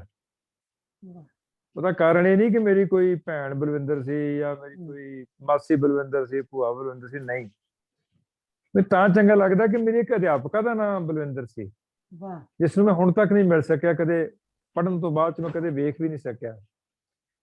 ਉਹਦਾ ਕਾਰਨ ਕੀ ਸੀ ਕਿ ਜਦੋਂ ਆਪਣੇ ਸਕੂਲ 'ਚ ਅਸੀਂ ਪੜ੍ਹਾਉਂਦੇ ਸੀ ਤਾਂ ਇੱਕ ਭੈਣ ਜੀ ਬਲਵਿੰਦਰ ਸਾਨੂੰ ਪੜ੍ਹਾਉਂਦੇ ਹੁੰਦੇ ਸੀ। ਉਹ ਇੰਨੀ ਮੁਹੱਬਤ ਨਾਲ ਪੜ੍ਹਾਉਂਦੇ ਸੀ ਕਿ ਉਹਨਾਂ ਦਾ ਚਿਹਰਾ ਅਜੇ ਤੱਕ ਮੇਰੀ ਅੱਖਾਂ ਅੱਗੋਂ ਨਹੀਂ ਜਾਂਦਾ। ਉਹਨਾਂ ਨੂੰ ਭਾਵੇਂ ਜ਼ਿੰਦਗੀ ਭਰ ਨਹੀਂ ਮਿਲ ਸਕਿਆ, ਪਰ ਮੈਂ ਹਮੇਸ਼ਾ ਸਮਝਦਾ ਕਿ ਉਹ ਮੇਰੇ ਅੰਗ ਸੰਗ ਨੇ, ਮੇਰੇ ਨਾਲ ਨਾਲ। ਸੋ ਇਸ ਕਰਕੇ ਇਹ ਜਿਹੜਾ ਇੱਕ ਰਿਸ਼ਤਾ ਹੁੰਦਾ ਨਾ ਕਿਸੇ ਨਾਂ ਨਾਲ, ਉਹ ਤੁਹਾਨੂੰ ਬਹੁਤ ਚੰਗਾ ਲੱਗਦਾ, ਤੁਹਾਨੂੰ ਬਹੁਤ ਸੁਖਾਵਾਂ ਸੁੱਖ ਦੇ ਅਹਿਸਾਸ ਦਿੰਦਾ ਹੈ। ਸੋ ਮੈਂ ਕਹਿੰਦਾ ਕਿ ਉਸ ਅਣਵੇਖੀ ਅਧਿਆਪਕਾ ਮੇਰੀ ਜਿਹੜੀ ਸਤਿਕਾਰਯੋਗ ਉਸ ਵਕਤ ਵੱਡੀ ਭੈਣ ਹੋਏਗੀ, ਅੱਜ ਉਸ ਕਿਤੇ ਸਤਿਕਾਰਯੋਗ ਮਾਂ ਹੋਏਗੀ। ਇਹ ਗੱਲ 67-68 ਦੀ, ਜਦੋਂ ਮੈਂ ਉਹਨਾਂ ਦਾ ਵਿਦਿਆਰਥੀ ਸਾਂ। ਸੋ ਮੈਂ ਸਲਾਮ ਭੇਜਦਾ ਉਸ। ਸੰਜੋਗ ਦੀ ਗੱਲ ਇਹ ਹੈ ਕਿ ਗਿੱਲ ਸਾਹਿਬ ਮੈਂ ਵੀ ਅਧਿਆਪਕਾ ਹੀ ਰਿਟਾਇਰ ਹੋਈ ਹਾਂ। ਮਿਹਰਬਾਨੀ ਭੈਣ ਜੀ, ਬਹੁਤ ਮਿਹਰਬਾਨੀ ਜੀ, ਮਿਹਰਬਾਨੀ। ਹਾਂਜੀ ਇਰਸ਼ਾਦ ਜੀ, ਅਸੀਂ ਸੁਣਨਾ ਚਾਹ ਰਹੇ ਹਾਂ ਤੁਹਾਡੀ ਗਜ਼ਲ। ਮੈਂ ਇੱਕ ਸੱਜਰੀ ਗਜ਼ਲ ਪੜ੍ਹ ਦਿੰਦਾ ਕਿ ਵਿਛੜਿਆਂ ਦਾ ਜ਼ਿਕਰ ਜਦੋਂ ਵੀ ਆਪਣੇ ਨਾਲ ਹੀ ਕਰ ਬਹਿੰਦਾ ਹਾਂ, ਉਸ ਤੋਂ ਮਗਰੋਂ ਕਿੰਨਾ ਚਿਰ ਹੀ ਅੱਖੀਓਂ ਅਥਰੂ ਬਣ ਬਹਿੰਦਾ ਹਾਂ। ਬਹੁਤ ਤੜਫਾਉਂਦੇ ਨੇ ਰੋਸੇ ਮਿਹਣੇ ਆਪਣਿਆਂ ਦੇ ਨਾਲ ਸ਼ਿਕਾਇਤਾਂ, ਮਿਲਣ ਘੜੀ ਚੇਤੇ ਨਾ ਰਹਿੰਦੇ ਪਲ ਕੋ ਪਹਿਲਾਂ ਜੋ ਕਹਿੰਦਾ। ਮੈਂ ਆਪਣਾ ਹੀ ਦੁਸ਼ਮਣ ਬਣਿਆ, ਸਭ ਨੂੰ ਆਪਣਾ ਮੀਤ ਬਣਾਇਆ, ਇਸੇ ਕਰਕੇ ਬਹੁਤੀ ਵਾਰੀ ਆਪਣੇ ਹੱਥੋਂ ਖੁਦ ਢਹਿੰਦਾ ਹਾਂ। ਹੁਣ ਸੂਰਜ ਤੋਂ ਇਹੀ ਸਿੱਖਿਆ, ਹਰ ਪਲ ਜਗਣਾ, ਹਰ ਥਾਂ ਮਗਣਾ, ਨਾਲ ਹਨੇਰਿਆਂ ਮੱਥਾ ਜਾ ਲਾ ਕੇ, ਇਸੇ ਕਰਕੇ ਹੀ ਕਹਿੰਦਾ ਹਾਂ। ਬਹੁਤ ਵਧੀਆ। ਦਿਲ ਦਰਿਆ ਦੀ ਸੀਮਾ ਜਾਣੀ, ਸਾਰਾ ਕੁਝ ਨਾ ਇਸ ਤੋਂ ਮਿਲਦਾ, ਤਾਈਓ ਮੋਤੀ ਢੂੰਡਣ ਖਾਤਰ ਡੂੰਘੇ ਸਾਗਰ ਵਿੱਚ ਲੈਂਦਾ ਹਾਂ। ਮਿੱਠੇ ਕੌੜੇ ਬੋਲ ਸੁਣਦਿਆਂ ਹੁਣ ਤਾਂ ਫਰਕ ਪਛਾਣਾ ਮੈਂ ਵੀ, ਉੱਤਰ ਹੁੰਦਿਆਂ ਸੁਣਦਿਆਂ ਪੱਲੇ, ਪਰ ਮੈਂ ਸੁਣ ਕੇ ਚੁੱਪ ਰਹਿੰਦਾ ਹਾਂ।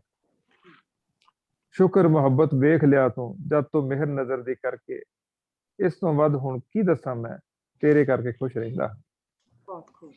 ਤੁਸੀਂ ਗੱਲ ਕੀਤੀ ਸੀ ਉਸ ਗਜ਼ਲ ਦੀ ਜਿਹੜੀ ਅਕਸਰ ਲੋਕ ਸੁਣਦੇ ਜਾਂ ਸੁਣਾਉਂਦੇ ਨੇ ਇੱਕ ਦੂਸਰੇ ਨੂੰ, ਕਿ ਆਪਣੀ ਜਾਚੇ ਉਹ ਤਾਂ ਵੱਡੇ ਘਰ ਜਾਂਦਾ ਹੈ, ਵਿੱਚ ਸਮੁੰਦਰ ਜਾ ਕੇ ਦਰਿਆ ਮਰ ਜਾਂਦਾ ਹੈ। ਗਰਦਨ ਸਿੱਧੀ ਰੱਖਣ ਦਾ ਮੁੱਲ ਤਾਰ ਰਹੇ ਆ, ਬੇਸ਼ਰਮਾਂ ਦਾ ਨੀਵੀਂ ਪਾ ਕੇ ਸਰ ਜਾਂਦਾ ਹੈ। ਇਹ ਜੋ ਆਤਿਸ਼ਬਾਜ਼ੀ ਸਾਨੂੰ ਵੇਚ ਰਿਹਾ ਏ, ਆਪਣੀ ਚੀਚੀ ਝੁਲਸ ਜਾਣ ਤੇ ਡਰ ਜਾਂਦਾ ਹੈ। ਬਹੁਤ ਦਿਲ ਨੂੰ ਇੰਨੀ ਦੌਲਤ ਵੀ ਨਾ ਬਖਸ਼ ਦਿਆ ਕਰ, ਛੋਟਾ ਬਰਤਨ ਕੰਢਿਆਂ ਤੀਕਰ ਭਰ ਜਾਂਦਾ ਹੈ। ਵਾਹ ਵਾਹ, ਬਹੁਤ ਅੱਛਾ। ਦਿਲ ਨੂੰ ਇੰਨੀ ਦੌਲਤ ਵੀ ਨਾ ਬਖਸ਼ ਦਿਆ ਕਰ, ਛੋਟਾ ਬਰਤਨ ਕੰਢਿਆਂ ਤੀਕਰ ਭਰ ਜਾਂਦਾ ਹੈ। ਬਹੁਤੀ ਵਾਰੀ ਜਾਗਦਿਆਂ ਹਿੰਮਤ ਨਹੀਂ ਪੈਂਦੀ, ਵਾਹ ਵਾਹ, ਬਹੁਤ ਅੱਛਾ ਸ਼ੇਰ। ਬਹੁਤੀ ਵਾਰੀ ਜਾਗਦਿਆਂ ਹਿੰਮਤ ਨਹੀਂ ਪੈਂਦੀ, ਜੋ ਕੁਝ ਬੰਦਾ ਸੁਪਨੇ ਦੇ ਵਿੱਚ ਕਰ ਜਾਂਦਾ ਹੈ। ਇਹ ਦੁਬਾਰਾ ਗੁਰਭਜਨ, ਦੁਬਾਰਾ ਯਾਰ। ਬਹੁਤੀ ਵਾਰੀ ਜਾਗਦਿਆਂ ਹਿੰਮਤ ਨਹੀਂ ਪੈਂਦੀ, ਪਰੇ ਹੋ ਜਾ ਯਾਰ। ਜੋ ਕੁਝ ਬੰਦਾ ਸੁਪਨੇ ਦੇ ਵਿੱਚ ਕਰ ਜਾਂਦਾ ਹੈ। ਬਹੁਤੀ ਵਾਰੀ ਜਾਗਦਿਆਂ ਹਿੰਮਤ ਨਹੀਂ ਪੈਂਦੀ, ਜੋ ਕੁਝ ਬੰਦਾ ਸੁਪਨੇ ਦੇ ਵਿੱਚ ਕਰ ਜਾਂਦਾ ਹੈ। ਆਖਰੀ ਕਿਉਂਕਿ ਸ਼ੇਰ ਤਾਂ ਬਹੁਤ ਨੇ, 12-15 ਸ਼ੇਰ ਨੇ, ਆਖਰੀ ਸੁਣਾਵਾਂਗਾ ਕਿ ਮਾਂ ਬੋਲੀ, ਮਾਂ ਧਰਤੀ ਤੇ ਮਾਂ ਜਣਨੀ ਕੋਲੋਂ, ਮਾਂ ਬੋਲੀ ਮਾਂ ਧਰਤੀ ਤੇ ਮਾਂ ਜਣਨੀ ਕੋਲੋਂ, ਟੁੱਟ ਕੇ ਬੰਦਾ ਮਰਦਾ ਮਰਦਾ ਮਰ ਜਾਂਦਾ ਹੈ। ਬਹੁਤ ਵਧੀਆ। ਵਾਹ ਵਾਹ, ਬਹੁਤ ਅੱਛਾ। ਆਪਣੀ ਜਾਚੇ ਉਹ ਤਾਂ ਵੱਡੇ ਕਰ ਜਾਂਦਾ ਹੈ, ਵਿੱਚ ਸਮੁੰਦਰ। ਵਿੱਚ ਸਮੁੰਦਰ ਜਾ ਕੇ ਦਰਿਆ ਮਰ ਜਾਂਦਾ ਹੈ। ਬਹੁਤ ਵਧੀਆ ਲੱਗ ਰਿਹਾ। ਹੁਣ ਮੈਂ ਆਪਣੀ ਪਸੰਦ ਦੇ ਦੋ ਸ਼ੇਰ ਹੋਰ ਸੁਣਾਉਣਾ ਚਾਹਾਂਗਾ। ਇਰਸ਼ਾਦ। ਉਹ ਇਹ ਕਿ ਕੱਚੇ ਵਿਹੜਿਆਂ ਨੇ ਜਿਹੜਾ ਸਾਨੂੰ ਸਬਕ ਪੜਾਇਆ, ਸੱਚੀ ਅੜੇ ਥੋੜੇ ਵੇਲੇ ਸਾਨੂੰ ਬੜਾ ਕੰਮ ਆਇਆ। ਕੱਚੇ ਵਿਹੜਿਆਂ ਨੇ ਜਿਹੜਾ ਸਾਨੂੰ ਸਬਕ ਪੜਾਇਆ, ਸੱਚੀ ਅੜੇ ਥੋੜੇ ਕੱਚੇ ਵੇਲੇ ਵਿਹੜਿਆਂ ਸਾਨੂੰ ਨੇ। ਬੜਾ ਕੰਮ। ਕੱਚੇ ਵਿਹੜਿਆਂ ਨੇ ਜਿਹੜਾ ਸਾਨੂੰ ਸਬਕ ਪੜਾਇਆ, ਸੱਚੀ ਅੜੇ ਥੋੜੇ ਵੇਲੇ ਸਾਨੂੰ ਬੜਾ ਕੰਮ ਆਇਆ। ਆਡਾਂ ਬੰਨਿਆਂ ਤੇ ਦੌੜਦੇ ਨਾ ਅਸੀਂ ਕਦੇ ਡਿੱਗੇ, ਆਡਾਂ ਬੰਨਿਆਂ ਤੇ ਦੌੜਦੇ ਨਾ ਅਸੀਂ ਕਦੇ ਡਿੱਗੇ, ਸੰਗਮਰਮਰ ਉੱਤੇ ਸਾਨੂੰ ਤੁਰਨਾ ਨਾ ਆਇਆ। ਵਾਹ ਵਾਹ, ਬਹੁਤ ਅੱਛਾ। ਆਡਾਂ ਬੰਨਿਆਂ ਤੇ ਦੌੜਦੇ ਨਾ ਅਸੀਂ ਕਦੇ ਡਿੱਗੇ, ਆਡਾਂ ਬੰਨਿਆਂ ਤੇ ਦੌੜਦੇ ਨਾ ਅਸੀਂ ਕਦੇ ਡਿੱਗੇ, ਸੰਗਮਰਮਰ ਉੱਤੇ ਸਾਨੂੰ ਤੁਰਨਾ ਨਾ ਆਇਆ। ਤੇ ਇੱਕ ਜਿਹੜਾ ਜਗੀਰ ਨੇ ਕੋਟ ਕੀਤਾ ਸੀ ਇੱਕ ਟੁਕੜਾ ਵਿੱਚੋਂ ਕਿ ਵੱਡਿਆਂ ਦੇ ਮੋਹ ਅਤੇ ਨਿੱਕਿਆਂ ਦੇ ਪਿਆਰ ਨਾਲ ਹਰ ਜੰਗ ਜਿੱਤੀਏ ਮੈਂ ਇਸੇ ਹਥਿਆਰ ਨਾਲ। ਹਰ ਜੰਗ ਪਿਆਰ, ਹਰ ਜੰਗ ਜਿੱਤੀਏ ਮੈਂ ਇਸੇ ਹਥਿਆਰ ਨਾਲ। ਵੱਡਿਆਂ ਦੇ ਮੋਹ ਤੇ ਨਿੱਕਿਆਂ ਦੇ ਪਿਆਰ ਨਾਲ ਹਰ ਜੰਗ ਜਿੱਤੀਏ ਮੈਂ ਇਸੇ ਹਥਿਆਰ ਨਾਲ। ਸੋ ਸੱਚ ਜਾਣਿਓ, ਜਿੰਨਾ ਪਿਆਰ ਮੇਰੇ ਇੱਕ ਵੱਡਿਆਂ ਸ਼ੇਰ ਦੇ ਭਾਈ ਉਹ ਸੁਣਾ ਦੇ ਗੁਰਭਜਨ, ਯਾਦਾਂ ਦੇ ਹਵਾਲੇ ਜਿੰਦ ਕੀਤਿਆਂ ਨਾ ਸਰੇ। ਉਹ ਸਭ ਤੋਂ ਪਹਿਲੀ ਗਜ਼ਲ ਸੀ ਮੇਰੀ ਕਿ ਯਾਦਾਂ ਦੇ ਹਵਾਲੇ ਜਿੰਦ ਕੀਤਿਆਂ ਨਾ ਸਰੇ, ਕੌਣ ਜਾ ਬੇਗਾਨੇ ਗਮ ਸਾਗਰਾਂ ਚ ਤਰੇ।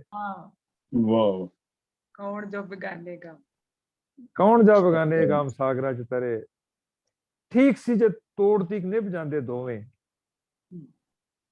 ਠੀਕ ਹੈ ਜੇ ਠੀਕ ਹੈ ਨਾ ਜਿੱਤੇ ਆਪਾਂ ਦੋਵੇਂ ਆਪਾਂ ਹਰੇ। ਚੇਤੇ ਹਵਾ ਹੱਥ ਭੇਜੀ ਨਾ ਤੂੰ ਚੇਤਿਆਂ ਦੀ ਡਾਕ, ਵਾਪਸੀ ਬਿਰੰਗ ਚਿੱਠੀ ਮੁੜ ਤੇਰੇ ਘਰੇ। ਵਾਹ ਜੀ, ਬਹੁਤ ਅੱਛਾ। ਹਵਾ ਹੱਥ ਭੇਜੀ ਨਾ ਤੂੰ ਚੇਤਿਆਂ ਦੀ ਡਾਕ, ਵਾਪਸੀ ਬਿਰੰਗ। ਮੈਂ ਇੱਕ ਹੋਰ ਰੁਬਾਈ ਗਜ਼ਲ ਇੱਕ ਸ਼ੇਰ ਸੁਣਾਉਣਾ ਚਾਹਾਂਗਾ ਜਗੀਰ ਵੀਰ। ਰਾਤੀ ਸੁਪਨੇ 'ਚ ਮੇਰੇ ਨਾਲ ਹਾਦਸਾ ਕੀ ਹੋਇਆ, ਅੱਖੋਂ ਅਥਰੂ ਨਾ ਕਿਰੇ ਤੇ ਮੈਂ ਸ਼ਮ ਸ਼ਮ ਰੋਇਆ। ਵਾਹ ਵਾਹ, ਰਾਤੀ ਸੁਪਨੇ 'ਚ ਮੇਰੇ ਨਾਲ ਹਾਦਸਾ ਕੀ ਹੋਇਆ, ਅੱਖੋਂ ਅਥਰੂ ਨਾ ਵਗੇ ਤੇ ਮੈਂ ਸ਼ਮ ਸ਼ਮ ਰੋਇਆ। ਜਿਵੇਂ ਜਿਵੇਂ ਸੂਲਾਂ 'ਚ ਪਰੁੱਚ ਜਾਣ, ਜਿਵੇਂ ਸੂਲਾਂ 'ਚ ਪਰੁੱਚ ਜਾਣ ਤਿਤਲੀ ਦੇ ਪਰ, ਰਾਤੀ ਇਸੇ ਤਰ੍ਹਾਂ ਮੇਰੀਆਂ ਉਮੀਦਾਂ ਨਾਲ ਹੋਇਆ। ਵਾਹ ਵਾਹ ਵਾਹ, ਕਿਆ ਸ਼ੇਰ ਹੈ ਜੀ। ਭਾਵੇਂ ਕੋਲਿਆਂ ਦੇ ਭੁੰਨ, ਭਾਵੇਂ ਕੋਲਿਆਂ ਦੇ ਭੁੰਨ, ਭਾਵੇਂ ਸੀਖ ਵਿੱਚ ਧੁੰਨ,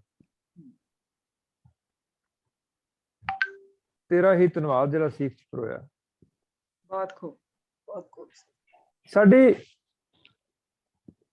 ਜ਼ਿੰਦਗੀ ਦੇ ਵਿੱਚ ਬਹੁਤ ਸਾਰੀਆਂ ਗੱਲਾਂ ਐਸੀਆਂ ਹੁੰਦੀਆਂ ਕੁਲਜੀਤ ਭੈਣੇ ਕਿ ਅਸੀਂ ਸਮਝਦੇ ਹਾਂ ਇਹ ਗੱਲਾਂ ਥੋੜ੍ਹੀ ਦੱਸਣ ਵਾਲੀਆਂ, ਅਸਲ ਜਿਹੜੀਆਂ ਚੀਜ਼ਾਂ ਅਸੀਂ ਮਾਰਜਨਲਾਈਜ਼ ਕਰ ਦਿੰਦੇ ਹਾਂ ਅਸਲ ਦੱਸਣ ਵਾਲੀਆਂ ਇਹੀ, ਜਿਹੜੀ ਇੱਕ ਖਾਸ ਕਿਸਮ ਦੀ ਇੱਕ ਫਲਾਵਰੀ ਕਿਸਮ ਦੀ ਆਪਾਂ ਆਭਾ ਮੰਡਲ ਆਪਣਾ ਕ੍ਰੀਏਟ ਖੁਦ ਕਰਦੇ ਆ ਨਾ, ਅਸਲ ਸਾਰੀ ਸਾਬਣ ਦੀ ਝੱਗ ਹੁੰਦੀ ਹੈ ਜਾਂ ਉਹ ਮੈਲ ਹੁੰਦੀ ਹੈ ਜਿਹਨੂੰ ਅਸੀਂ ਹਕੀਕਤ ਮੰਨ ਲੈਂਦੇ ਹਾਂ। ਮੇਰਾ ਇਹ ਭਰਮ ਪਹਿਲੇ ਦਿਨ ਮੇਰੇ ਅਧਿਆਪਕਾਂ ਨੇ, ਮੇਰੇ ਪਰਿਵਾਰ ਨੇ, ਮੇਰੇ ਸਮਾਜਿਕ ਚਿੱਤਰ ਨੇ ਤੋੜਿਆ ਹੋਇਆ ਕਿ ਝੱਗ ਹਕੀਕਤ ਨਹੀਂ ਹੁੰਦੀ। ਮਿਰਗਸ਼ਲੀ ਜਿਹੜੀ ਹੈ, ਜਿਹੜਾ ਮਿਰਾਜ ਜਿਹਨੂੰ ਕਹਿੰਦੇ ਆਪਾਂ, ਉਹ ਪਾਣੀ ਦਾ ਸਮੁੰਦਰ ਨਹੀਂ ਹੁੰਦਾ। ਮੈਂ ਤਾਂ ਸਾਰੇ ਹੀ ਜਾਣਦੇ ਆਪਾਂ, ਜਦੋਂ ਜਗੀਰ ਆਪਾਂ ਡੇਰੇ ਜਾਂਦੇ ਹੁੰਦੇ ਕਲਾਨੌਰ ਨੂੰ, ਤੇ ਖੱਦਰਾਂ ਵਾਲਾ ਕਲਰ ਸੀ ਜਿਹੜਾ ਉਹ ਕਿੰਨਾ ਲਿਸ਼ਕਦਾ ਸੀ ਰਾਤ ਨੂੰ। ਬਿਲਕੁਲ ਬਿਲਕੁਲ, ਪਰ ਪਾਣੀ ਨਹੀਂ ਸੀ। ਕਲਰ ਲਿਸ਼ਕਦਾ ਸੀ ਪਰ ਪਾਣੀ ਥੋੜਾ ਸੀ ਉਹ। ਸੋ ਸਾਨੂੰ ਤਾਂ ਖੱਦਰਾਂ ਵਾਲੇ ਕਲਰ ਨਹੀਂ ਬਚਾਇਆ ਹੋਇਆ ਕਿ ਸਾਨੂੰ ਪਤਾ ਵੀ ਧਰਤੀ ਦਾ ਕਲਰ ਪਾਣੀ ਨਹੀਂ ਹੁੰਦਾ। ਬਹੁਤ ਵਧੀਆ ਗੱਲਬਾਤ, ਬਹੁਤ ਕਹਿੰਦੇ ਯਾਦਾਂ ਵੀ ਜੁੜੀਆਂ ਸੀ ਔਰ ਤੁਹਾਡੀਆਂ ਸਾਹਿਤਕ ਰਚਨਾਵਾਂ ਵੀ ਸੁਣੀਆਂ ਸੀ, ਬਹੁਤ ਚੰਗਾ ਲੱਗਾ। ਮੈਨੂੰ ਇੱਕ ਦਿਨ ਆਇਆ ਆਪਣੇ ਕਲਾਨੌਰ ਤੋਂ ਫੋਨ ਆਇਆ ਕਿਸੇ ਦੋਸਤ ਦਾ, ਮੇਰਾ ਮਿੱਤਰ ਹੈ ਗੁਰਮੀਤ ਸਿੰਘ ਬਾਜਵਾ, ਬੜਾ ਪਿਆਰਾ ਮਿੱਤਰ ਹੈ, ਤੇ ਮੈਨੂੰ ਕਹਿੰਦਾ ਭਾਜੀ ਤੁਸੀਂ ਕਲਾਨੌਰ ਪਹਿਲੀ ਵਾਰ ਕਦੋਂ ਆਏ ਸੀ? ਮੈਂ ਕਿਹਾ ਮੈਂ ਕਲਾਨੌਰ ਕਦੋਂ ਪਹਿਲੀ ਵਾਰ ਆਇਆ ਸੀ ਮੈਨੂੰ ਨਾ ਪੁੱਛ, ਮੈਂ ਤਾਂ ਜਿੰਨੀ ਵਾਰੀ ਨਾਨਕੀ ਜਾਂਦਾ ਹੁੰਦਾ ਸਾਈਕਲ ਤੇ, ਹਰ ਵਾਰੀ ਕਲਾਨੌਰ ਮੈਂ ਕਿਹਾ ਸ਼ਿਵਾਂ ਦੇ ਦੁਆਲੇ, ਸ਼ਿਵ ਦੁਆਰੇ ਦੇ ਬਾਹਰਲੇ ਬੰਨੇ ਜਿਹੜਾ ਛੋਲਿਆਂ ਵਾਲਾ ਨਾ, ਉਹਦੇ ਕੋਲ ਮੈਂ ਕਿਹਾ ਬੀਬੀ ਦੇ ਪਕਾਏ ਪਰੌਂਠੇ ਜਿਹੜੇ ਅਚਾਰ ਨਾਲ ਬੰਨ੍ਹ ਕੇ ਦਿੰਦੀ ਸੀ, ਉੱਥੇ ਬਹਿ ਕੇ ਚਵਾਨੀ ਦੇ ਛੋਲੇ ਖਾਂਦਾ ਹੁੰਦਾ ਸੀ। ਤੇ ਘੱਟੋ ਘੱਟ 100 ਵਾਰ ਤਾਂ ਮੈਂ ਗਿਆ ਹੋਵਾਂਗਾ। ਸੋ ਮੇਰੀ ਅੱਖਾਂ ਬੰਨ੍ਹਦੇ, ਮੈਂ ਤੇਰੀ ਕਲਾਨੌਰ ਦੀ ਕੱਲੀ ਗਲੀ ਮੈਂ ਕਿਹਾ ਤੈਨੂੰ ਫੋਨ ਕੇ ਦੱਸ ਸਕਦਾ ਕਿੱਥੇ ਕਿੱਥੇ ਕੀ ਹੈ।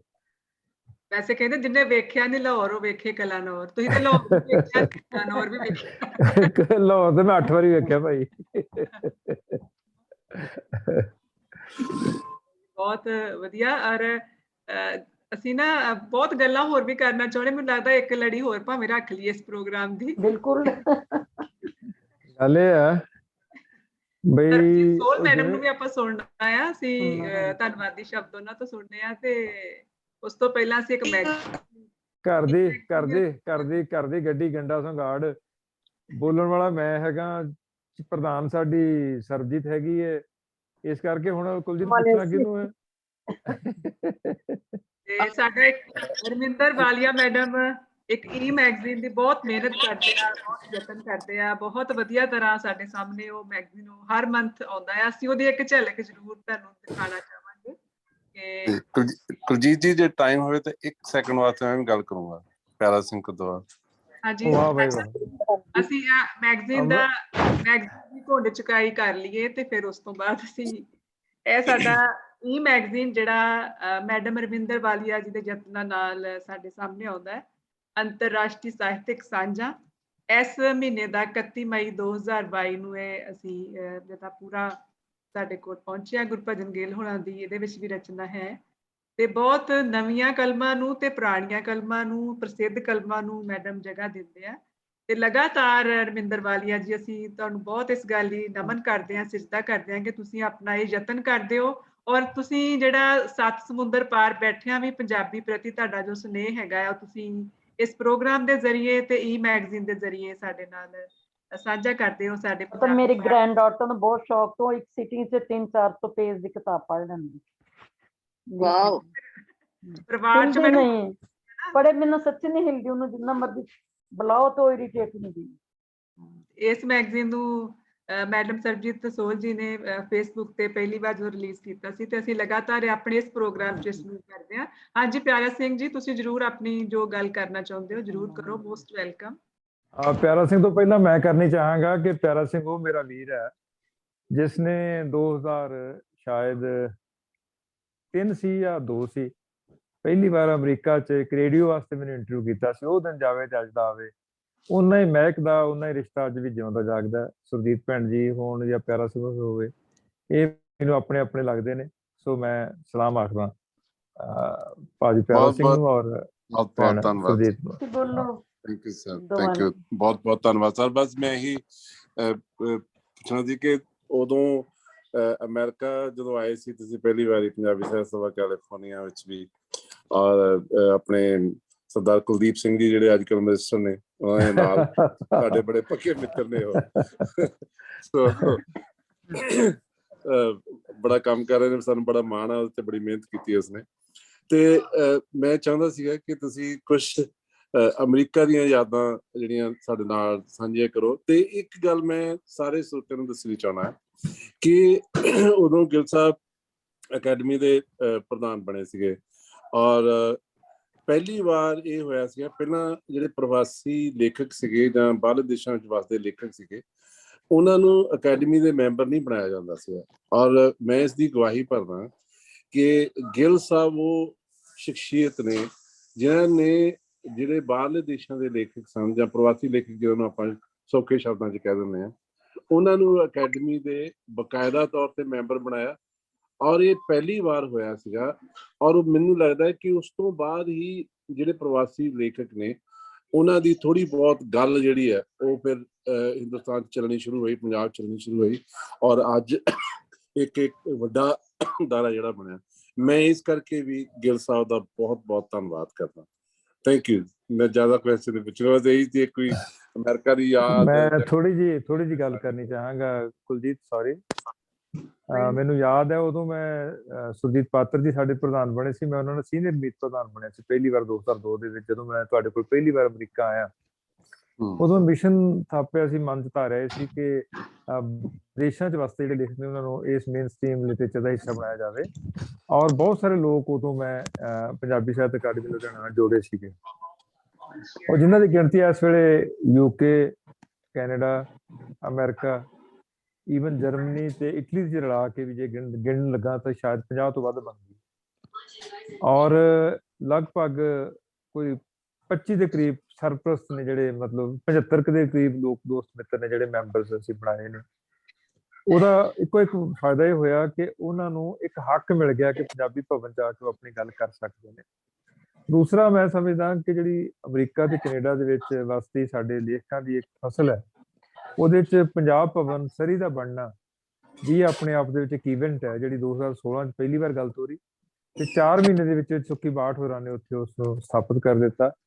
ਔਰ ਅੱਜ ਜਿਹੜੀ ਉੱਥੇ ਵਾਲ ਆਫ ਫੇਮ ਹੈ, ਰਾਈਟਰਸ ਦੀ ਗੈਲਰੀ ਜਿਹੜੀ ਪਰਮਾਨੈਂਟ ਉੱਥੇ ਐਸਟੈਬਲਿਸ਼ ਕੀਤੀ ਹੋਈ ਹੈ, ਉਹ ਵੀ ਸਾਰੀਆਂ ਤਸਵੀਰਾਂ ਮੈਂ ਇੱਥੋਂ ਇੰਡੀਆ ਤੋਂ ਬਣਵਾ ਕੇ ਲੈ ਗਿਆ ਸੀ। ਔਰ ਉਸ ਤੋਂ ਬਾਅਦ ਆਸਟ੍ਰੇਲੀਆ 'ਚ ਬ੍ਰਿਸਬੇਨ ਦੇ ਵਿੱਚ ਸਰਬਜੀਤ ਸੋਹੀ ਹੋਰਾਂ ਨੇ ਉਹੀ ਇਕਬਾਲ ਉੱਥੇ ਤਿਆਰ ਕੀਤੀ ਹੈ।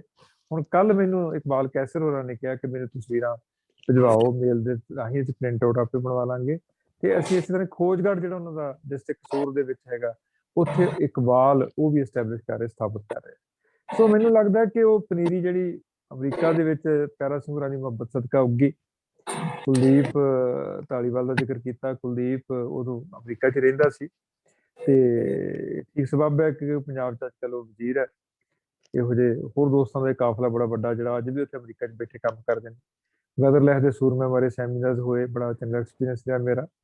ਨਾਲ ਦੀ ਨਾਲ ਉਹਨਾਂ ਧਰਤੀਆਂ ਤੇ ਜਾ ਕੇ ਉੱਥੋਂ ਦੇ ਮਿਹਨਤੀ ਲੋਕਾਂ ਨੂੰ ਮਿਲਣਾ, ਖਾਸ ਕਰ ਫ੍ਰੇਜ਼ਨੋ ਦੇ ਵਿੱਚ ਉਹਨਾਂ ਬਾਗ ਬਗੀਚਿਆਂ ਦੇ ਵਿੱਚ ਵਿਚਰਨਾ, ਉੱਥੇ ਬਹਿ ਕੇ ਨਜ਼ਮਾਂ ਪੜ੍ਹਨੀਆਂ ਤੇ ਉਹਨਾਂ ਦੋਸਤਾਂ ਮਿੱਤਰਾਂ ਦੇ ਪਰਿਵਾਰਾਂ ਦੇ ਵਿੱਚ ਵਿਚਰ ਕੇ ਜਾਣਨਾ ਕਿ ਇਹ ਲੋਕ ਕੀ ਕਰਦੇ ਨੇ, ਕੀ ਨਹੀਂ ਕਰਦੇ। ਸਾਹਿਤ ਵਾਸਤੇ ਜਿਹੜੀ ਸਾਹਿਤ ਸਭਾ ਕੈਲੀਫੋਰਨੀਆ ਦਾ ਅੱਜ ਹੀ ਫੰਕਸ਼ਨ ਚੱਲ ਰਿਹਾ ਇਸ ਵਕਤ, ਇਸ ਵੇਲੇ ਫ੍ਰੀਮਾਉਂਟ ਦੇ ਵਿੱਚ ਸੁਖਵਿੰਦਰ ਕੰਬੋਜ ਔਰ ਕੁਲਵਿੰਦਰ ਨੂੰ ਦੱਸਿਆ ਮੈਨੂੰ ਰਸੀਦ ਹੋਰਾਂ ਨੇ। ਇਹ ਸਾਰਾ ਇੱਕ ਉਤਸ਼ਾਹਤ ਜਿਹੜਾ ਕਾਫਲਾ ਆ, ਉਹਨਾਂ ਨੇ ਮੈਨੂੰ ਵੀ ਪ੍ਰੇਰਨਾ ਬਹੁਤ ਦਿੱਤੀ ਹੈ। ਸੋ ਮੈਂ ਦੇਣਦਾਰ ਹਾਂ ਉਹਨਾਂ ਸਾਰੇ ਭਰਾਵਾਂ ਦਾ। ਤੁਹਾਡੀ ਈਵਨ ਕੈਨੇਡਾ ਦੇ ਵਿੱਚ ਵੀ, ਟੋਰਾਂਟੋ ਦੇ ਵਿੱਚ ਇਕਬਾਲ ਮਾਲ ਹੋਰਾਂ ਮੈਨੂੰ ਪਹਿਲੀ ਵਾਰੀ ਬੁਲਾਇਆ ਸੀ ਜਦੋਂ ਮੈਂ ਬਾਅਦ 'ਚ ਅਮਰੀਕਾ ਵੀ ਗਿਆ। ਸੋ ਅਸੀਂ ਸਾਰੇ ਦੋਸਤ ਰਲ ਕੇ ਕਾਫਲਾ ਹੈ। ਅਸੀਂ ਜਿਸ ਦਿਨ ਪੈਦਾ ਹੋਏ ਸਾਂ ਉਸ ਨਾਲੋਂ ਜੇ ਜ਼ਿੰਦਗੀ ਅੱਜ ਖੂਬਸੂਰਤ ਬਣ ਸਕੇ ਤਾਂ ਸਾਨੂੰ ਉਹਦੀ ਕੋਸ਼ਿਸ਼ ਕਰਨੀ ਚਾਹੀਦੀ ਹੈ, ਤਾਂ ਕਿ ਜਿਸ ਦਿਨ ਅਸੀਂ ਅੱਖਾਂ ਮੀਟੀਏ ਉਸ ਦਿਨ ਥੋੜ੍ਹੀ ਬਹੁਤੀ ਸਿਫਤ ਤਬਦੀਲੀ ਜ਼ਰੂਰ ਹੋਵੇ। ਅਦਬ ਦੇ ਖੇਤਰ ਦੇ ਵਿੱਚ ਜਿਹੜਾ ਸਾਡੇ ਪੁਰਖਿਆਂ ਨੇ ਕੰਮ ਕੀਤਾ ਉਹਦਾ ਮੁਕਾਬਲਾ ਅਸੀਂ ਨਹੀਂ ਕਰ ਸਕਦੇ। ਉਹਨਾਂ ਸਿਰੜ ਸਾਡੇ ਕੋਲ ਨਹੀਂ, ਸਿਦਕ ਸਾਡੇ ਕੋਲ ਨਹੀਂ, ਤਪਸਵੀ ਮਨ ਨਹੀਂ ਹੈ ਉਸ ਕਿਸਮ ਦੇ ਜੋ ਸਾਡੇ ਪੁਰਖਿਆਂ ਕੋਲ ਸੀ, ਪਰ ਅਸੀਂ ਕੋਸ਼ਿਸ਼ ਤਾਂ ਕਰੀਏ। ਸੋ ਮੈਂ ਧੰਨਵਾਦੀ ਹਾਂ ਭੈਣ ਸਰਬਜੀਤ ਦਾ, ਜਿਹੜੀ ਚੇਅਰਮੈਨ ਸਾਡੀ ਪੰਜਾਬ ਸਾਹਿਤ ਅਕੈਡਮੀ ਦੀ, ਰਮਿੰਦਰ ਵਾਲੀਆ ਜੀ ਦਾ, ਕੁਲਜੀਤ ਦਾ, ਪਿਆਰਾ ਸਿੰਘ, ਸੁਰਜੀਤ, ਜਗੀਰ, ਹੋਰ ਸਾਰੇ ਦੋਸਤ ਨੇ ਇਸ ਸੰਗਤ ਹਾਜ਼ਰ ਨੇ, ਖਾਸ ਕਰਕੇ ਬੀਬਾ ਆਪਣੀ ਰਿੰਟੂ ਜੀ ਦਾ, ਜਿਨ੍ਹਾਂ ਨੇ ਬਹੁਤ ਖੂਬਸੂਰਤ ਅੰਦਾਜ਼ ਦੇ ਵਿੱਚ ਮੇਰੀ ਗਜ਼ਲ ਨੂੰ ਟੋਟਿਆਂ 'ਚ ਭਾਵੇਂ ਸੁਣਾਇਆ ਤੇ ਪੂਰੀ ਵੀ ਸ਼ਾਇਦ ਸਾਨੂੰ ਸੁਣਾ ਦੇਣ। ਸੋ ਅਸੀਂ ਸਾਰੇ ਮਿੱਤਰ ਪਿਆਰੇ ਕਾਫਲੇ ਦੀ ਸ਼ਕਲ 'ਚ ਜੇ ਤੁਰਦੇ ਰਹੀਏ ਤਾਂ ਜ਼ਿੰਦਗੀ ਹੁਸੀਨ ਹੋ ਸਕਦੀ ਹੈ। ਜ਼ਿੰਦਗੀ ਨੂੰ ਸੋਹਣਾ ਬਣਾਉਣ ਦਾ ਸੰਕਲਪ ਕਰੀਏ ਤਾਂ ਕਿ ਅਸੀਂ ਫਿਰ ਇਸੇ ਤਰ੍ਹਾਂ ਨਾਲ ਹੀ ਮੁਹੱਬਤ ਦਾ ਜਿਹੜਾ ਗੁਲਜ਼ਾਰ ਹੈ ਉਸ ਨੂੰ ਮਹਿਕਾ ਸਕੀਏ। ਬਹੁਤ ਬਹੁਤ ਧੰਨਵਾਦ। ਬਹੁਤ ਸ਼ੁਕਰੀਆ। ਨਜ਼ਮ ਸੁਣਾ ਦਿਓ। ਧੰਨਵਾਦ sir, thank you so much. ਬਹੁਤ ਸ਼ੁਕਰੀਆ ਜੀ। ਹੁਣ ਮੈਂ ਗੁਜ਼ਾਰਿਸ਼ ਕਰਦੀ ਹਾਂ ਮੈਡਮ ਸਰਬਜੀਤ ਸੋਲ ਜੀ ਨੂੰ ਕਿ ਉਹਨਾਂ ਦੀ ਜਿਹੜੇ ਅੱਜ ਸਾਡੇ ਮਹਿਮਾਨ ਗੁਰਭਜਨ ਗਿੱਲ ਜੀ ਨੇ, ਉਹਨਾਂ ਦਾ ਰਸਮੀ ਤੌਰ ਤੇ ਸ਼ੁਕਰੀਆ ਕਰਨ ਦੀ ਮੈਡਮ ਸਰਬਜੀਤ ਸੋਲ, ਪ੍ਰਧਾਨ ਪੰਜਾਬ ਸਾਹਿਤ ਅਕੈਡਮੀ, ਉਹਨਾਂ ਨੂੰ ਜੀ ਆਇਆਂ ਉਹਨਾਂ ਦਾ। ਔਰ ਧੰਨਵਾਦ ਮੈਡਮ ਨੇ ਸ਼ਬਦ ਬੋਲਨੇ। ਔਰ ਮੈਡਮ ਸਰਬਜੀਤ ਸੋਲ ਤੋਂ ਇਹ ਸਿਰਜਣਾ ਦੇ ਆਰ ਪਾਰ ਦੀ ਸ਼ੁਰੂਆਤ ਹੋਈ ਸੀ ਔਰ ਅੱਜ ਅਸੀਂ ਇਸਦਾ ਚੌਥਾ ਪ੍ਰੋਗਰਾਮ ਜਿਹੜਾ ਆ ਉਹ ਪੇਸ਼ ਕੀਤਾ ਹੈ। ਬਹੁਤ ਸ਼ੁਕਰੀਆ ਕੁਲਜੀਤ ਜੀ। ਸਾਹਿਤਕ ਸਾਂਝਾ ਪ੍ਰੋਗਰਾਮ ਦੇ ਬਾਨੀ ਮੈਡਮ ਰਮਿੰਦਰ ਜੀ ਤੇ ਮੇਰੇ ਬਹੁਤ ਹੀ ਪਿਆਰੇ ਸਤਿਕਾਰਤ ਵੀਰ ਗੁਰਭਜਨ ਗਿੱਲ ਜੀ ਤੇ ਹੋਰ ਸਾਰੇ ਹੀ ਸਰੋਤਾਗਣ ਜੋ ਅੱਜ ਅਸੀਂ ਜੁੜੇ ਹੋਏ ਆ ਇਸ ਆਨਲਾਈਨ ਪ੍ਰੋਗਰਾਮ ਦੇ ਵਿੱਚ। ਮੈਂ ਇੰਨੀ ਸਰਸ਼ਾਰ ਹੋ ਰਹੀ ਸੀ ਗੁਰਭਜਨ ਜੀ ਦੀਆਂ ਗੱਲਾਂ ਸੁਣ ਕੇ ਤੇ ਮੈਨੂੰ ਲੱਗਦਾ ਹੈ ਕਿ ਜਿੰਨਾ ਜਾਣ ਲਿਆ ਉਸ ਤੋਂ ਅਜੇ ਬਹੁਤ ਕੁਝ ਜਾਣਨ ਵਾਲਾ ਹੈਗਾ। ਤਾਂ ਜ਼ਰੂਰ ਅਸੀਂ ਕਿਸੇ ਵੇਲੇ ਖੁੱਲੀਆਂ ਗੱਲਾਂ ਕਰਾਂਗੇ ਕਿਉਂਕਿ ਇਹ ਬਹੁਤ ਸਾਰੀਆਂ ਗੱਲਾਂ ਜਿਹੜੀਆਂ ਅਸੀਂ ਕਰਨਾ ਚਾਹੁੰਦੇ ਹੁੰਦੇ ਹਾਂ ਪਰ ਉਹ ਰਹਿੰਦੀਆਂ ਰਹਿ ਜਾਂਦੀਆਂ ਹੁੰਦੀਆਂ ਨੇ। ਤੇ ਮੈਂ ਇੱਕ ਗੱਲ ਹੋਰ ਜ਼ਰੂਰ ਇੱਥੇ ਕਹਿਣਾ ਚਾਹਾਂਗੀ ਕਿ ਰਮਿੰਦਰ ਜੀ ਬਹੁਤ ਅੱਛਾ ਜਿਹੜਾ ਤੁਸੀਂ ਇਹ ਪ੍ਰੋਗਰਾਮ ਕਰ ਰਹੇ ਹੋ ਔਰ ਸਾਹਿਤਕ ਸਾਂਝਾ ਵੱਲੋਂ ਜਿਹੜਾ ਮੈਗਜ਼ੀਨ ਵੀ ਆ ਰਿਹਾ ਹੈ, ਬਹੁਤ ਸਾਰੀਆਂ ਪ੍ਰੇਰਨਾ ਸਰੋਤ ਗੱਲਾਂ ਜਿਵੇਂ ਕਿਤਾਬ ਵਾਲੀ ਗੱਲ ਤੇ ਮੈਂ ਦੱਸਣਾ ਚਾਹਾਂਗੀ ਕਿ ਮੇਰੇ ਕੋਲੇ ਝੋਲਾ ਹੁੰਦਾ ਹਰ ਵੇਲੇ, ਉਹਦੇ ਚ ਕਾਪੀ ਵੀ ਹੁੰਦੀ ਆ ਤੇ ਉਹਦੇ ਚ ਕਿਤਾਬਾਂ ਵੀ ਹੁੰਦੀਆਂ ਨੇ, ਮੇਰੀ ਇੱਕ ਨਹੀਂ ਕਿਤਾਬ ਦੋ। ਦੀ ਮੁੱਖ ਭੂਮਿਕਾ ਵੀ ਤੁਸੀਂ ਲਿਖੀ। ਹਾਂਜੀ, ਸੋ ਮਤਲਬ ਪੜ੍ਹਨ ਦਾ ਬੜਾ ਆਪਣਾ ਹੀ ਇੱਕ ਨਸ਼ਾ ਹੁੰਦਾ ਹੈ। ਬਿਲਕੁਲ ਅੱਜ ਵੀ ਮੈਂ ਸਫ਼ਰ ਕਰਕੇ ਆ ਰਹੀ ਸੀ ਤੇ ਘਰ ਪਹੁੰਚ ਕੇ ਮੇਰੇ ਕੰਨਾਂ 'ਚ ਝੱਪੇ ਆਏ ਹੁੰਦੇ ਆ, ਅਪ ਹਿਲ ਤੋਂ ਡਾਊਨ ਆਉਣਾ, ਤਾਂ ਉਹ ਕੰਨਾਂ ਨੂੰ ਉਦਾਂ ਦਾ ਮਹਿਸੂਸ ਹੋ ਰਿਹਾ ਆ। ਜਿਹੜੀਆਂ ਇੱਕ ਗੱਲ ਹੋਰ ਲਈ ਮੈਂ ਬਹੁਤ ਇਸ ਗੱਲ ਦੀ ਸ਼ੁਕਰਗੁਜ਼ਾਰ ਆ, ਸਾਰੇ ਹੀ ਕੈਨੇਡਾ ਦੇ ਬਹੁਤ ਹੀ ਪਿਆਰੇ ਜਿਹੜੇ ਸਾਡੇ ਲੇਖਕ ਨੇ, ਲੇਖਕਾਵਾਂ ਨੇ, ਕਿ ਅਸੀਂ ਇੱਕ ਬਣਾਇਆ ਸੀ ਪ੍ਰੋਗਰਾਮ, ਪਲਾਨ ਸੀਗਾ ਕਿ ਜਿਹੜੀ ਕਾਨਫਰੰਸ ਹੋ ਰਹੀ ਆ ਉੱਥੇ, ਅੰਤਰਰਾਸ਼ਟਰੀ ਕਾਨਫਰੰਸ ਹੋ ਰਹੀ ਆ, ਉਹਦੇ 'ਚ ਅਸੀਂ ਭਾਗ ਲਵਾਂਗੇ। ਪਰ ਕਿਸੇ ਗੱਲ ਕਰਕੇ ਅਜੇ ਤੱਕ ਉਹ ਉੱਥੇ ਜਾਇਆ ਨਹੀਂ ਜਾ ਸਕਿਆ।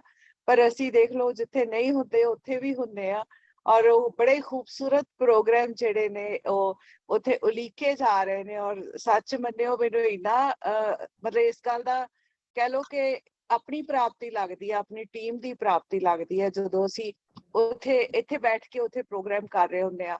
ਤੇ ਮੈਨੂੰ ਲੱਗਦਾ ਇਹੋ ਹੀ ਸਾਡੀ ਪ੍ਰਾਪਤੀ ਹੈ ਪੰਜਾਬ ਸਾਹਿਤ ਅਕੈਡਮੀ ਦੀ, ਕਿ ਅਸੀਂ ਸਾਰੇ ਲੇਖਕਾਂ ਜੋੜ ਸਕੇ ਆ, ਬਿਨਾਂ ਕਿਸੇ ਪੱਖਪਾਤ ਦੇ, ਬਿਨਾਂ ਕਿਸੇ ਕੈਟੇਗਰੀ ਜਾਂ ਵਰਗ ਦੇ ਜਾਂ ਕਿਸੇ ਗਰੁੱਪ ਦੇ ਵਿੱਚ ਸ਼ਾਮਲ ਹੋਏ ਬਿਨਾਂ ਅਸੀਂ ਸਾਰੇ ਇਕੱਠੇ ਔਰ ਉਹ ਜਿਹੜੀ ਮਹਿਸੂਸਿਆਤ ਆ ਉਹਦੇ ਨਾਲ ਸਰਸ਼ਾਰ ਹੋਏ ਰਹਿੰਦੇ ਆ। ਔਰ ਬੜਾ ਚੰਗਾ ਲੱਗਦਾ ਜਦੋਂ ਤੁਸੀਂ ਸਾਰੇ ਏਦਾਂ ਦਾ ਪ੍ਰੋਗਰਾਮ ਕਰਨ ਤੋਂ ਬਾਅਦ ਫਿਰ ਮੈਨੂੰ ਫੋਟੋਗ੍ਰਾਫਸ ਵੀ ਆਉਂਦੀਆਂ, ਫਿਰ ਮੈਨੂੰ ਨਿਊਜ਼ ਵੀ ਆਉਂਦੀਆਂ, ਤੇ ਮੈਨੂੰ ਲੱਗਦਾ ਹੈ ਕਿ ਇਹ ਜਿਹੜਾ ਲੰਬਾ ਸਫ਼ਰ ਆ ਪੰਜਾਬ ਸਾਹਿਤ ਅਕੈਡਮੀ ਦਾ, ਮੈਨੂੰ ਲੱਗਦਾ ਤਕਰੀਬਨ 8 ਸਾਲ ਤੋਂ ਜਿਹੜਾ ਹੈਗਾ ਅਸੀਂ ਇਹ ਕੰਮ ਕਰਦੇ ਪਏ ਆ ਅਕਾਦਮੀ ਦੇ ਵਿੱਚ, ਕਿੰਨੇ ਸਾਰੇ ਲੇਖਕਾਂ ਨੂੰ ਜਾਣਿਆ ਪਹਿਚਾਣਿਆ। ਔਰ ਸੱਚ ਜਾਣਿਓ, ਮੈਨੂੰ ਕਹਿ ਲਓ ਕਿ ਜਿਵੇਂ BSc ਕਰਨ ਕਰਕੇ ਮੈਨੂੰ ਜਿਹੜਾ ਵਿਚਲਾ BA ਵਾਲਾ ਕਿਤਾਬਾਂ ਪੜ੍ਹਨ ਵਾਲਾ ਸੀਗਾ ਨਾ ਮੌਸਮ, ਉਹ ਉਦੋਂ ਪੰਜਾਬੀ ਕੰਪਲਸਰੀ ਨਹੀਂ ਸੀ ਹੁੰਦੀ। ਸੋ ਇਹ ਸਾਰਾ ਕੁਝ ਜੋ ਮੈਂ ਪੜ੍ਹਿਆ, ਜੋ ਮੈਂ ਲਿਖਿਆ, ਜੋ ਮੈਂ ਜਾਣਿਆ, ਮੇਰੀ ਆਪਣੀ ਕਹਿ ਲਓ ਕਿ ਸ਼ਿੱਦਤ ਹੈ, ਜਿਸ ਕਰਕੇ ਮਤਲਬ ਮੈਨੂੰ ਚੰਗਾ ਲੱਗਦਾ ਲਿਖਣਾ ਪੜ੍ਹਨਾ ਜਾਂ ਪੰਜਾਬੀ ਦੇ ਲਈ। ਤੇ ਇਹ ਸਾਰੀਆਂ ਚੀਜ਼ਾਂ ਤੁਹਾਨੂੰ ਵਧੇਰੇ ਸੰਵੇਦਨਸ਼ੀਲ ਬਣਾਉਂਦੀਆਂ ਨੇ, ਵਧੇਰੇ ਤੁਹਾਨੂੰ ਮੈਂ ਤਾਂ ਇਹ ਕਹਾਂਗੀ ਕਿ ਤੁਸੀਂ ਅਧਿਆਤਮਵਾਦ ਦੇ ਨੇੜੇ ਵੀ ਲੈ ਕੇ ਜਾਂਦੀਆਂ ਨੇ। ਔਰ ਜ਼ਿੰਦਗੀ ਦੇ ਵਿੱਚ ਕੁਝ ਕਰਨ ਦਾ ਜੇਕਰ ਪਰਮਾਤਮਾ ਨੇ ਮੌਕਾ ਦਿੱਤਾ ਆ, ਤਾਂ ਅਸੀਂ ਉਸ ਦੇ ਸ਼ੁਕਰਗੁਜ਼ਾਰ ਹੋਈਏ ਔਰ ਹੋਰ ਚੰਗਾ ਜਿਹੜਾ ਕੰਮ ਆ ਉਹ ਕਰਦੇ ਰਹੀਏ, ਚੰਗਾ ਲਿਖੀਏ ਤੇ ਸਮਾਜ ਜਿਹੜਾ ਵਧੀਆ ਹੋਵੇ। ਤੇ ਮੈਂ ਦੇਖ ਰਹੀ ਸੀ ਕੁਲਜੀਤ ਜੀ ਤੇ ਕਮਾਲ ਕਰਦੇ ਨੇ, ਜਦੋਂ ਹੁਣ ਇੰਨੀ ਸੋਹਣੀ ਉਹਨਾਂ ਨੇ ਇੰਟਰਵਿਊ ਕੀਤੀ ਔਰ ਇਹ ਸਾਡੇ ਤੋਂ ਚੋਰੀ ਰੇਡੀਓ ਤੇ ਵੀ ਜਾ ਪਹੁੰਚਦੇ ਨੇ। ਕੁਲਜੀਤ ਜੀ, ਸਾਡੇ ਬੰਦੇ ਸਾਡੇ ਕੋਲੇ ਹੀ ਚੰਗੇ ਲੱਗਦੇ ਨੇ ਤੇ ਅਸੀਂ ਹੁਣ ਇਸ ਤਰ੍ਹਾਂ ਦੀ ਹੋਰ ਇੰਟਰਵਿਊਜ਼ ਜਿਹੜੀਆਂ ਨੇ ਉਹ ਕਰਨ ਜਾ ਰਹੇ ਹਾਂ ਅਕਾਦਮੀ ਵੱਲੋਂ। ਨਵਾਂ ਜਿਹੜਾ ਹੁਣ ਆ ਜਾਣਾ ਹੈਗਾ ਸਾਡੇ ਕੋਲੇ ਅਗਲੇ ਸਾਲ ਦੇ ਲਈ ਪਲੈਨਿੰਗ ਭੇਜ ਦਿੱਤੀ ਆ। ਸੋ ਅਸੀਂ ਗੁਰਭਜਨ ਜੀ ਦੀ ਮੁਲਾਕਾਤ ਵੀ ਰਿਕਾਰਡ ਕਰਾਂਗੇ ਔਰ ਉਹਦੇ ਚ ਖੂਬ ਲੰਮੀਆਂ ਸਾਰੀਆਂ ਗੱਲਾਂ ਕਰਾਂਗੇ, ਫਿਰ YouTube ਦੇ ਉੱਤੇ ਉਹ ਚਲੇ ਜਾਏਗੀ। ਸੋ ਮੈਂ ਬਹੁਤ ਧੰਨਵਾਦੀ ਹਾਂ ਰਮਿੰਦਰ ਜੀ ਦੀ, ਗੁਰਭਜਨ ਗਿੱਲ ਭਾਜੀ ਦੀ। ਔਰ ਜਦੋਂ ਤੁਸੀਂ ਤੁਹਾਡੇ ਮੂੰਹੋਂ ਕਲਾ ਨਾਰ ਬਟਾਲਾ ਉਹ ਸਾਰਾ ਸੁਣਦੀ ਆ ਨਾ, ਤੇ ਮੈਨੂੰ ਆਏ ਲੱਗਦਾ ਵੀ ਮੈਂ ਉੱਥੇ ਜਿਉ ਰਹੀ ਹਾਂ, ਮੈਂ ਉੱਥੇ ਤੁਰ ਰਹੀ ਹਾਂ। ਮੈਨੂੰ ਆਪਣੀਆਂ ਜਿਹੜੀਆਂ ਜੜ੍ਹਾਂ ਨੇ ਜਾਂ ਉਹ ਕਹਿ ਲਾ ਮਝੈਲਾਂ ਵਾਲੀ ਜਿਹੜੀ ਉਹ ਮਹਿਸੂਸਿਆਤ ਹੈ ਨਾ, ਉਹ ਮੈਨੂੰ ਨਹੀਂ ਲੱਗਦਾ ਵੀ ਕਦੇ ਕਿਸੇ ਹੋਰ ਨੂੰ ਹੋ ਸਕਦੀ ਹੈ। ਇਹ ਸਿਰਫ ਮਝੈਲਾਂ ਦੇ ਹਿੱਸੇ ਹੀ ਆਈ ਹੈ। ਖਾੜਕੂਪਨ ਭਾਵੇਂ ਉਹਨਾਂ ਨੂੰ ਕਹਿ ਲਓ ਤੁਸੀਂ ਲੜਾਕੇ, ਜਾਂ ਕਹਿ ਲਓ ਕਿ ਅੱਗੇ ਹੋ ਕੇ ਕੰਮ ਕਰਨ ਵਾਲੇ, ਹੱਕ ਲਈ ਸੱਚ ਲਈ ਖੜਨ ਵਾਲੇ, ਇਹ ਸਾਰਾ ਕੁਝ ਜਿਹੜਾ ਹੈ ਨਾ, ਇਹ ਸਾਨੂੰ ਸਾਡੇ ਮਾਝੇ ਨੇ ਦਿੱਤਾ। ਔਰ ਸਾਨੂੰ ਗਰਵ ਹੈ ਇਸ ਗੱਲ ਦੇ ਉੱਤੇ ਤੇ ਕਿ ਅਸੀਂ ਉਸ ਮਿੱਟੀ ਦੇ ਜੰਮ ਪਾਲਿਆ ਜਿੱਥੋਂ ਦੀਆਂ ਮਾਈਆਂ ਰੱਬ ਰਜਾਈਆਂ ਨੇ। ਸੋ ਬਹੁਤ ਬਹੁਤ ਸ਼ੁਕਰੀਆ ਗੁਰਭਜਨ ਗਿੱਲ ਜੀ ਔਰ ਔਰ ਫਿਰ ਕੱਲ ਸਾਡਾ ਸਾਹਿਤ ਅਕੈਡਮੀ ਦਾ ਕੈਨੇਡਾ ਦੀ ਧਰਤੀ ਦੇ ਉੱਤੇ ਪ੍ਰੋਗਰਾਮ ਹੈ।